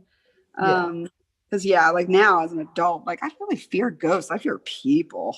Totally. Terrifying. Mhm. But yeah, I really do miss a little bit more of that magic. And as a kid, like me and my cousin would experience so much, and that's all we could obsess about. And like, seeing all this weird shit, and then I could draw it, and she would get all excited that I could draw it. We could show the parents, But I don't know. I think that's like the one thing that I wish we had a little bit more of. But our life is so fast paced, like we miss out on a little bit. But yeah, except for the really scary shit, like whispering Yeah. behind. Fuck that. Yeah, I'm good with no more of that in my life. That's for sure. Yeah. And yeah, Rain, I definitely feel you. That's exactly how I felt as a child. Was like there was a lot of terror. Just like Yeah. I'm totally okay with not having. I like the idea of supernatural stuff, and I'll, I'm into that. But like that side of it, I'm good never having to deal with that again. Yeah. Yo, guys, we should like start like a supernatural painting podcast. And then we'll invite everybody when they tell, oh, can we rename this paint session to Haunted Landscapes? Ooh. I can put that in the post tomorrow. Like Hell yeah. Or we could have that as the hashtag. Or no, I guess it'll be. I don't know if guys chosen that, but we could be hashtag Haunted Landscape. And guys out here, he's just like, what happened? Haunted. I leave, and what do I come back to? We could do a I told you to behave. virtual painting seance, man. Oh shit! You're just like stepping it up a notch. Where we Doing like ghost stories, and you're like, we're doing a seance. Are we painting with our blood? What's up? No, we can start painting in backward lettering. Blood pack, you guys. I'm gonna start painting backwards, guys. Yeah, like paint some weird runes or something. Like. Oh my goodness. Yeah, if we all start it's painting, a solid plan. I'm gonna paint inverted, bro.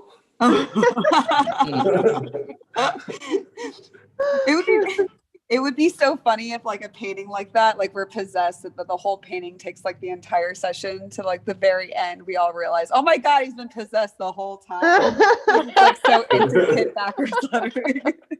He was painting in a language he shouldn't understand. Oh no! It hasn't been heard in 1,000 years.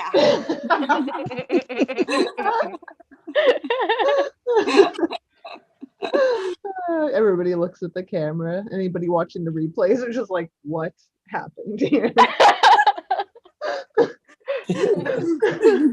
COVID, man, it's been rough. Yeah, I think so. Oh god.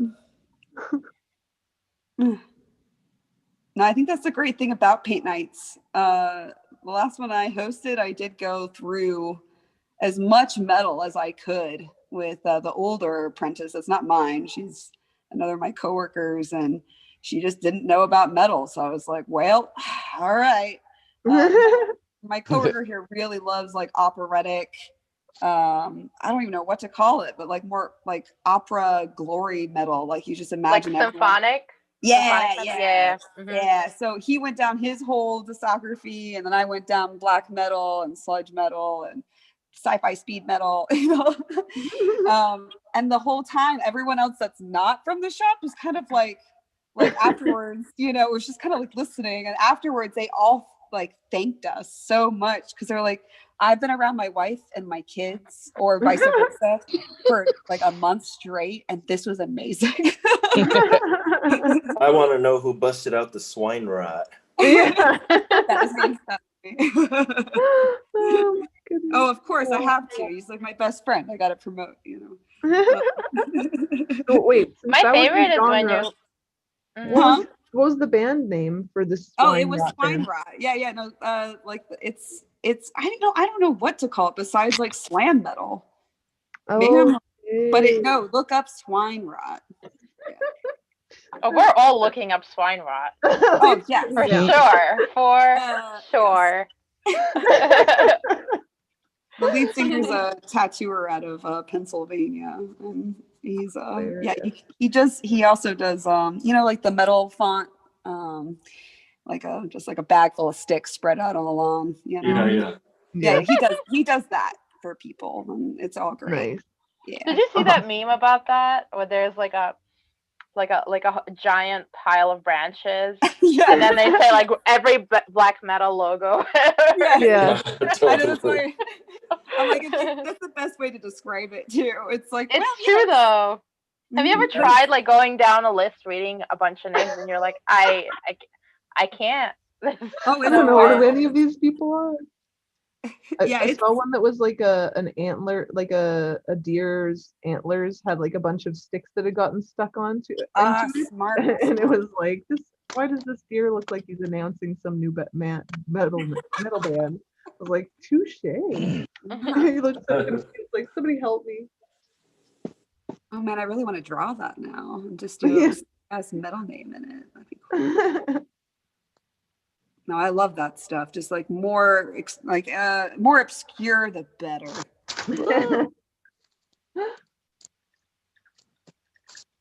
You guys listen to pirate metal? Ooh. Yeah. Pirate metal? Yeah, I think I have before. I actually go to pirate events out here. Awesome. Of course you do. That's awesome. Which I would you first? like should like Ailstorm and stuff. Yeah. Okay. Hailstorm, I've heard of them. Yeah. Oh, they're so funny. Yes. We have a pirate ship in our front yard. Not even kidding. Wait, really? Yeah, for real. Oh, how big? It's classified as a parade float. It sits on a trailer, like has masts and all. It's got a classification and everything. It's permitted currently as a parade float. No. Yes. Oh, that's amazing. That's great. Has anyone heard of acid bath? Yes. Oh yeah. Nice. Very nice. Is it anybody listen to any of Dax's solo stuff? Oh no. The singer? Yeah, no, I haven't. He is amazing, and he his solo stuff's a lot more mellow and less metal, but it's still just as amazing. Okay, I'll check it out. Yeah.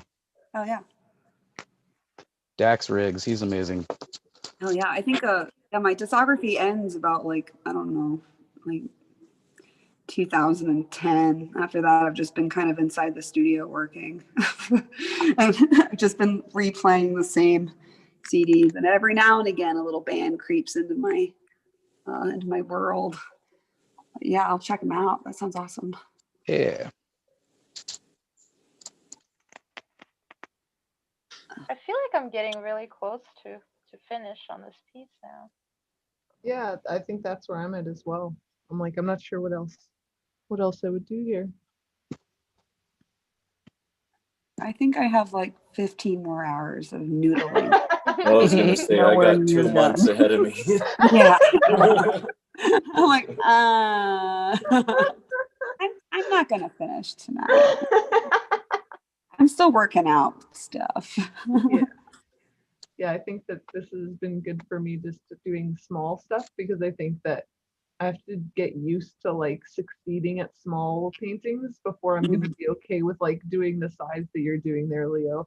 I'm going to be still painting vines tomorrow, and I'm not kidding. Oh yes. Yes. Yeah, I don't know. What do you guys think? What do you guys think? Should I add something? I definitely want to do more stuff like in the clouds, but it's too wet now, so I'll have to wait. I think that's spectacular. I love it. Thanks. Yeah, it's so bright. Yeah, it just has it looks like that's what was happening, like I think you captured a moment. Yep, nailed it. Thank you so much. Yeah, it looks great. And a little tree in the front. Oh.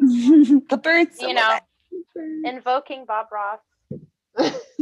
For mom. Yeah. My mom was like, I want you to paint me something. And I'm like, you stole half my paintings. And she goes, well, and I'm like, well, what about this one? She's like, no, nothing scary. I want you to paint something nice. So this is my nice haunted landscape. Yeah. Are we looking at rains? Yeah. Oh yes, I can Oh yeah, put it on here like with spotlights. yeah, that's really cool. Oh man, now with all the detail, especially. Yeah, look at those Oh, clouds. Damn, Thanks. Sweet, man. That's great. gorgeous. Nailed it. Thanks, guys.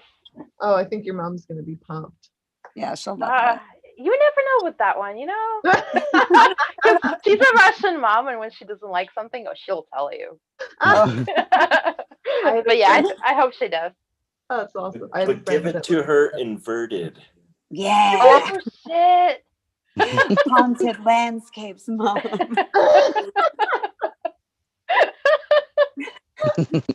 Oh man, guys, I think I have to go because I actually have a permit test tomorrow.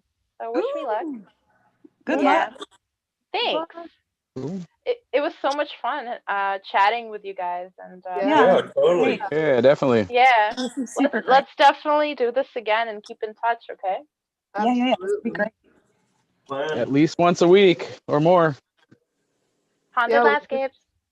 Yeah, Haunted landscapes. Woo. Yeah, I'll make sure to put out the hashtag to make sure with Guy first, but we can start with hashtag haunted landscapes. for And then now. it could be like haunted portraits, haunted cityscapes, haunted fruit. Haunted portraits while you wait.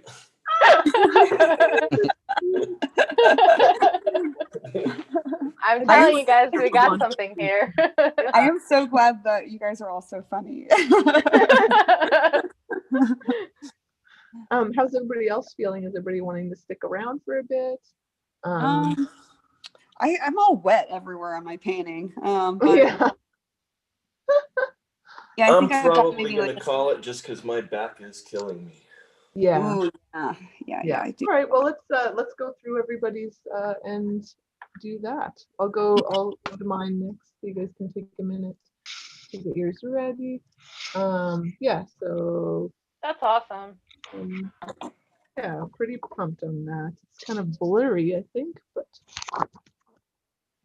yeah, pretty happy about it. It's like much greener in real life. I don't know how to make it show that part off, but yeah, there was all these little dripping little water droplets. Oh, green. Great. Yeah, so it That turned out looks great. pretty close. Yeah, Yeah, awesome. thank you. And then I've Nice got contrast.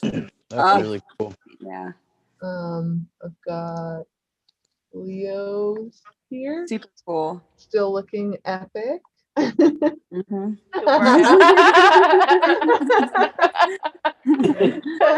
So haunted. Oh my! Oh yeah, I see the like little subtleties in those vines that you've been working on. That's awesome. Yeah. Can I see the back portion of the Oh my beast? god! What's up? Can I see the back portion of the beast at the top? Oh, That's yeah. I want to see his thigh. Like, what's going on? I'm trying to get a better angle on this. Here we go. Oh, that's Tail, awesome. that's so Scorpion cool. tail. Yeah, that's cool. Oh my gosh! I love But that. mainly, I worked on that vine right there. Yeah, totally. Oh man, that's great. Now your lighting on it's great. Doesn't look like too crowded. It's awesome. Well, thank you. Yeah. I love it. Awesome. I love the imagination on that. You know, the scorpion tail with the looks like a gorilla face and the lion's body. Yeah, Yeah. So cool. totally. And now I'm going to Renee. Oh, okay. Oh, Do-do-do. that's come really far. That's awesome. Yeah, pretty much. I like this. I think I'm just gonna redo all of this up here, perhaps, Oh. and make it darker. Yeah, I like But- that texture on that coral. Oh, Yeah. thank you. Yeah, yeah. I kind of want to add like a little bit more green, like matchy, so it looks like he's kind of like blending in with his background, but definitely add a line of horizontal, like a little bit more of a landscape line going this way. But Thank you. That's Got so some really nice cool. depth. Definitely. I love that one that you were saying you wanted to redo. I love the texture of that. Oh, thanks. I'm like, we're gonna redo That's it. what always happens though, right? Yeah. Like, oh no. So now I've got Tavon on here. Oh, nice. I love Awesome. to see that. Kind of got glare there. Sorry about that. Nice, cool. It reminds me of Sleepy Hollow, Yeah. right? A little bit, right? Very Yeah, sweet. great motion. This Yeah. one's Great especially haunted looking. I love all your highlights around each little tree limb too, and the bottom. It just makes everything really pop out. Yeah. Yeah. That's awesome. Thank you. Very I'm cool. not really super stoked on it yet, but we'll see how it turns out. That's what I find with paintings. It's like you just gotta keep painting on it, and then eventually, Yeah. you're like, yes, there it is. I'm thinking just more layers and layers. Yeah. Yep. Eventually, it comes out. Awesome. Anybody else have the issue where like you get to a certain point in the painting, you're like, oh man, this is awful, and you just keep painting. You're like, okay, it's not awful. Yeah. Every single time. Melissa, I'm on yours now. I have Oh, so far to Killer. go. There's so much cool stuff going on. I love it. Yeah. Yeah. The next I like one- that you darkened the collar and it's red now. Yeah, That I like works that a for me. lot. Yeah, I like that. It's like probably my favorite part of, you know how you like get, there's just like a little tiny detail of a painting and it's just like, wow, that's my favorite part. And it's not like one of the main parts, but it's just your favorite little tiny spot. Mhm. Yeah. Mhm. That Like color shadow. I can't wait to see that headpiece too. Yeah. Yeah, the shape of How, that. how long have you been working on that one again? though. Well, I started tonight somewhere around 25 hours. I was late getting in because I was coming in from the shop, but it's gonna be a while yet. Yeah. Well, it's pretty big, isn't it? Like, where's your hand in comparison to So I have kind of big hands. Let me. We're also critical. that? I know, right? No, I'm My like looking hands. for something that's standard measurement. There we go. So Okay, yeah, the that's lighter. pretty big. Definitely, mine's definitely quite a bit smaller than that. That's awesome. Awesome. Well, thank you so much, you guys. Oh, thank you. Yeah. You guys are the best. Yeah, it was fun, Yeah. man. Yeah, it's been fun painting. Yeah, this has been great. Yeah, keep an eye on the reinventing thing. We'll be announcing more of these. We try and do at least one paint night in a month or two, and then we're drawing every Monday, and some of those end up free to the public as well, and anybody's welcome. So Tomorrow night's is open to the public as well. yes, Andre Malcolm Oh, is cool. doing Oh, Yeah. cool. water waves. I'm pretty excited about that. And then if anybody's really up early tomorrow, then at 9 Eastern AM, Jake Meeks is doing a drawing session for the mornings. Oh, It's okay. actually pretty fun It's pretty too. much just like this, but everybody draws for whatever they're going to be working on for the rest of the day. Oh, smart. Very What smart. time is that Andre Malcolm one? That one's at 9 p.m. Eastern. Tomorrow? Standard. Easter, yeah. Oh, okay. Awesome. I have my D&D game, but I'm gonna have to disappoint a bunch of nerds. Oh, sorry guys, I got to draw some waves.